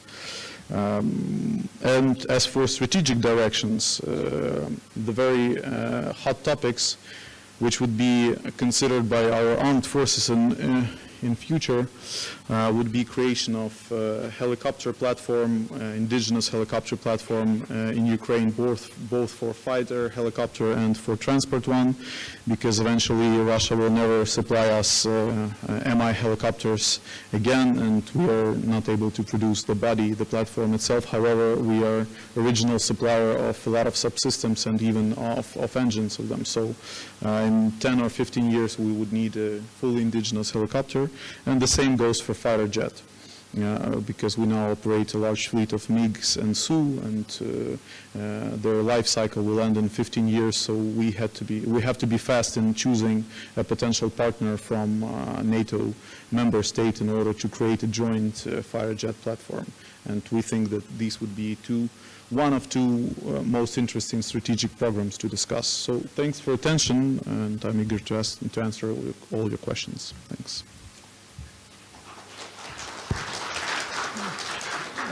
Дякую пану Денису за достатньо. Thank you very much, Denis, for your very optimistic presentation. Mr. Romano assured us that we could do anything, and we're capable. But just one tiny detail: how is your cooperation developing with international company in terms of legality and legal issues? What can our legislation say about joint ventures? Are there any shortcomings in that sphere? Thank you very much for this question. It's very much to the point, because so far legislation hasn't been capable to provide any grounds for creation of joint ventures. All the international prospects are aware of that. We communicate with them. There are some other legal forms for cooperation, joint activity, concessions, leasing, and so on and so forth. But unless we have this legal framework that can guarantee protection of investments, this discussion is not topical. A year ago, we initiated changes, amendments to the legislation of Ukraine to facilitate this process. And getting into the nuts and bolts, we can say that there are two issues: the law on PPPs for defense and security sector, and amendments to the legislation, certain pieces of legislation regulating these joint ventures. And the cabinet ministers should support this process. It doesn't take much. We're actively involved. We communicate with all the lawmakers and legislative drafters involved, but we cannot do everything, and we would like to have support and assistance from international companies to get the message across to our lawmakers. I'm not trying to criticize the much criticized government over last fortnight, but we have to constructively suggest some developments, and I would like you to advocate for this idea. We need some joint stance for cooperation in this country for all the governments, and that would be just natural. Thank you very much for the comments. Speaking of PPPs, I would like to switch the floor to Oleg Batyuk, managing partner from Denton's Kyiv, and he will make a review of PPP as a notion in foreign jurisdictions, why this is doable there and not doable here in our country. Thank you very much. Denton's is not just a big law firm, but the biggest in the world. Otherwise, you were correct in your description, and speaking about the essence of this problem, Dennis was right, referring to PPP, private-public partnership, PPP. This is an instrument that exists in all the world. It's available for investment opportunities, combining the interest of the public sector and private business in implementation of specific investment projects in many sectors. The concept of PPP arose a long time ago in the 18th century AD, and that was then related to oil production. The renaissance of such partnerships happened in the latter part of last century in the US and then in the UK, in some countries of Europe, and also in some Middle East countries. This kind of partnership envisages joint operations of the state, of public bodies, public administration, and private business. This can be translated into different forms. The most applicable are concession or joint activity contract or agreement, and there are many areas where we can apply this infrastructural project. There is people who visited Italy can see the motorways. Motorways are the most important opportunities. This is construction and maintenance that is done by private actors, but the ownership belongs to the state, to the people, and this is under concession. In addition to infrastructural projects, there are many cases in the world of when such partnership is in the area of services, medical services, fiscal services, and then again exploration of natural resources and education in many countries. And also, we can say that as of lately, we witnessed also development of partnership in the defense and security sector. And I would like to dwell upon this in more detail. In fact, in the world, we have not so many countries where this has been already finalized. And this is the UK for once, that is leading in application of partnership in the sphere of defense and security, where it is used for many projects and for many sectors or industries, and that includes military medicine, airlift or transportation and construction, and infrastructural projects like ports, seaports and river ports. The biggest example of recent times is Plymouth, where we the port was commissioned by the Ministry of Defense and certain corporations, Defense Department of the UK. These systems were included in this endeavor to create a base for the Navy, Royal Navy, 2.6 billion pounds. That was one of the biggest projects of recent times. Now, another interesting topic for the purposes of partnership in defense security sector is maintenance of real estate, airlift, and R&D. This is the world practice. In addition to the UK, we can mention other countries, there are some auxiliary issues, and there the US are active, and some countries of Europe, and also Middle East, that are active in cooperation with leading companies, international companies in this field for implementation of the domestic projects, Saudi Arabia and Oman.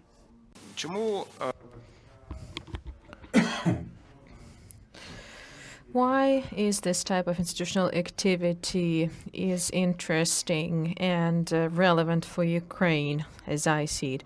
First of all, Ukraine has a powerful industry, and we heard about that today on numerous occasions. But of course, we need to admit that we're lagging behind in some aspects, and we need to do something about that, because there's war waged, and I'm sure we're all aware of the problem. On the other hand, the country cannot support these projects at the given time, because these projects require billions or dozens of billion dollars.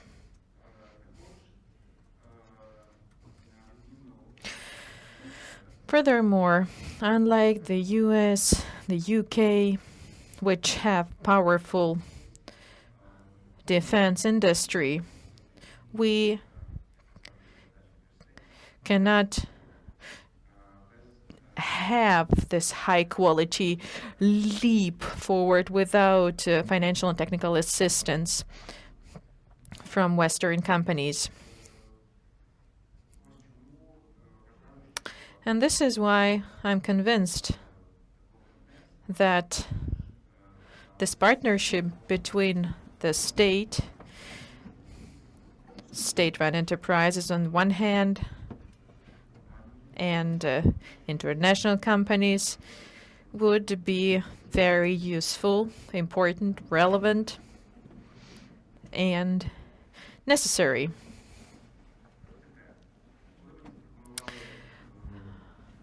When I was asked to speak on this topic today, I thought to myself that it's very hard to speak about something which is missing in Ukraine. We unfortunately have to admit that PPP in defense industry and in general is non-existent.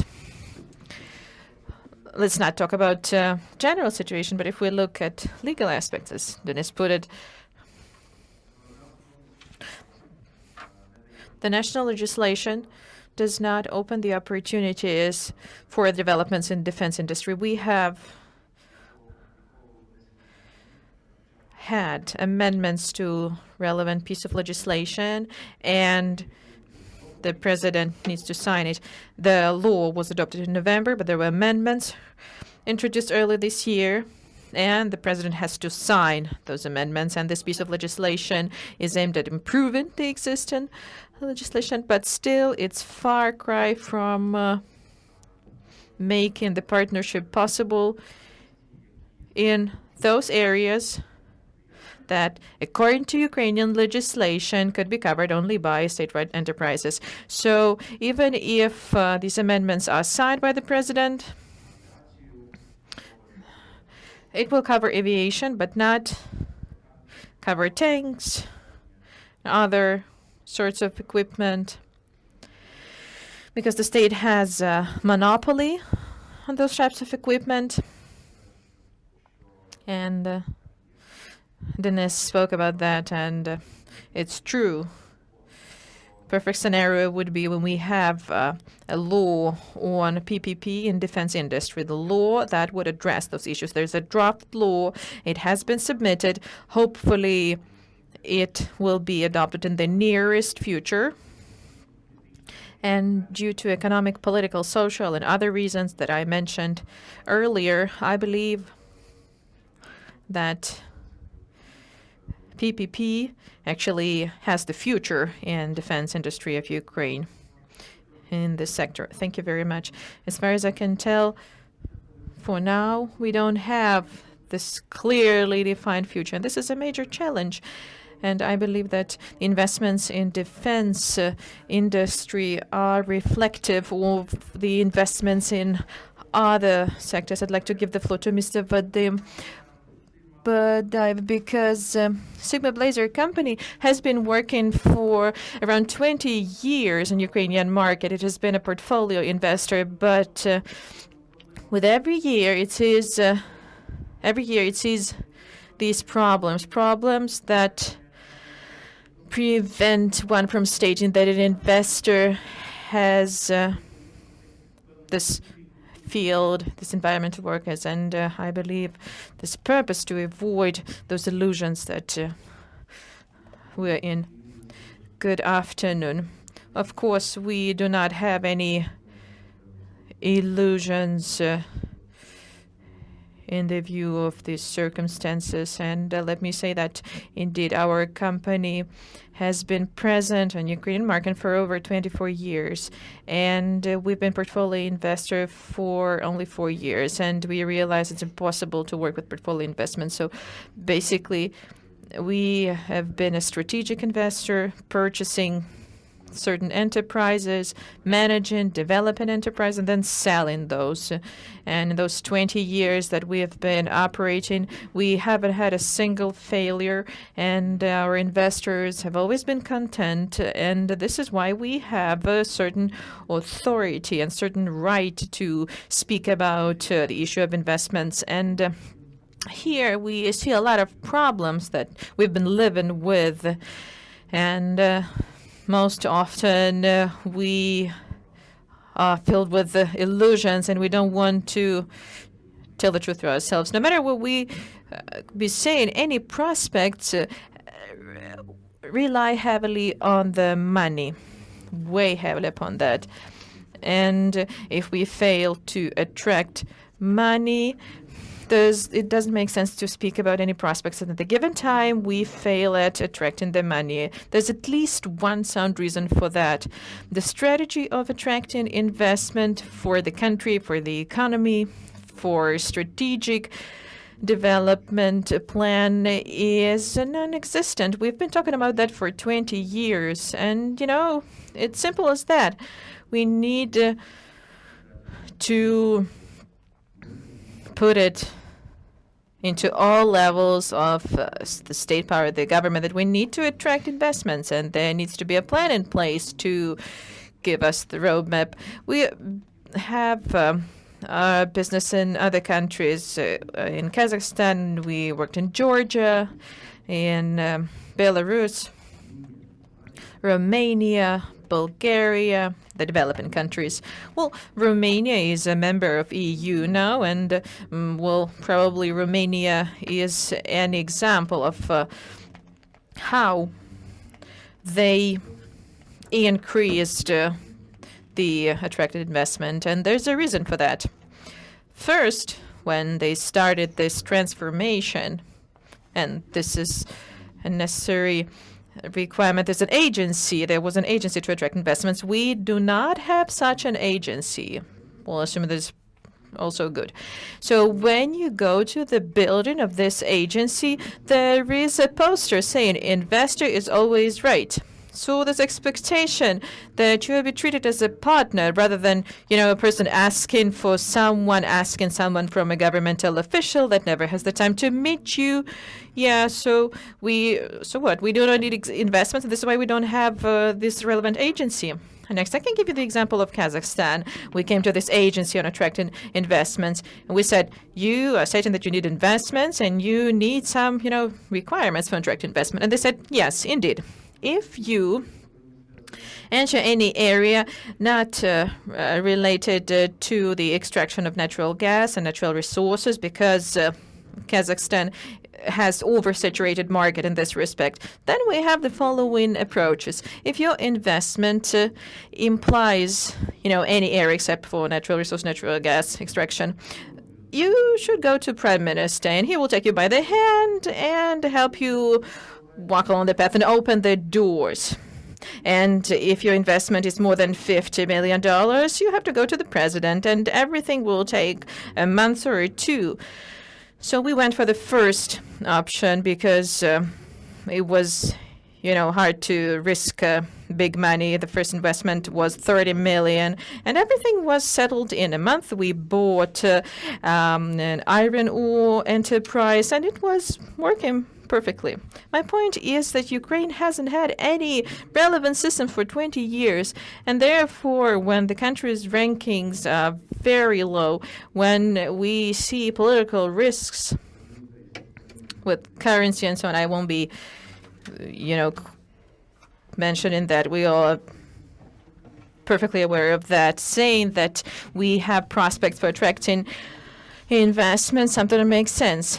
And thank God the investors still come here. And, for now it's been business tourists, but we cannot go without that because very often after investors come, they see, there are no bears walking down your street. So it makes sense for me to come back with investment here. And this period between, coming for the first time and coming to see what you are doing actually takes around 6 months. So if the new government that is supposed to be, created, if it pays attention that we do need to attract investment, if they start working on that, in 6 months we could be expecting some major investments because those advantages that Ukraine has, as we want to put it, they really exist.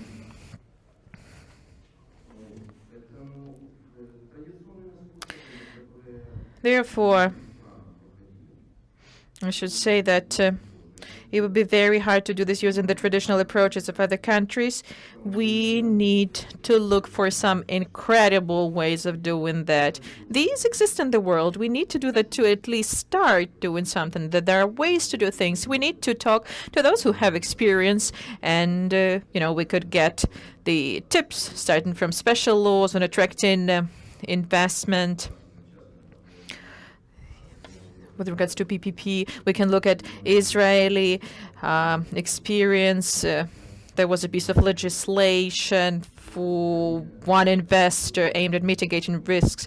There are economic zones with extraterritorial legislation within an economic zone, which is basically closed inside a barbed wire that won't have the national legislation, but rather legislation that would satisfy the investor, and it will be clearly controlled. And these things can be done, and we need to do that now. Otherwise, we will lose any prospects and interest of the investors to do anything here.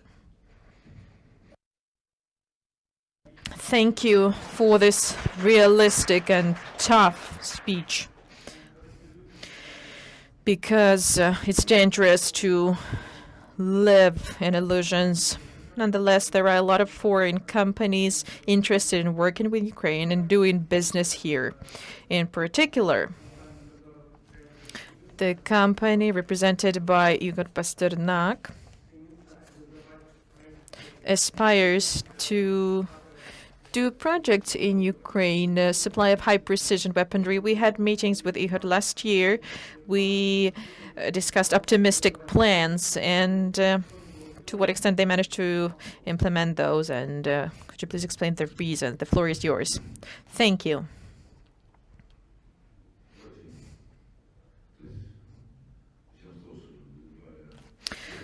Well, any story can be told in two ways. We can be very pessimistic, we can be very optimistic, but there's reality. And as a rule, reality is about paranoia. We are scared, afraid of everything, and when we are afraid, we survive. So let's start from the very beginning. A year ago, I had a different view on things, with one exception, something that never changed. There's one thing that hasn't changed. Well, I love Ukraine. I believe this is a wonderful, fantastic place. But, I'm CEO of the company that has to make money, and if I fail to do that, then most probably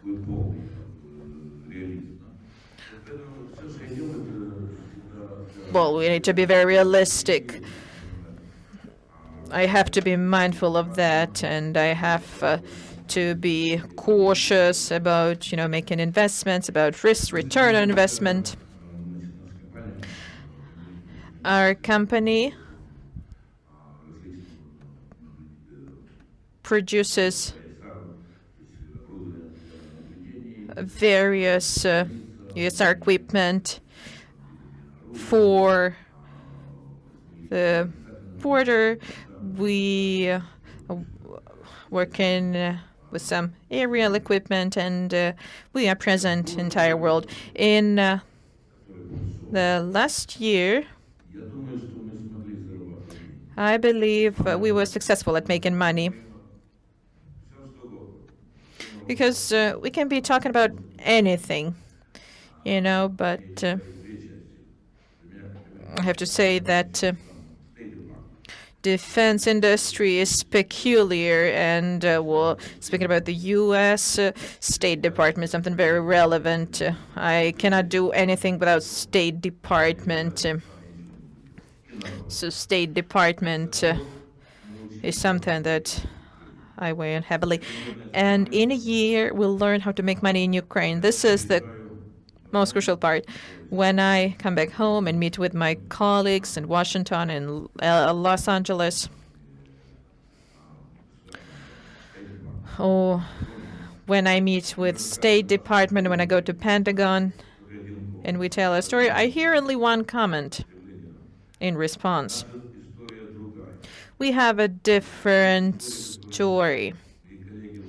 So when my colleagues come back to the U.S. and tell their stories about Ukraine, these stories differ from our story. Our story, the story of my company, is the only optimistic one.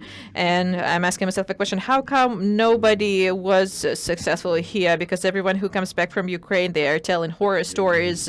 Well, of course, not about the bears, walking down the street, but they're telling stories about horrors of bureaucracy that cannot be combated. My answer is those who come back and tell stories, horror stories, I tell them that Ukraine is something different. Ukraine is something that we never knew before, something that we have never seen before. And Ukraine is all about patience. Ukraine is about out-of-the-box thinking. Ukraine is about making extraordinary, non-standard decisions. And I'm very optimistic here because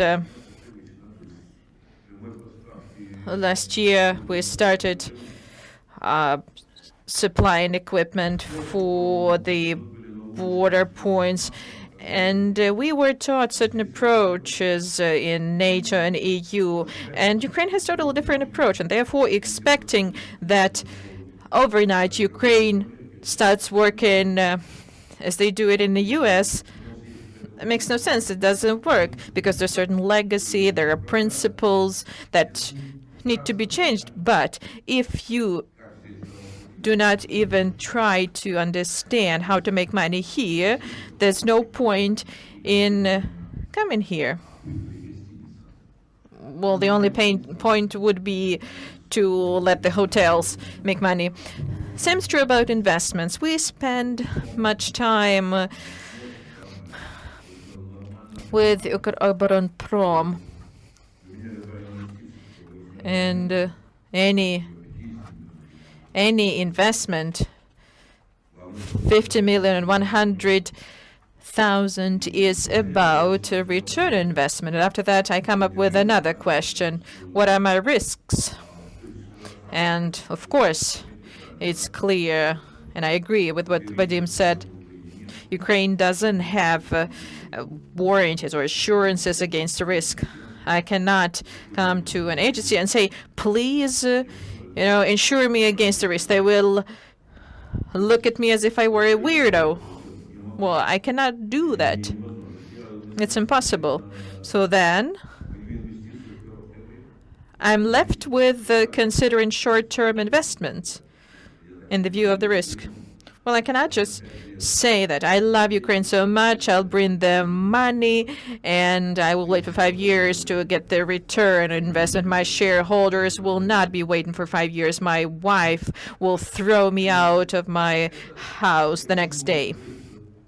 My point here is that if we come to Ukraine, if we want to make money, we need to be aware of where we are. Of course, we are ready to make the investment.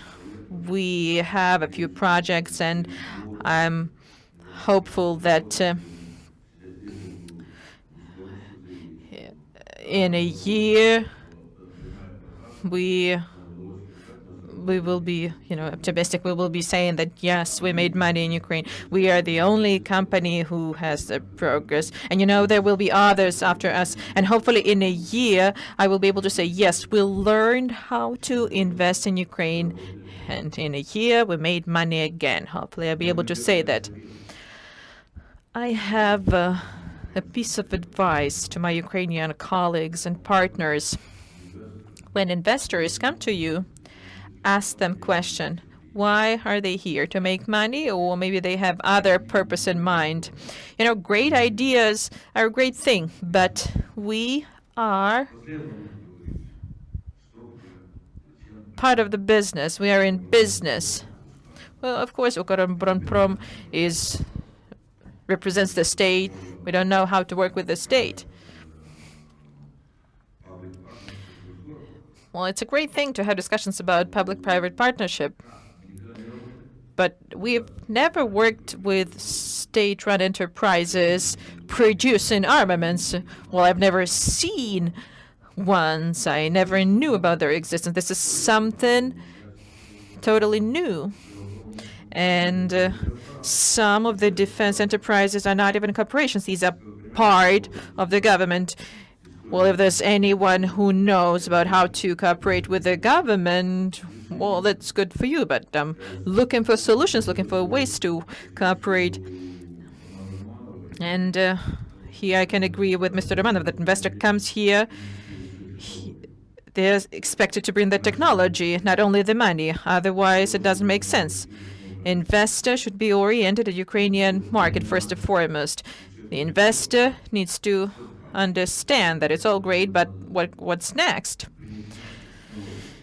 What happens then after the technology is introduced to the market? How the investor is going to get, the license to sell the technologies from Ukraine to Africa? If they have no idea about that, this will be just a waste of time. And best scenario would be, they get fired. Thank you very much for your speech. As far as understand, your success is based on direct sales. We're not talking about investment. Is that correct? Well, this is a combination of the two, I put it. We are working on direct investment, but, well, this is a combination. So this direct commercial save, even though I don't like putting it this way, because it's about investment. We invested money, and we invested big money. Thank you. On the other hand, we have state organizations, well-known. Antonov Enterprise, well-known in the world. And it lost a big share of the market because of the Russian aggression.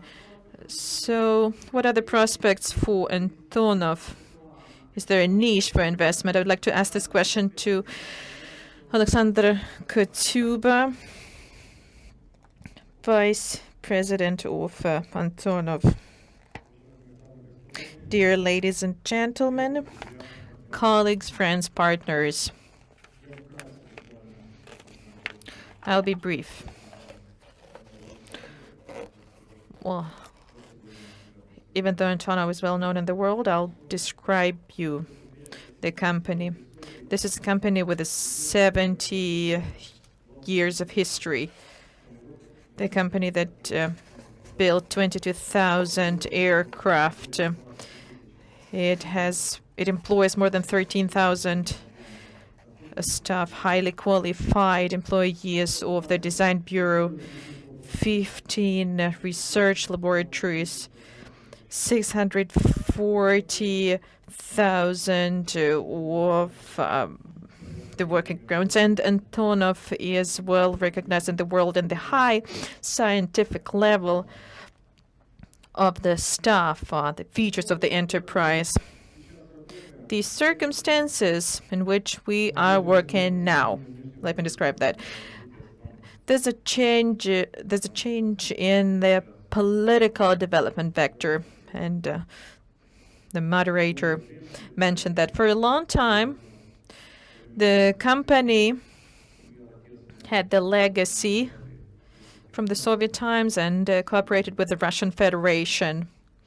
And due to the latest events of the recent years, this cooperation was downsized and basically it does not exist at all. 2 months ago, I was interviewed by one foreign media, and they wanted to find out about the problems we are facing because of the disrupted contact with Russia. And, half an hour into the interview, they said, we wanted to hear about your problems, not about how prosperous you became because of this disruption of cooperation with Russia. Well, it helped us. We reoriented to Western markets. We reoriented ourselves to working with Western companies. Furthermore, Antonov company is working with self-financing. Well, there are legislative limitations here. Due to the provisions in legal framework, we are prohibited from launching joint ventures with foreign partners.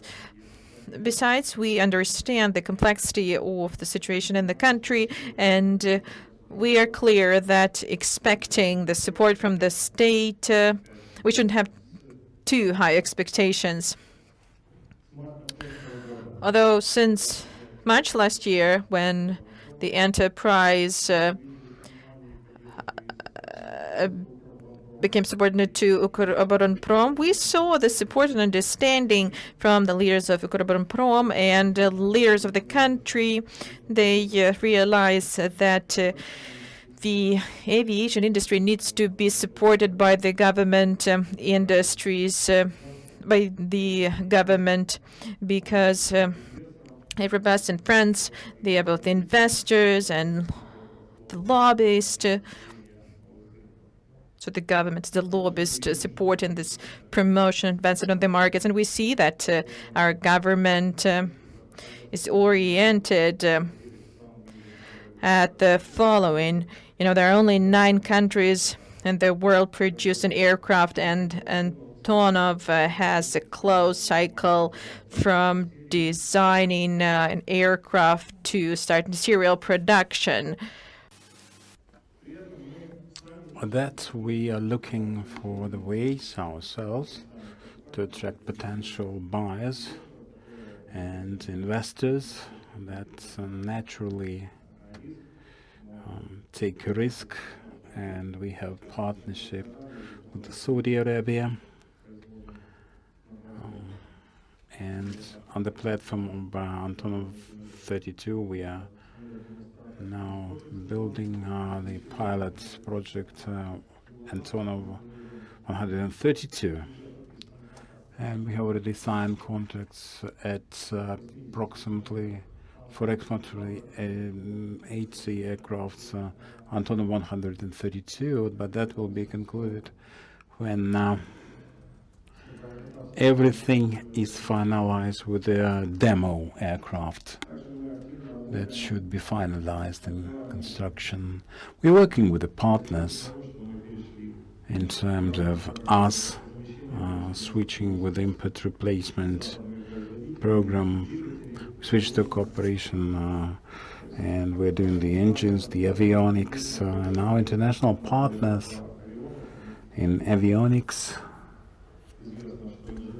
We know that Western engineering is quite expensive, and one of the Western manufacturers of avionics postponed the payment. We will pay for the engineering services when we equip our aircrafts with the avionics, a certain number of our aircrafts.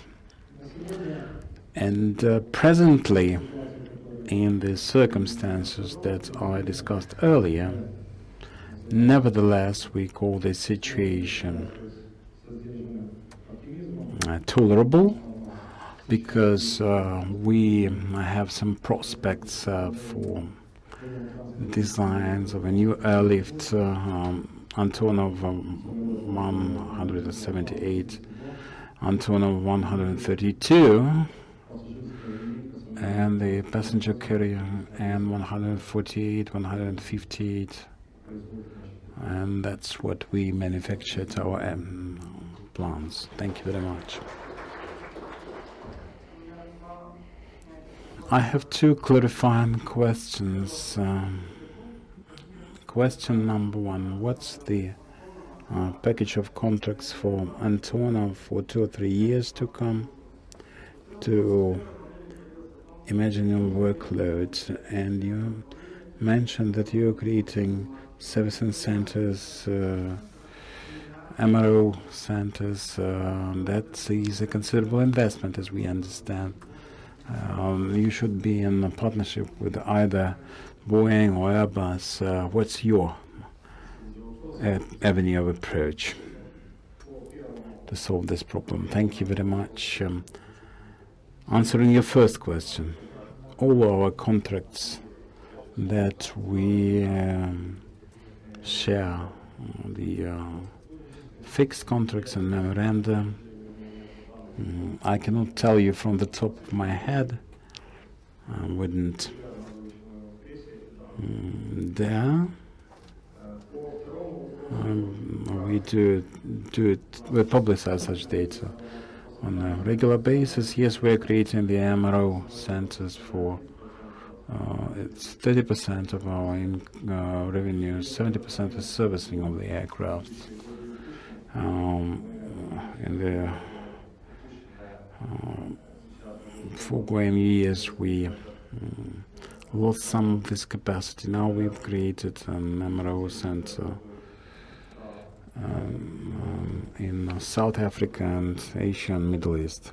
So we are regaining this field. Concluding our discussion before the Q&A session, I would like to introduce certain optimism. We have a representative of the Patent Institute and Patent Corporation representative. These two bodies are in a very close and very successful interplay with the PPP developments, using specific examples also in the defense area. I would like to ask Igor Krivtsov, academician of the National Academy of Science, to take the floor. Igor Krivtsov. Good afternoon, dear ladies and gentlemen. I would like to introduce a sparkle of optimism to this discussion and discuss actually two things, and to relate to you the developments at our institute in cooperation with the UKROBORONPROM, the issue that is being discussed here.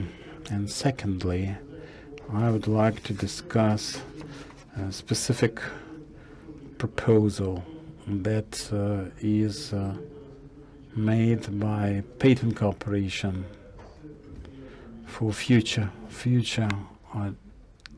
cooperation with UKROBORONPROM assets.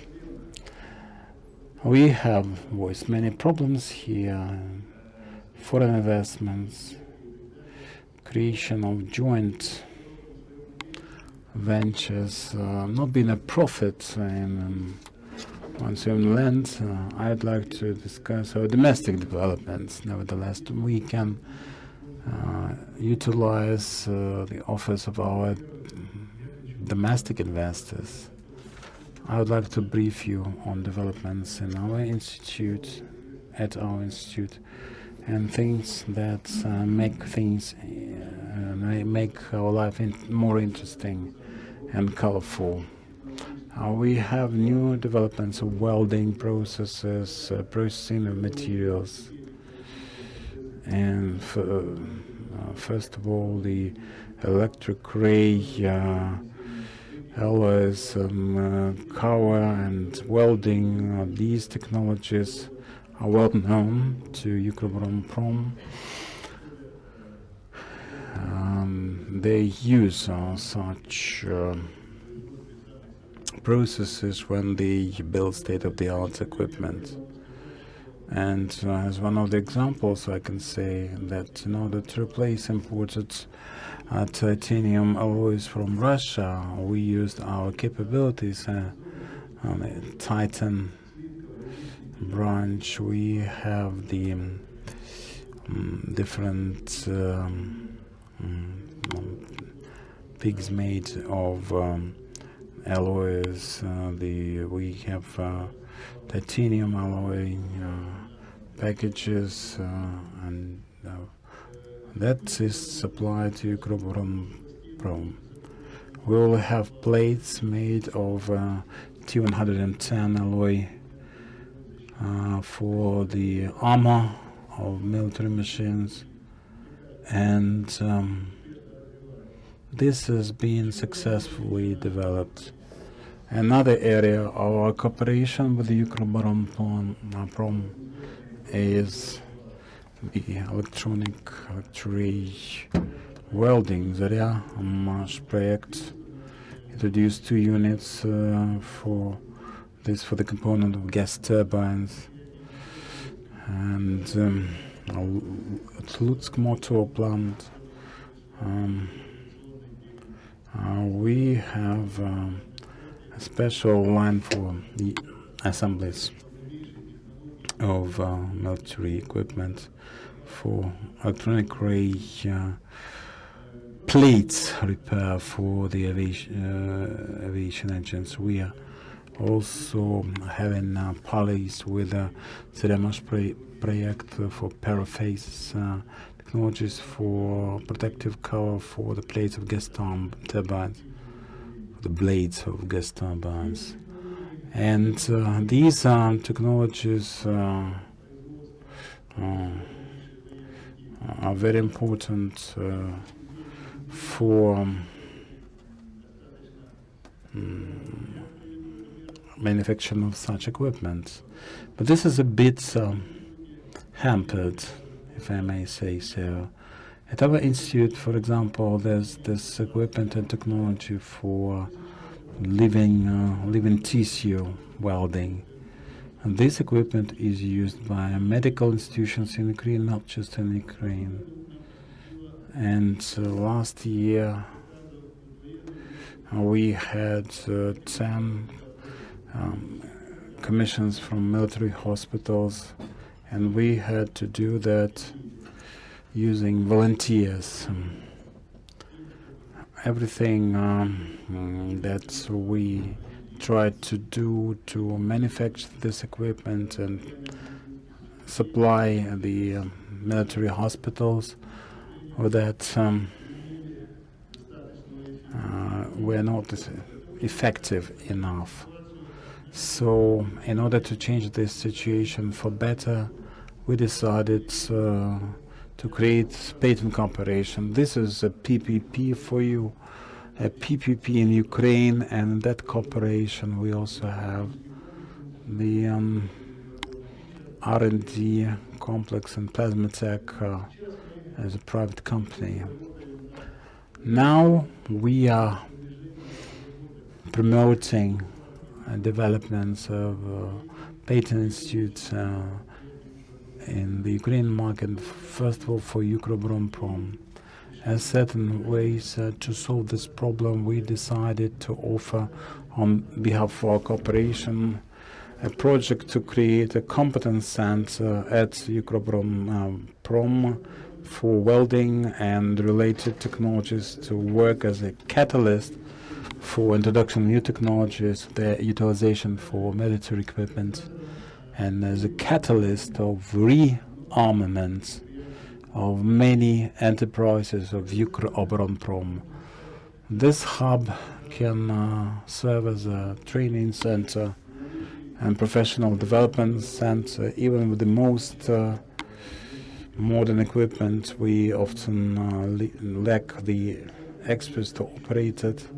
The center can become a center of excellence for all the enterprises of UKROBORONPROM to get involved in R&D and developments, having designed and manufactured prototypes of certain units and individual products for military purposes, for military use, and we can use that for design of new prototypes. And we decided to make our first step in that direction. We signed an agreement between our corporation and the Odessa aircraft building plant to create, on the basis of the aforementioned enterprise, jet shop that will be based on a unit for electron beam welding. And Patent Corporation is investing in that unit, and there we will test the technique for creation of such a competence center in welding and related technologies. So I'm looking into the problems that are being discussed here, and I'm quite optimistic, and I invite you to share my optimism.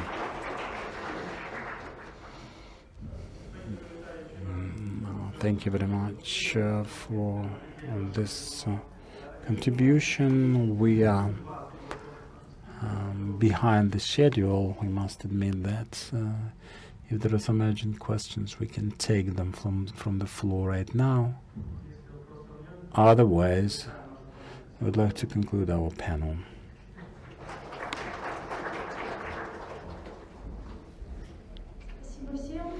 Thank you very much. We have a break for 30 minutes. And our next panel will start 15 minutes. We'll start next panel at 3:45. Да, про протон, этот Антонов, классно. Думали, что облава.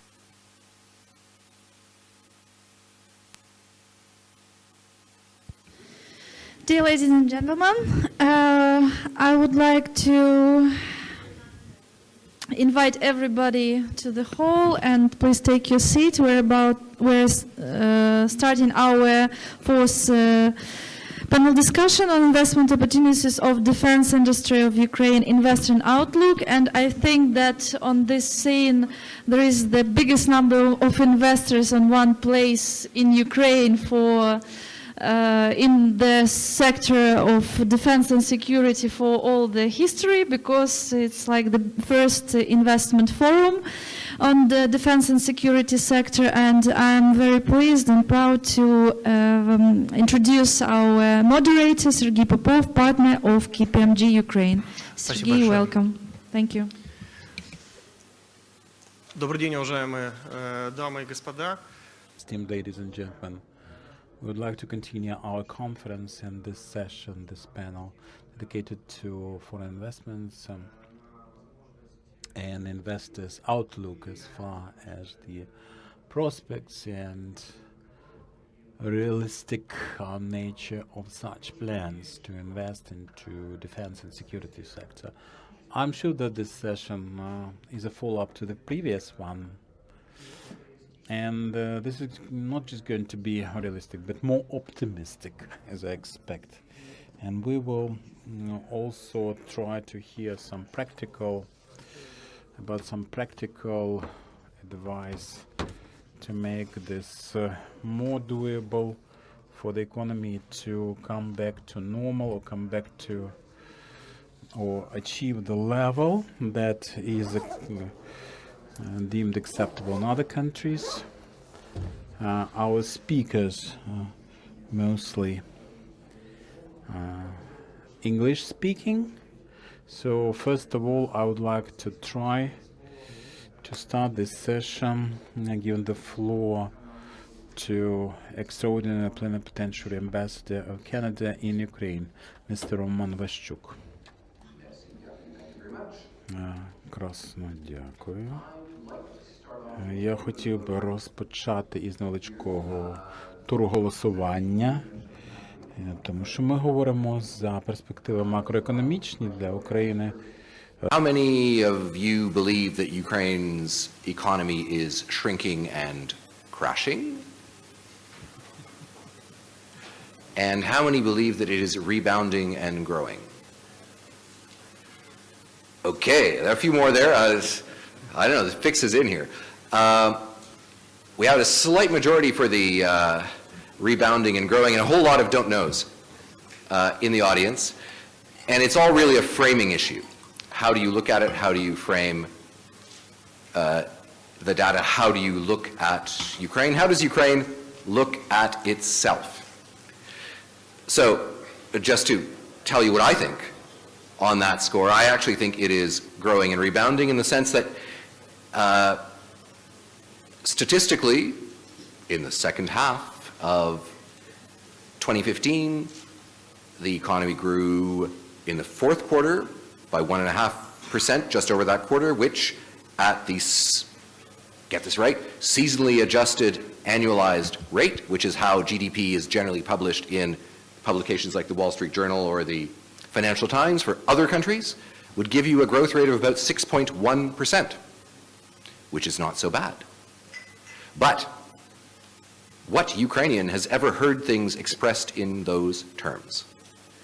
The state's statistics agency, Держстат, still uses the old socialist method of year-over-year comparisons only. Therefore, its quarterly account is down 1.2% over the December quarter of 2014. And of course, there's the notorious 10% figure for 2015, which is what everyone in the Ukrainian parliament talks about when they dump on all over government ministers for what they've been doing. So my view is that there's actually an emerging economic good news story in Ukraine. The very hard experiences, the sharp contraction, the wartime losses, and a number of the difficult decisions on tariffs, on cutting off the siphoning of money from the gas market, pulling in some of the money that was not being collected in the oil market in Ukraine, produced results. The budget deficit last year for 2015 was 3 times smaller than in 2014. Despite the economic difficulties, the Ukrainian balance of payments is in surplus, again, against a background of shrinking totals over much of the year, but then rebounding in the last half of the year. But that is not how most Ukrainians see it. It's not how most Ukrainian politicians see it. And that makes it difficult for anyone who is promoting Ukraine to convey that message to the world. So one of my messages would be, is that Ukrainians have to believe themselves in their capacity for succeeding and develop strategic patience, but tactical dexterity in achieving success. Is there interest in the Ukrainian security and defense sector in Canada? Yes, there is. We've had both Ukrainian delegations coming to Canada's biggest shows in that field, CANSEC, but also then a number of Canadian companies who've been active here exploring opportunities in this market and now coming quite close to finalizing deals over and above the technical assistance, literally technical assistance that Canada has been offering in terms of both equipment, non-lethal but robust, uniforms, and full-spectrum training that we are conducting under the name Operation Unifier, about 200 Canadian Forces personnel at the Yavoriv base doing essentially motorized infantry combat training. And then in Kamianets-Podilsky, where another group of 20-odd people are doing counter-IED training with some pretty high-end robotic equipment. So those opportunities, economic ones, are certainly there. There are the market openings caused, in fact, by the disruption of Ukraine-Russia supply links. What is disruptive for one is an opportunity for someone else. And I think being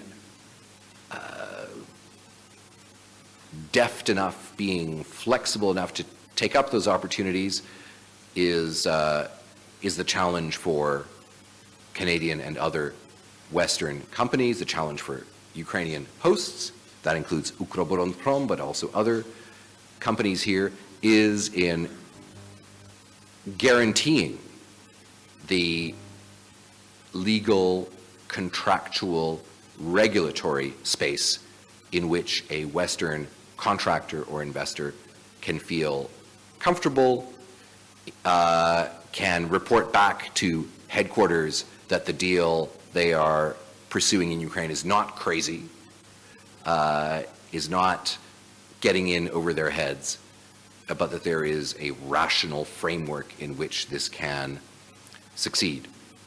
I think nobody would minimize the rule of law challenges that remain in Ukraine, but the security and defense sector is one where organizations specially designed to operate in it, like UKROBORONPROM, should be creating, and I believe are creating, kind of safe spaces for Western partners while the legal and contractual system in the rest of the country is still being upgraded, updated, and brought in conformity with European standards.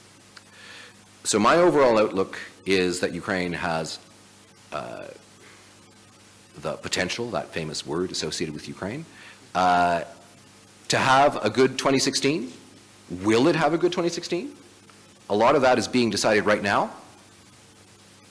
Whether people will act on the pragmatic, practical opportunities that are there, or will they throw it away for the sake of political self-aggrandizement, chest-beating, future electoral success. I have to say things are now in the balance. Those of you who enjoy reading official documents will have seen statements by G7 ambassadors. The common thread of those, there have been two in recent weeks, are that the practical, whether you want to call them technocratic, but real reforms that have been happening in a number of areas, Ministry of Economy, Ministry of Finance, Ministry of Agriculture, Ministry of Justice, and then also Ministry of Defense, should be continued. The people associated with those reforms should have a chance to keep doing their work. No country is obligated to throw a government away every year. Just a little reminder to Ukrainians and their foreign friends, the parliament was elected for 4 years. There was a government that was elected with a majority that is now evaporating. And in many countries, a 4-year government lasts for 4 years. And there's actually no earthly reason why that should not be possible in Ukraine as well. Now, the human factor enters into all of these things, and hopefully the humans in charge will find a way through this current wobbling phase of change and find ways to stabilize it and take us through so that indeed both the Ukrainian public sector, the Ukrainian public, and the international private sector can have a rewarding 2016 that can build on the positive momentum that was building in the second half of 2015. So that's my outlook. Thank you very much, Mr. Ambassador. I have actually a question. I know that Canada always supported Ukraine. I know Canada was one of the first countries who supported us in introducing sanctions against Russian Federation. Canada provided financing to Ukraine. Canada supplied ammunition. Canada participated in supply of non-lethal aid to Ukraine. But how far, from your perspective, are we as a country from being really independent in the defense area?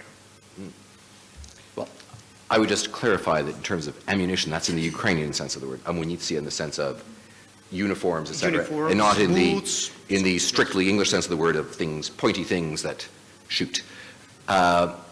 Which is not to say that we do not have, yes, munitions. Which is not to say, though, that, for example, Canadian companies are not actively looking at the possibility of establishing munitions manufacturing in Ukraine, and that's certainly something that is under very active consideration. Is Ukraine independent at this point? You know, look, Ukraine is a bigger arms exporter than Canada. It's in the SIPRI top 10. So, and I think what we've seen here today in the presentations is a degree of restored self-confidence in the Ukrainian defense sector. The realization also that there have been some very smart people here who have been able to tap into work that was maybe not quite in the drawer, but was had not been prioritized, and have been able to bring things into production that have performed very impressively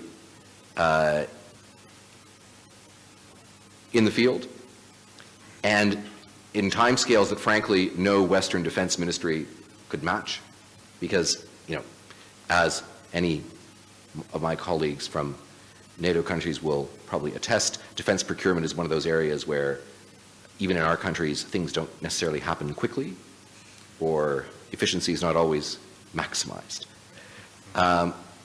So I think Ukraine's done a lot in that area. But it needs to connect to other partners who can help it develop its own capacities better. I think that's, you know, to kind of make it more tangible. I think I heard one expert try to explain it to me, a non-defense guy, layman, saying, you know, Ukraine doesn't necessarily need more guns from you, but it does need various attachments that will help them work better. So, put in those very simple layman's terms, I think there is a lot of scope, and, you know, no country these days is completely autarkic and independent, but Ukraine has a large potential that it's reactivated, and it's developing these new relationships, so I think it can be pretty much as independent as any other medium-sized country in the world today. Thank you very much. Let's hope that we realize our potential. The sooner the better. Now, I would like to give floor to Dr. Evelyn Farkas. And I know that you are now at the private sector. You work for a private company, DynCorp International. It's a military company, but you also have great experience working for the state. So you can probably share your point of view from both perspectives and compare how Ukraine is developing, is progressing in the defense area. Please. Well, first of all, thank you very much, Mr. Moderator, and to the organizers for inviting me and DynCorp here today. I'm going to be typically, sort of in the United States fashion, a little less patient than our neighbor to the north. And so maybe a little bit more direct, and some of this, I think, as you rightly point out, does reflect my experience working in the U.S. government, and certainly you'll find a healthy overlap with what Ambassador Pyatt said this morning. But because I'm out of government, I can speak a little bit more frankly and directly. Now, just so everybody knows whose side I'm on, I wore this jacket today so that you know that I'm wearing Ukrainian color, and so some of the things that I would like to say are said together in the family, sort of in the spirit of friendship. I think this is a very critical moment for Ukraine, for the Ukrainian state, that is, and this conference really gets to the key issues for Ukraine. It is an issue of the survival of the state, the survival of the project that you started even before the Maidan, but certainly that culminated in that very important, if you will, revolutionary moment. And so I just want to make sure that my points are clear, because we really need, the international community needs a partnership with Ukraine, and we want to work moving forward with you much faster and much more efficiently, and we want to make sure that Ukraine survives. And I think, I know it sounds very dramatic, but I really do think that there's a lot at stake here, and it's really about the future of Ukraine and the future of Europe, because for many of us, seeing Ukraine succeed is a critical component of seeing Europe succeed in the way that Europe is today, meaning reflecting our values, democracy, free market capitalism, etc. You asked several questions to frame the discussion, so I will give some answers and then sort of sum up, and I'll be relatively brief. First of all, you said in the framing questions, you know, what does industry need? What does business need? And I think it's no surprise, but number one, transparency and fairness and predictability. These are cornerstones of business all over the world, and they determine the extent to which companies are willing to take risk. And for the United States, in the defense sector, it's a serious issue, because if a U.S. company wants to invest in Ukraine, it has to go to the market in order to borrow money. We don't have a state enterprise that will support us in the defense industry. So I think it's very important to underscore that transparency and fairness, and the issue again of fighting corruption. It's a key to everything that we are facing with regard to the fight for the heart of Europe and the fight for Ukraine. So fighting corruption is absolutely critical, and there can't be any pause in momentum. And I think, you know, as the ambassador pointed out, this is really an opportunity for Ukraine right now, but it's serious. And so I want to underscore again what Ambassador Pyatt said earlier, that we really need the Ukrainian government, the Ukrainian people, to do everything they can to fight corruption. And we know it's not easy, because of course it's changing patterns, and any change is difficult, but that's critical. The second thing I think that business needs is a balance between equity and ownership. And this was raised already in the first panel this morning, that if you're investing more than 51%, then your investment should be reflected in your ownership. And I think that's it's a non-starter for American companies to be investing significant amounts and then not getting the same fair ownership rights. So I think that's absolutely important, and I would urge the Rada to adopt the legislation that's pending before them on that.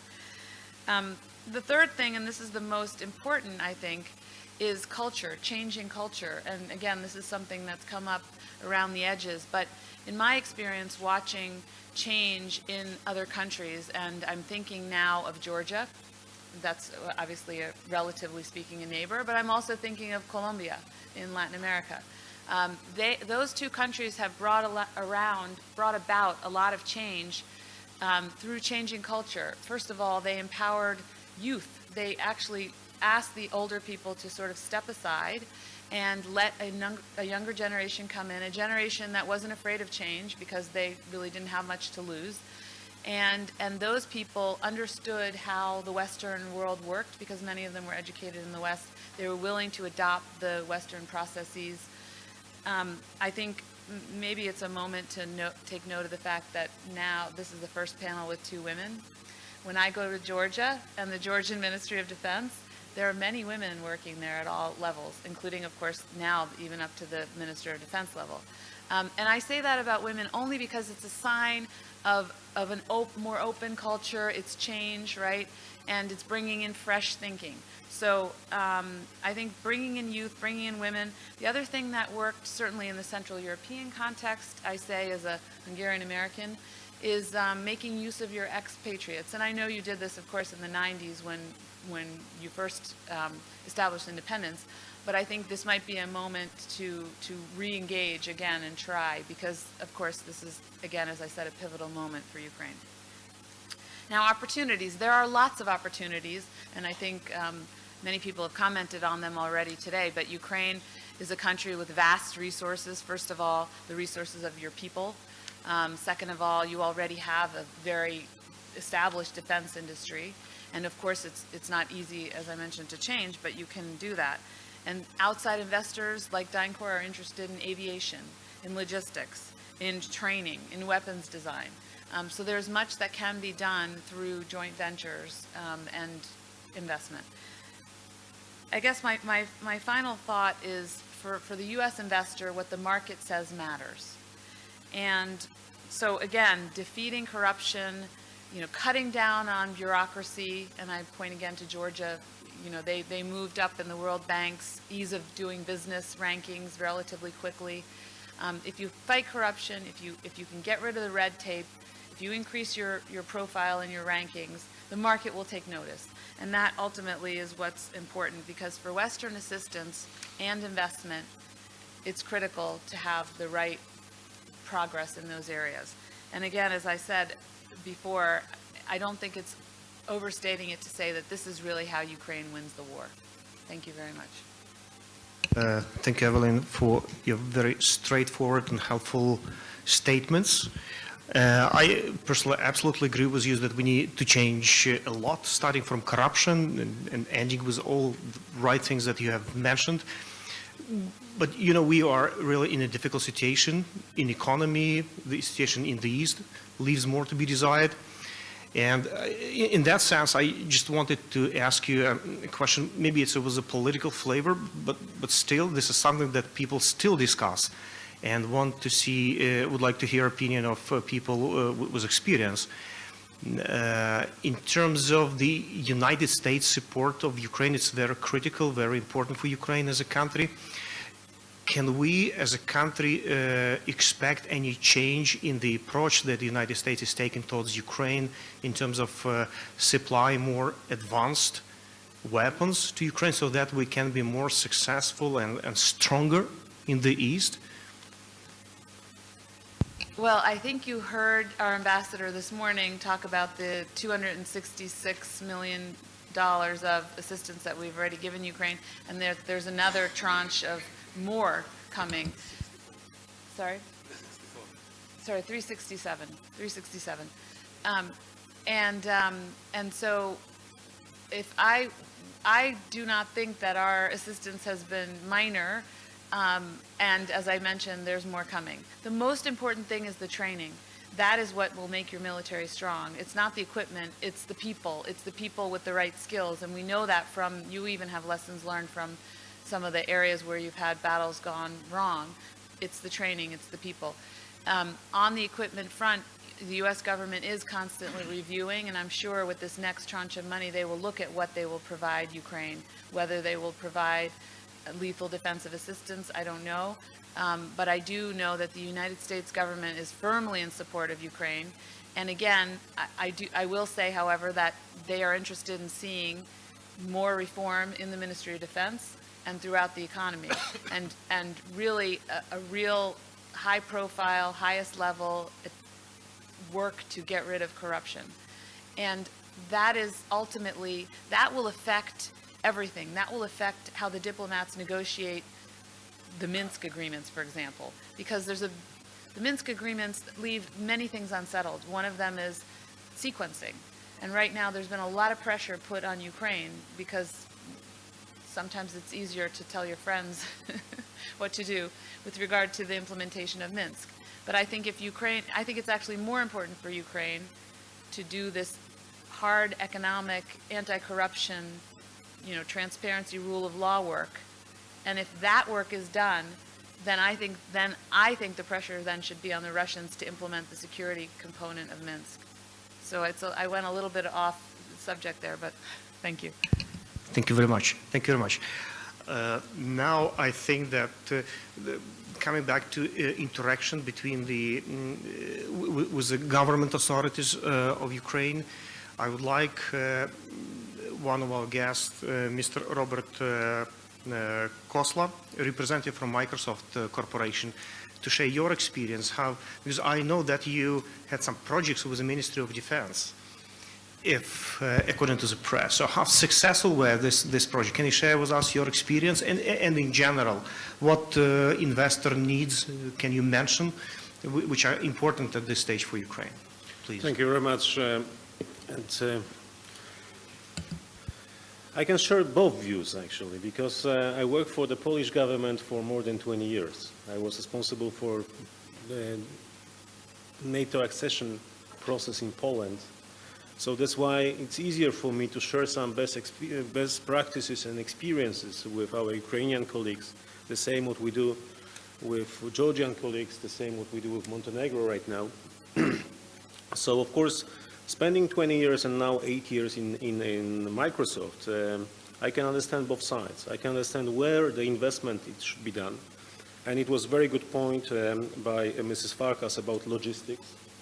I fully agree about people investment. But of course, what we as a technological company, as you can see, the Microsoft is the innovation partner here. We need a lot of innovation here, and I fully agree with Ambassador Waszczuk that we don't need more weapons in Ukraine. We need systems, information systems, that will help Ukrainian armed forces, first of all, in situation awareness. Starting point, of course, the starting point for effective command control systems. That's typical, one of the most important modernization program by NATO and NATO countries right now.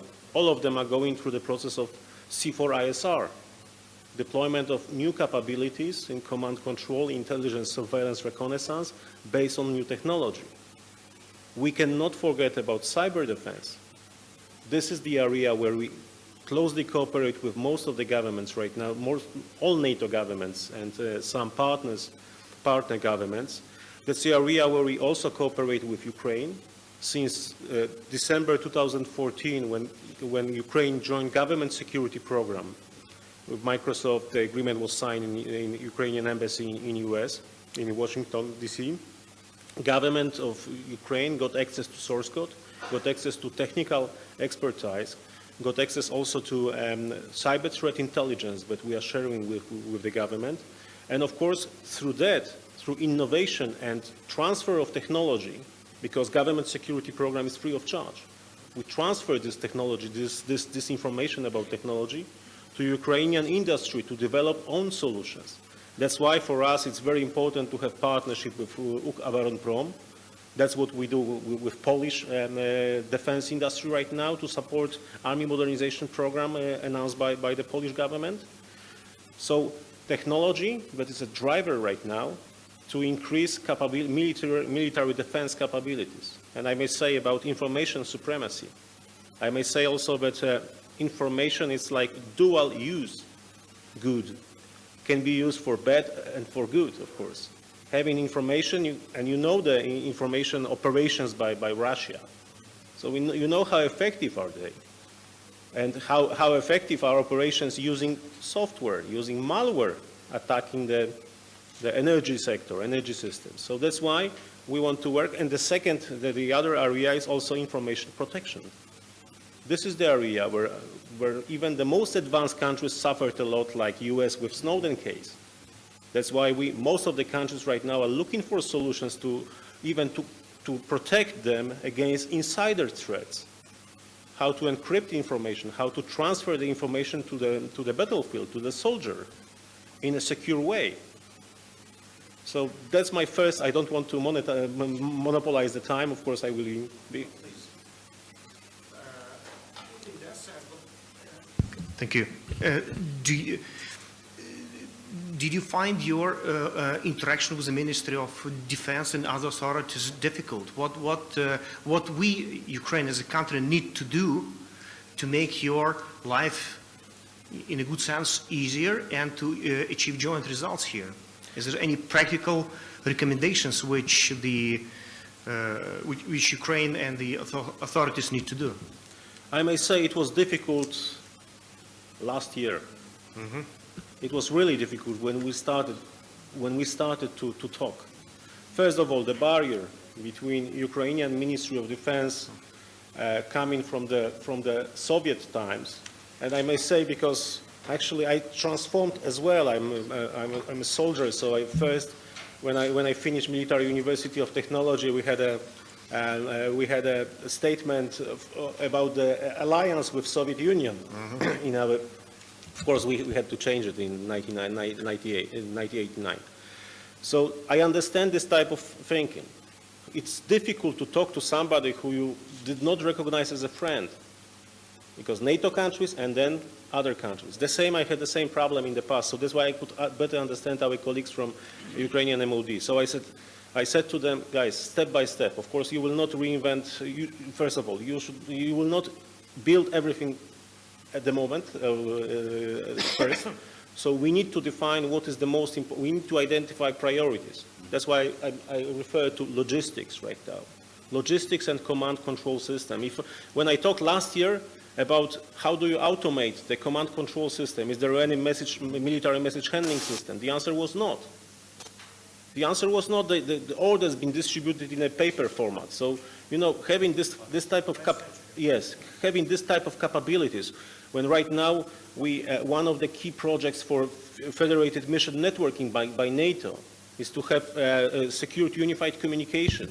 The best experiences from Afghan mission network where actually Ukraine was already involved. So they could see actually technology which NATO is using also to share information with outside of NATO. And Afghan mission network shared information, secret information from intelligence systems with partners. So that was the first case when NATO did it.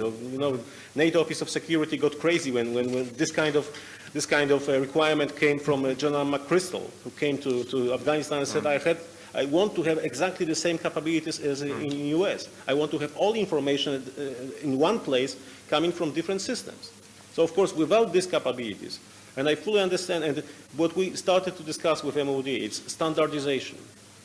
Follow the best examples. You don't have a time right now to develop your own standards.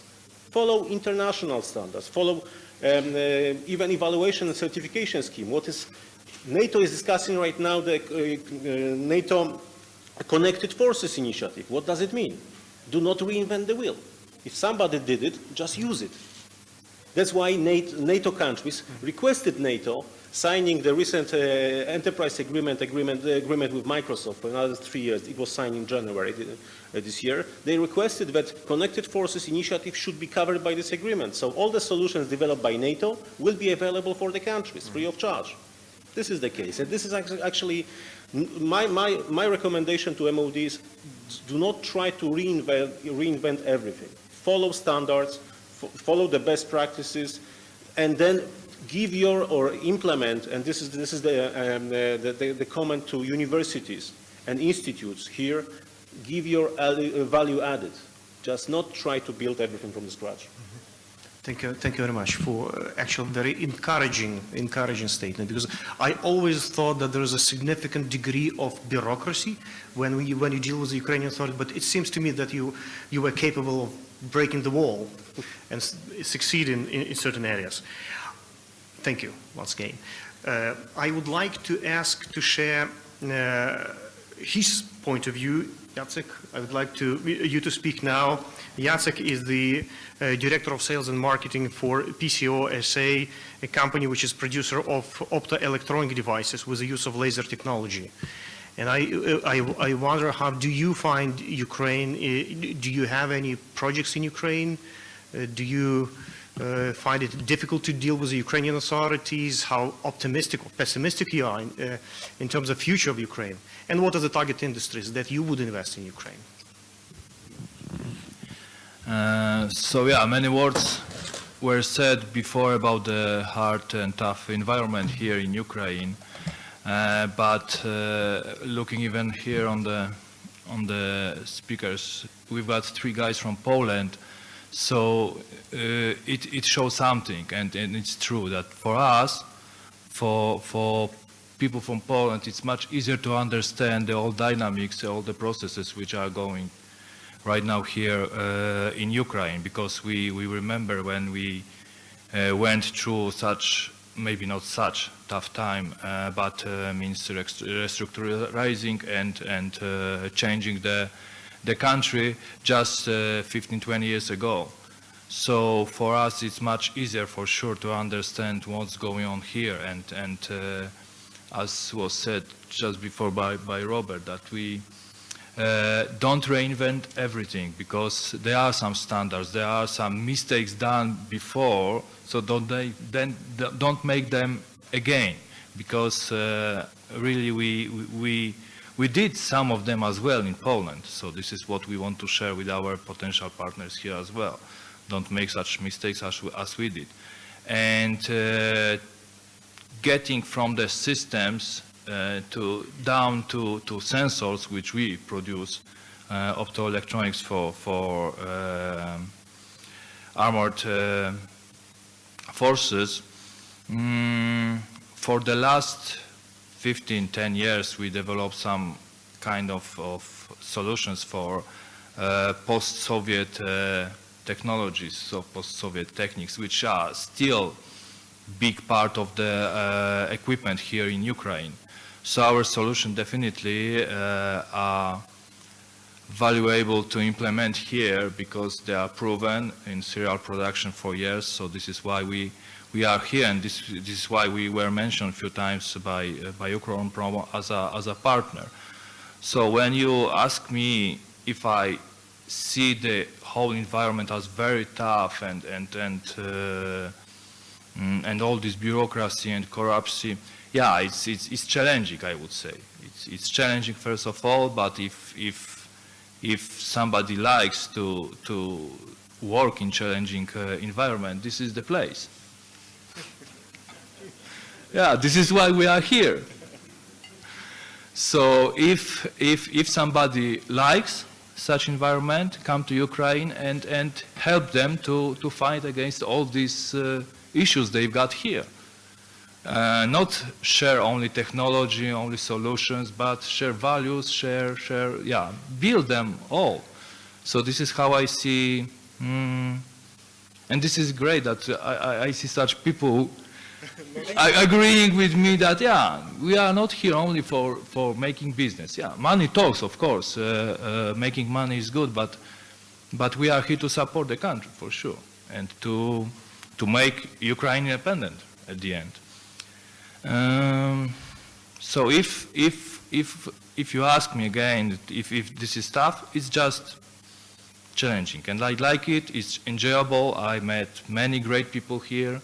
I visited plenty of different factories, trying to find our PCO place between Ministry of Defense, private sector and public sector, UKROBORONPROM holding. So yeah, I met many great engineers doing really great things. So I'm really excited about the future and what we can do together if we do it right. And I strongly believe that having our experiences in Poland before, we can do it right together. Thank you very much. That's probably the most difficult thing, to do it right, and from your perspective, from the Ukrainian perspective, because sometimes these things are different. But one of the questions that I am interested in is, what are the areas in which you would invest in the Ukrainian economy in general, and maybe specifically in the defense area?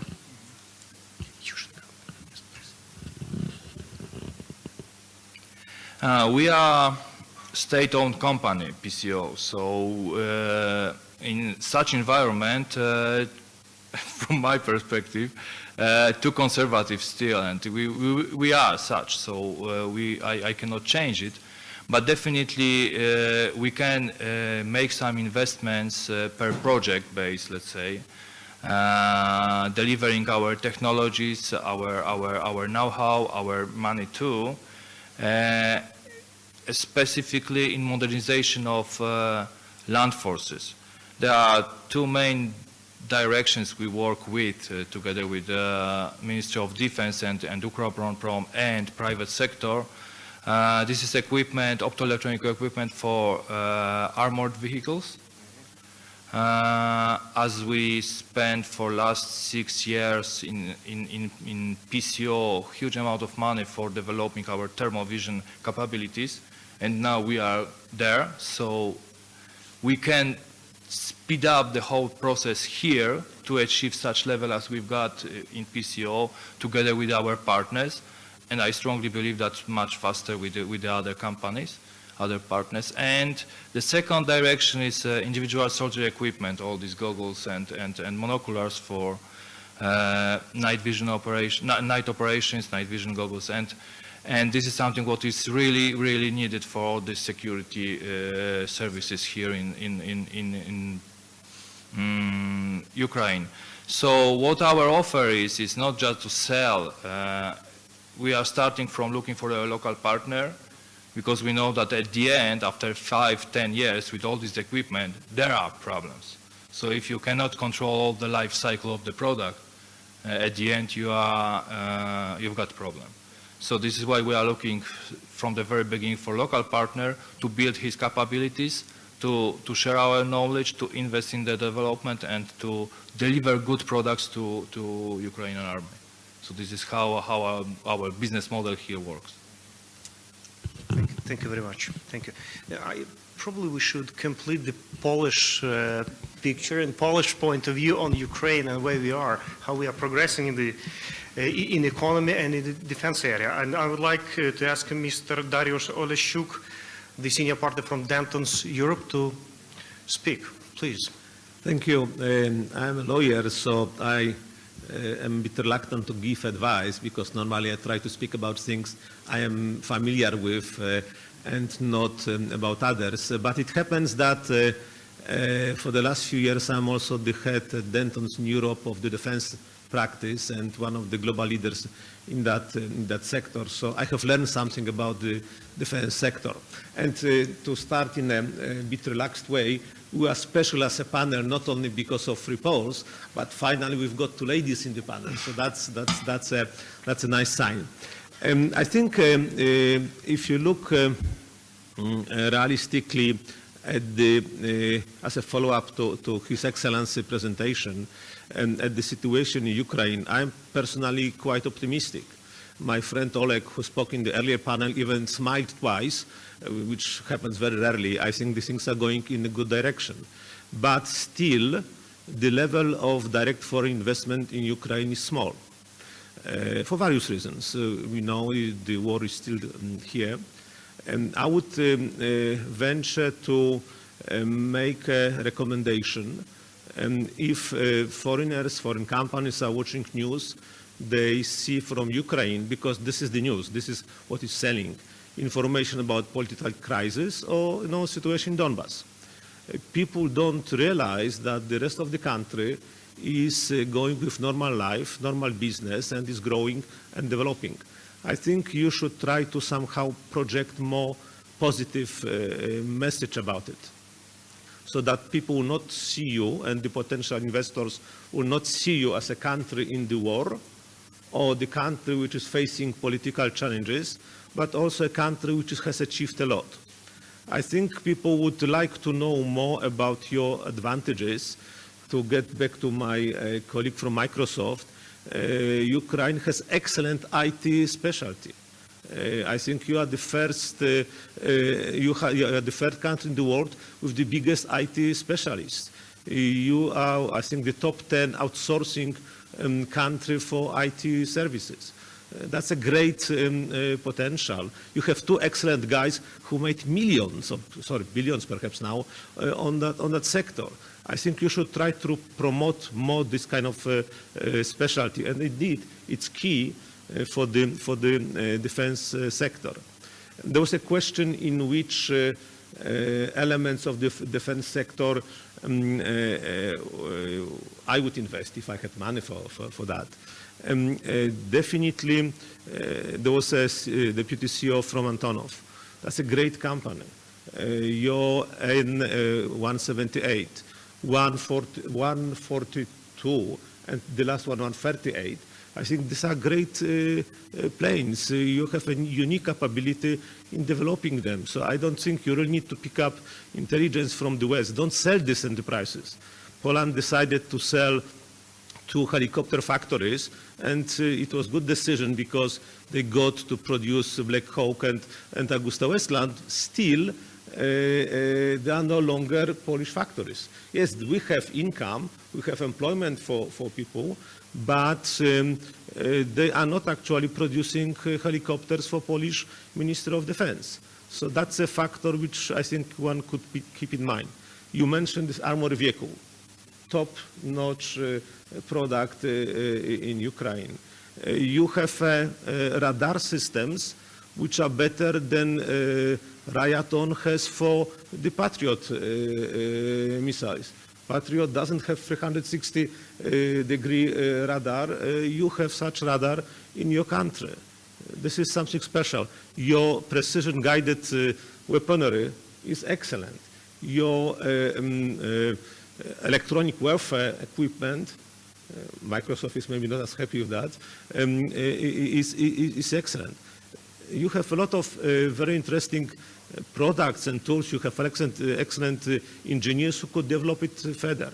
So if you look for partners for this sector, definitely you could be proud of what you have, and you are not coming from a position of someone asking for help. When you'll be buying the thermo and night vision equipment from Jacek, and I think you invited this already, don't only buy. Poland made a huge, we've got offset on F-16, but this was, sorry to say that, not as successful, Alan. But the point is simple, that once you start to get technology, you try to get ability to manufacture it locally. That's what Jacek is inviting to happen. Poland was very smart to buy Leopard tanks, but without any technical documentation. So when the time comes now to do the refurbishment and modernization, we are not able to do it ourselves because we have no any plans.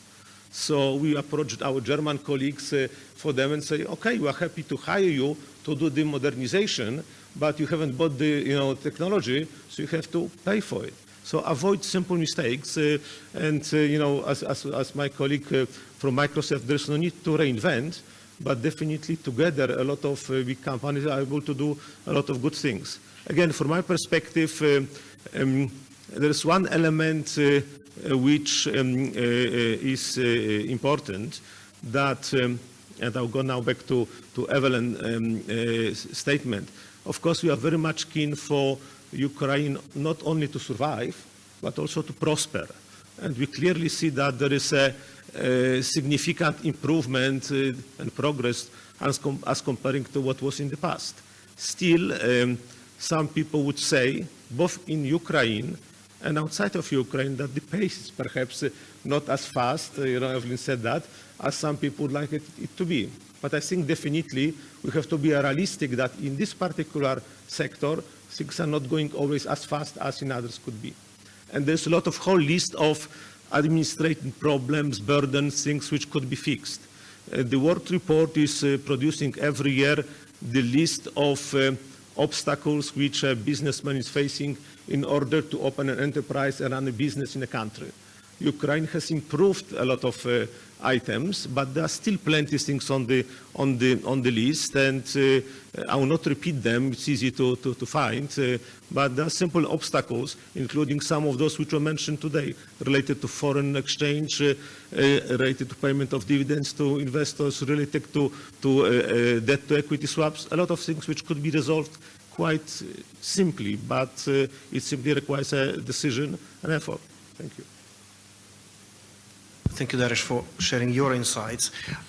Quite frankly, we are running out of time, so I would like to ask our next guest immediately to share his point of view. There's a person who crossed the ocean to attend this conference and to share his views on what's going on in Ukraine. And please, Mr. Alan Merbaum, representative from Lockheed Martin Corporation, Lockheed Martin Missiles and Fire Control. Please. Thank you very much.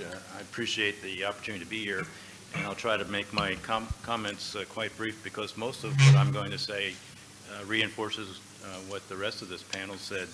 I wanted to pick up on one comment and share with you what we see in the U.S. When we hear about news anywhere in the world. We're a people with a very limited memory span, but if I were to characterize the last few weeks, the news coming out of Ukraine has not been that good, but I hope it's you're at a position where things are going to go forward. I mean, we have a test in my company that is the Washington Post test. So if you're in the Washington Post, it better be good news. In this case, it was not. A couple days ago, about your official who resigned. A couple days ago, I was watching Bloomberg here in Ukraine, and the soundbite on Ukraine was a dissatisfaction by the investment community because of what's going on in the government. I bring this up because, again, people with short attention spans in other countries who are thinking about where should I invest my money, this leaves an impression and they move on to the next opportunity. And to underscore what's been said here, I hope that things are moving forward and in a position where the news coming out of Ukraine or that's being reported, especially in the business community, is going to be much more positive. And that'll shape the way executives look at business prospects. That said, about a year and a half ago, I put together a short paper on what I thought the 10 tenets ought to be that Ukraine might want to consider to move forward and move into the future in terms of its defense industry. And I'll very briefly summarize them here, and we can talk about them later. One is, I think you need to do an industry benchmark. You need to understand the financial, the technical, the necessity of your industries. Are there gaps, or are there two industries which are competing with each other? How do you reconcile those? How do you make sure your industrial base is efficient and looking to the future? Another aspect I would say is demographics. You have a fantastic neighbor to the west called Poland, and if you were to restart some industry and wanted to try to move industry to the west, first of all, you'd want to do that from a strategic standpoint, safety, and second of all, you have a fantastic trading partner that you can do all sorts of wonderful things with, and I think that needs to be explored. Your R&D, I think we've heard a lot of talk about the R&D capabilities here. It's well recognized in the West that Ukraine has been the engine of R&D over the past 30, 40 years, and that needs to be exploited. I've met several people, even today, but in the past, who are young, they have great ideas, but they can't find a way to get an investor. There seems to be the lack of an environment here that is conducive to embracing and nurturing young people with great ideas, both inside and outside the defense sector. And I'd suggest you might want to look south to a country like Israel, which took in hundreds and hundreds of Russians many years ago and created a very nurturing environment from which to take this kind of ambition and R&D technology and expertise and nurture it and grow. And that's why that country today has such a fantastic high-tech growth industry. So you have a lot to learn from another neighbor. I think also from the standpoint of policies, yes, we in the U.S. defense industry sector, and not only the U.S., but within NATO, as a NATO member, we want to work with people who have similar standards. And to the points being made here, you don't have to reinvent the wheel. Go and learn from NATO what the standards are. Go and work with those industries in Europe who can help you translate the past Soviet bloc type of standards or methodologies into something that's translated into the West. So you can learn quickly by doing that and talking with your neighbors. Another aspect is your defense. How are you going to procure systems? What does your defense procurement organization look like? Who do we come talk to? If in the near future there's going to be some possibility of U.S. defense products being sold into Ukraine, we need to know who to go talk to. And by conversely, Ukraine needs to understand the way that we engage with other countries in terms of our foreign military sales process. You need to learn to do that because our process is not going to change so quickly, and quite frankly, it's been very successful around the world. We're being tested now and again by some countries, and we're modifying it. But at the end of the day, you need to understand how to do business at a level that we're comfortable with. And the one final note I'll just say that's the big elephant in the room. It comes to transparency and the ease of doing business here. When a company like ours wants to do business in a country, the first thing we have to do is we go to the embassy and we get a reading on the country's stability, on how easy it is to do business there. We get a report on that country. And then we have lawyers who come in, people like Baker McKenzie, Dentons, who come in and they give us an assessment. If a country does not pass the litmus test of clear and transparent ways of doing business, then it's less probable that we're going to do business here, because we can't afford the risk that we can't control. We can control business risk, we can control certain economic risk, but we can't control political risk, we can't control geopolitical risk. And that's something that's got to be addressed. I think we all know that. And I really have no other comments other than what I've said, and I leave it up for any questions. I think that amongst us here, from this entire panel, I think you're seeing people who are champions of Ukraine, who are advocates in their home countries for Ukraine's success, and I hope that we'll be back here to really do some serious business. Thank you. Thank you, Alan. I think that we do need some more transparency in different areas, also in the area of legislation. Ukraine is doing a lot, I think. As a Ukrainian, I'm proud that we already did many things, but there are many other things that we still need to do, also in the legislation and predictability for foreign investors, and in many other areas. To continue, I would like to give floor to Grina Lavery. We started with a diplomatic representative from diplomacy, and we end also with the representatives of the embassy. You represent the British Embassy Commercial Department, so please share with us your experience, your point of view. Okay, thank you very much for inviting me along today, and not least, as Evelyn said, I haven't been here earlier, and I understand you haven't had a lot of ladies, which is a bit of a shame, but I can see there is quite a lot of women in the audience, so hello. I'm also not sure how many other British speakers you've had on the panels so far.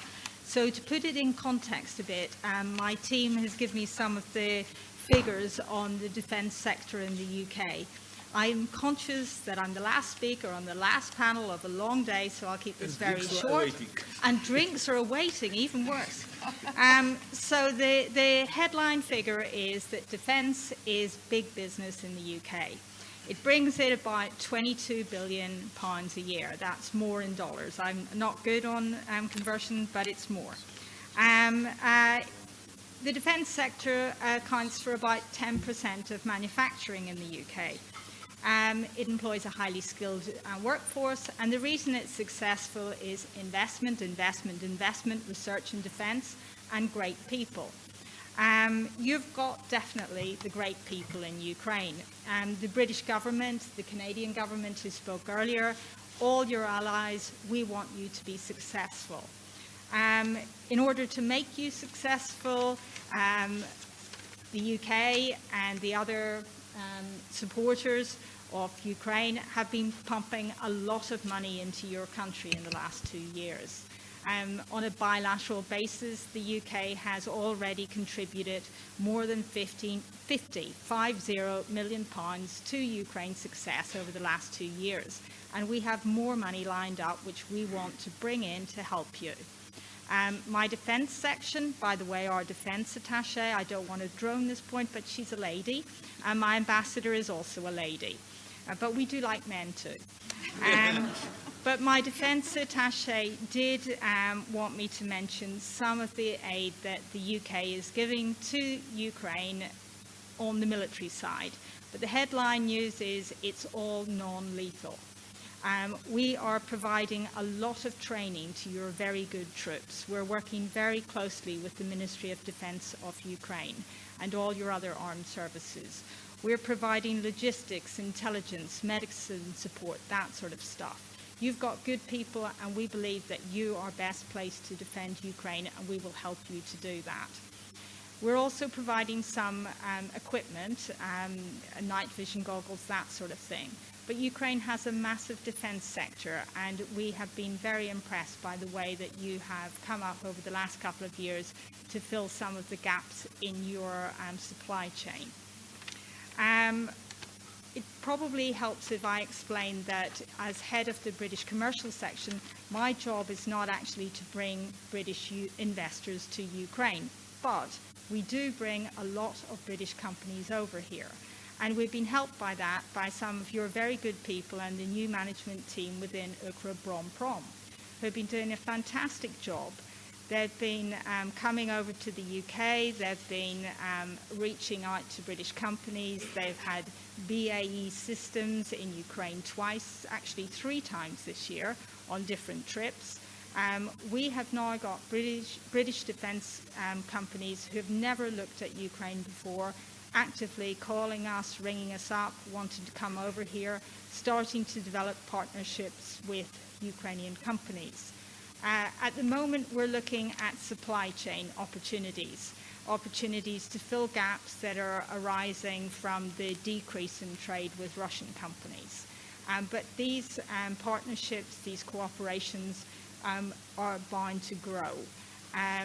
When I came here, I've been here just over 2.5 years, my team told me we weren't doing much on the defence or aeronautical side. We just simply weren't doing it. The opportunities weren't there. This year, the case has completely changed. It's now been identified as a high priority in my targets. It's an area that we are working very hard on developing those sorts of partnerships. And there's a lot of interest on the UK side to develop those sorts of links. And we're pleased to say that companies such as Antonov, with the help of UKROBORONPROM, other companies are coming forward, and we are building those links. And contracts are slowly starting to be signed. You asked me here to talk from an investor point of view, what Ukraine's doing right to attract investors and what you could do more of. There's lots of opportunities in Ukraine. You've got an extremely highly skilled workforce, and you do have a developed defence sector. We've got the association agreement with the EU and the deep and comprehensive free trade area that goes with that. These are opening up opportunities. But I will say it, you've heard it before, everybody is telling you, you're really going to have to do something about the business climate. Investors come out here, and they're big international investors. They have to respond to international stock markets. They've got specific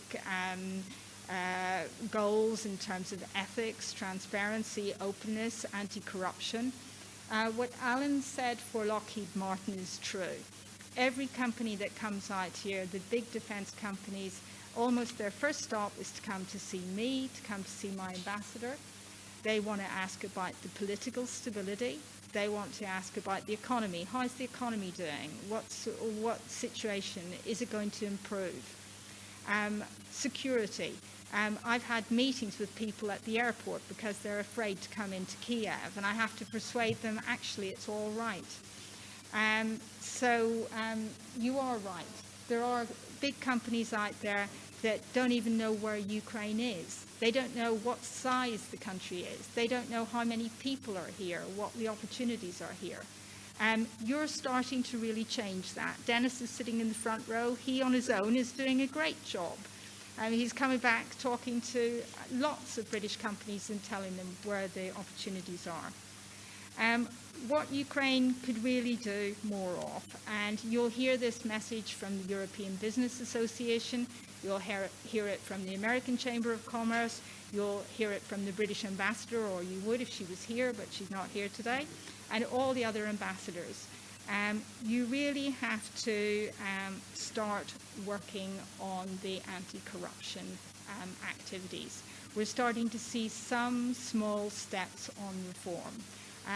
E-procurement is coming in, and we understand that that's beginning to save companies lots and lots of money. And there is the Anti-Corruption Bureau. You do have the Business Ombudsman. Things are starting to improve. But the European Business Association and the American Chamber did a poll of businesses in Ukraine very recently. It was in the last couple of months.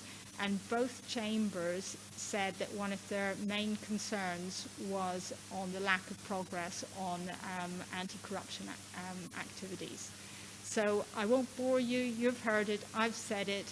If you fix that, I think the investors will come.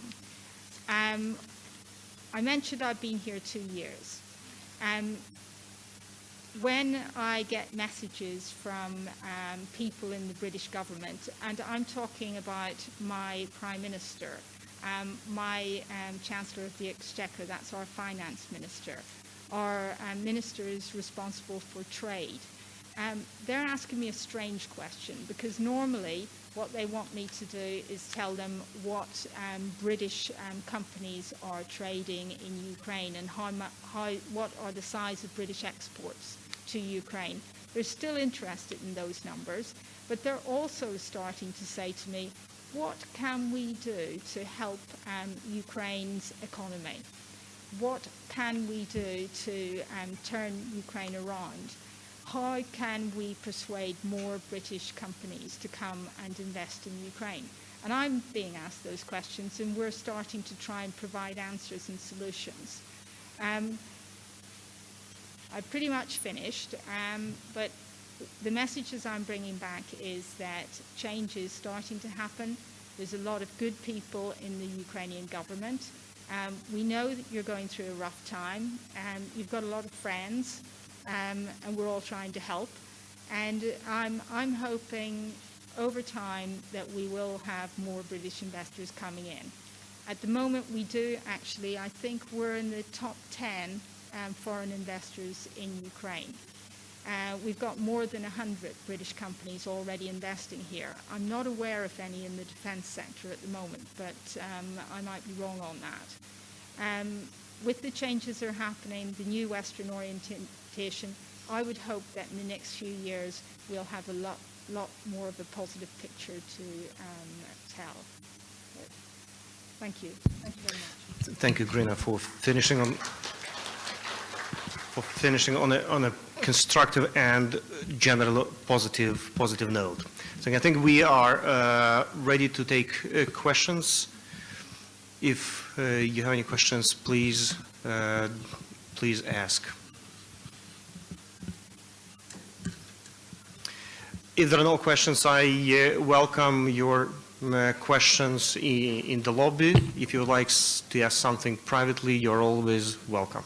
Thank you very much. Thank you very much, dear guests. Thank you very much. Please, we are about to have our closing remarks, and I would like to thank once again our speaker, our great moderator, and all the participants. So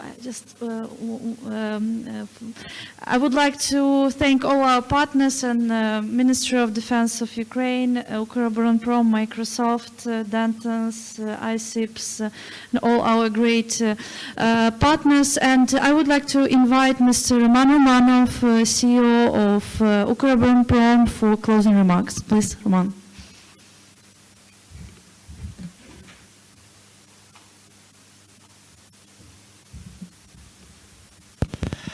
Добрый вечер, да? Good afternoon once again. First of all, let me thank all of those who came to this forum, those who came from afar. We have those who care about Ukraine's future here, who care about this, and I'm very grateful for that.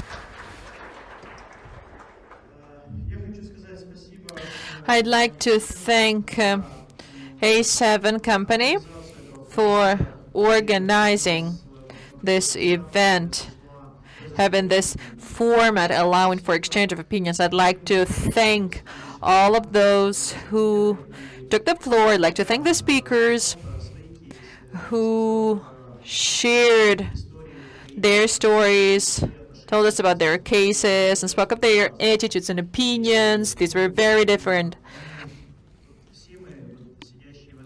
And all of us here and the speakers, we all agree about one thing. We all care about what Ukraine is today and what Ukraine will be in the future. All of us came here with something in our mind. We all want Ukraine to integrate into European space, into collective security. There are people who are looking forward to business opportunities, to business processes, which will be good for developing the economy and security in our country, and I'm also grateful for that. And I'm grateful for the criticism of the government and the criticism of the systems, the organization system in the countries, and hopefully the MOPs will communicate the message to the parliament, and hopefully the message will be communicated to the cabinet ministers, and hopefully the hurdles that we encounter and face now will be dealt with in the nearest future. I believe that the criticisms that we heard today will indeed be productive.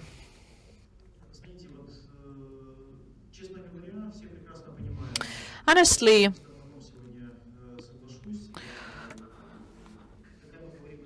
when we say these words, investment forum, and we saw a number of officials here, representatives of embassies. When we say investment forum, we imply investments, private sector investments. But the key message was that we are open, and if someone's looking for the reasons not to do something, there are reasons to be found. But if you're looking for opportunities, there can be opportunities found.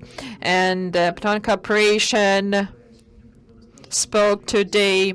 They shared information about working in Ukraine. And rest assured that we are open and we are candid and honest. And hopefully through joint work with UKROBORONPROM, we will initiate this full-fledged investment projects in Ukraine. Let me thank you once again. I'd like to thank all of you who patiently stayed here till the final session. I'm grateful to those who shared their information, the information you brought to our country. Thank you very much, all of you. Thank you.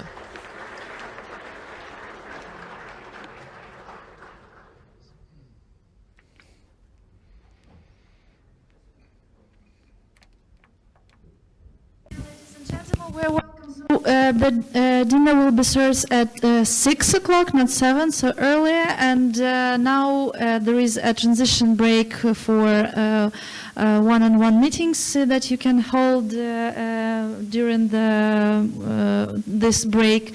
So thank you very much again for this forum, and please be aware that next forum will be on 17th of February next year, and so save the date in your calendars. We will invite you all, and hope it will be even much more bigger whole, because we see that at this moment there was more than 400 participants and attendees of the forum.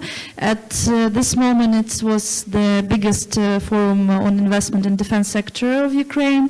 The last but not least, I would like to say my gratitude to Yuri Gusev, who was he's not on the Minister of Defense now, but it was his idea to do that more than 1 year ago. And thanks to our partner UKROBORONPROM and Minister of Defense, we did it. And I would like also to thank all my team of A7, especially Alexander Poeta, who made this forum happen. So I would like to thank all the team. And by the way, we have almost all girls in the team, so maybe we should meet with your ambassador. So thank you very much. Enjoy your dinner. Thank you.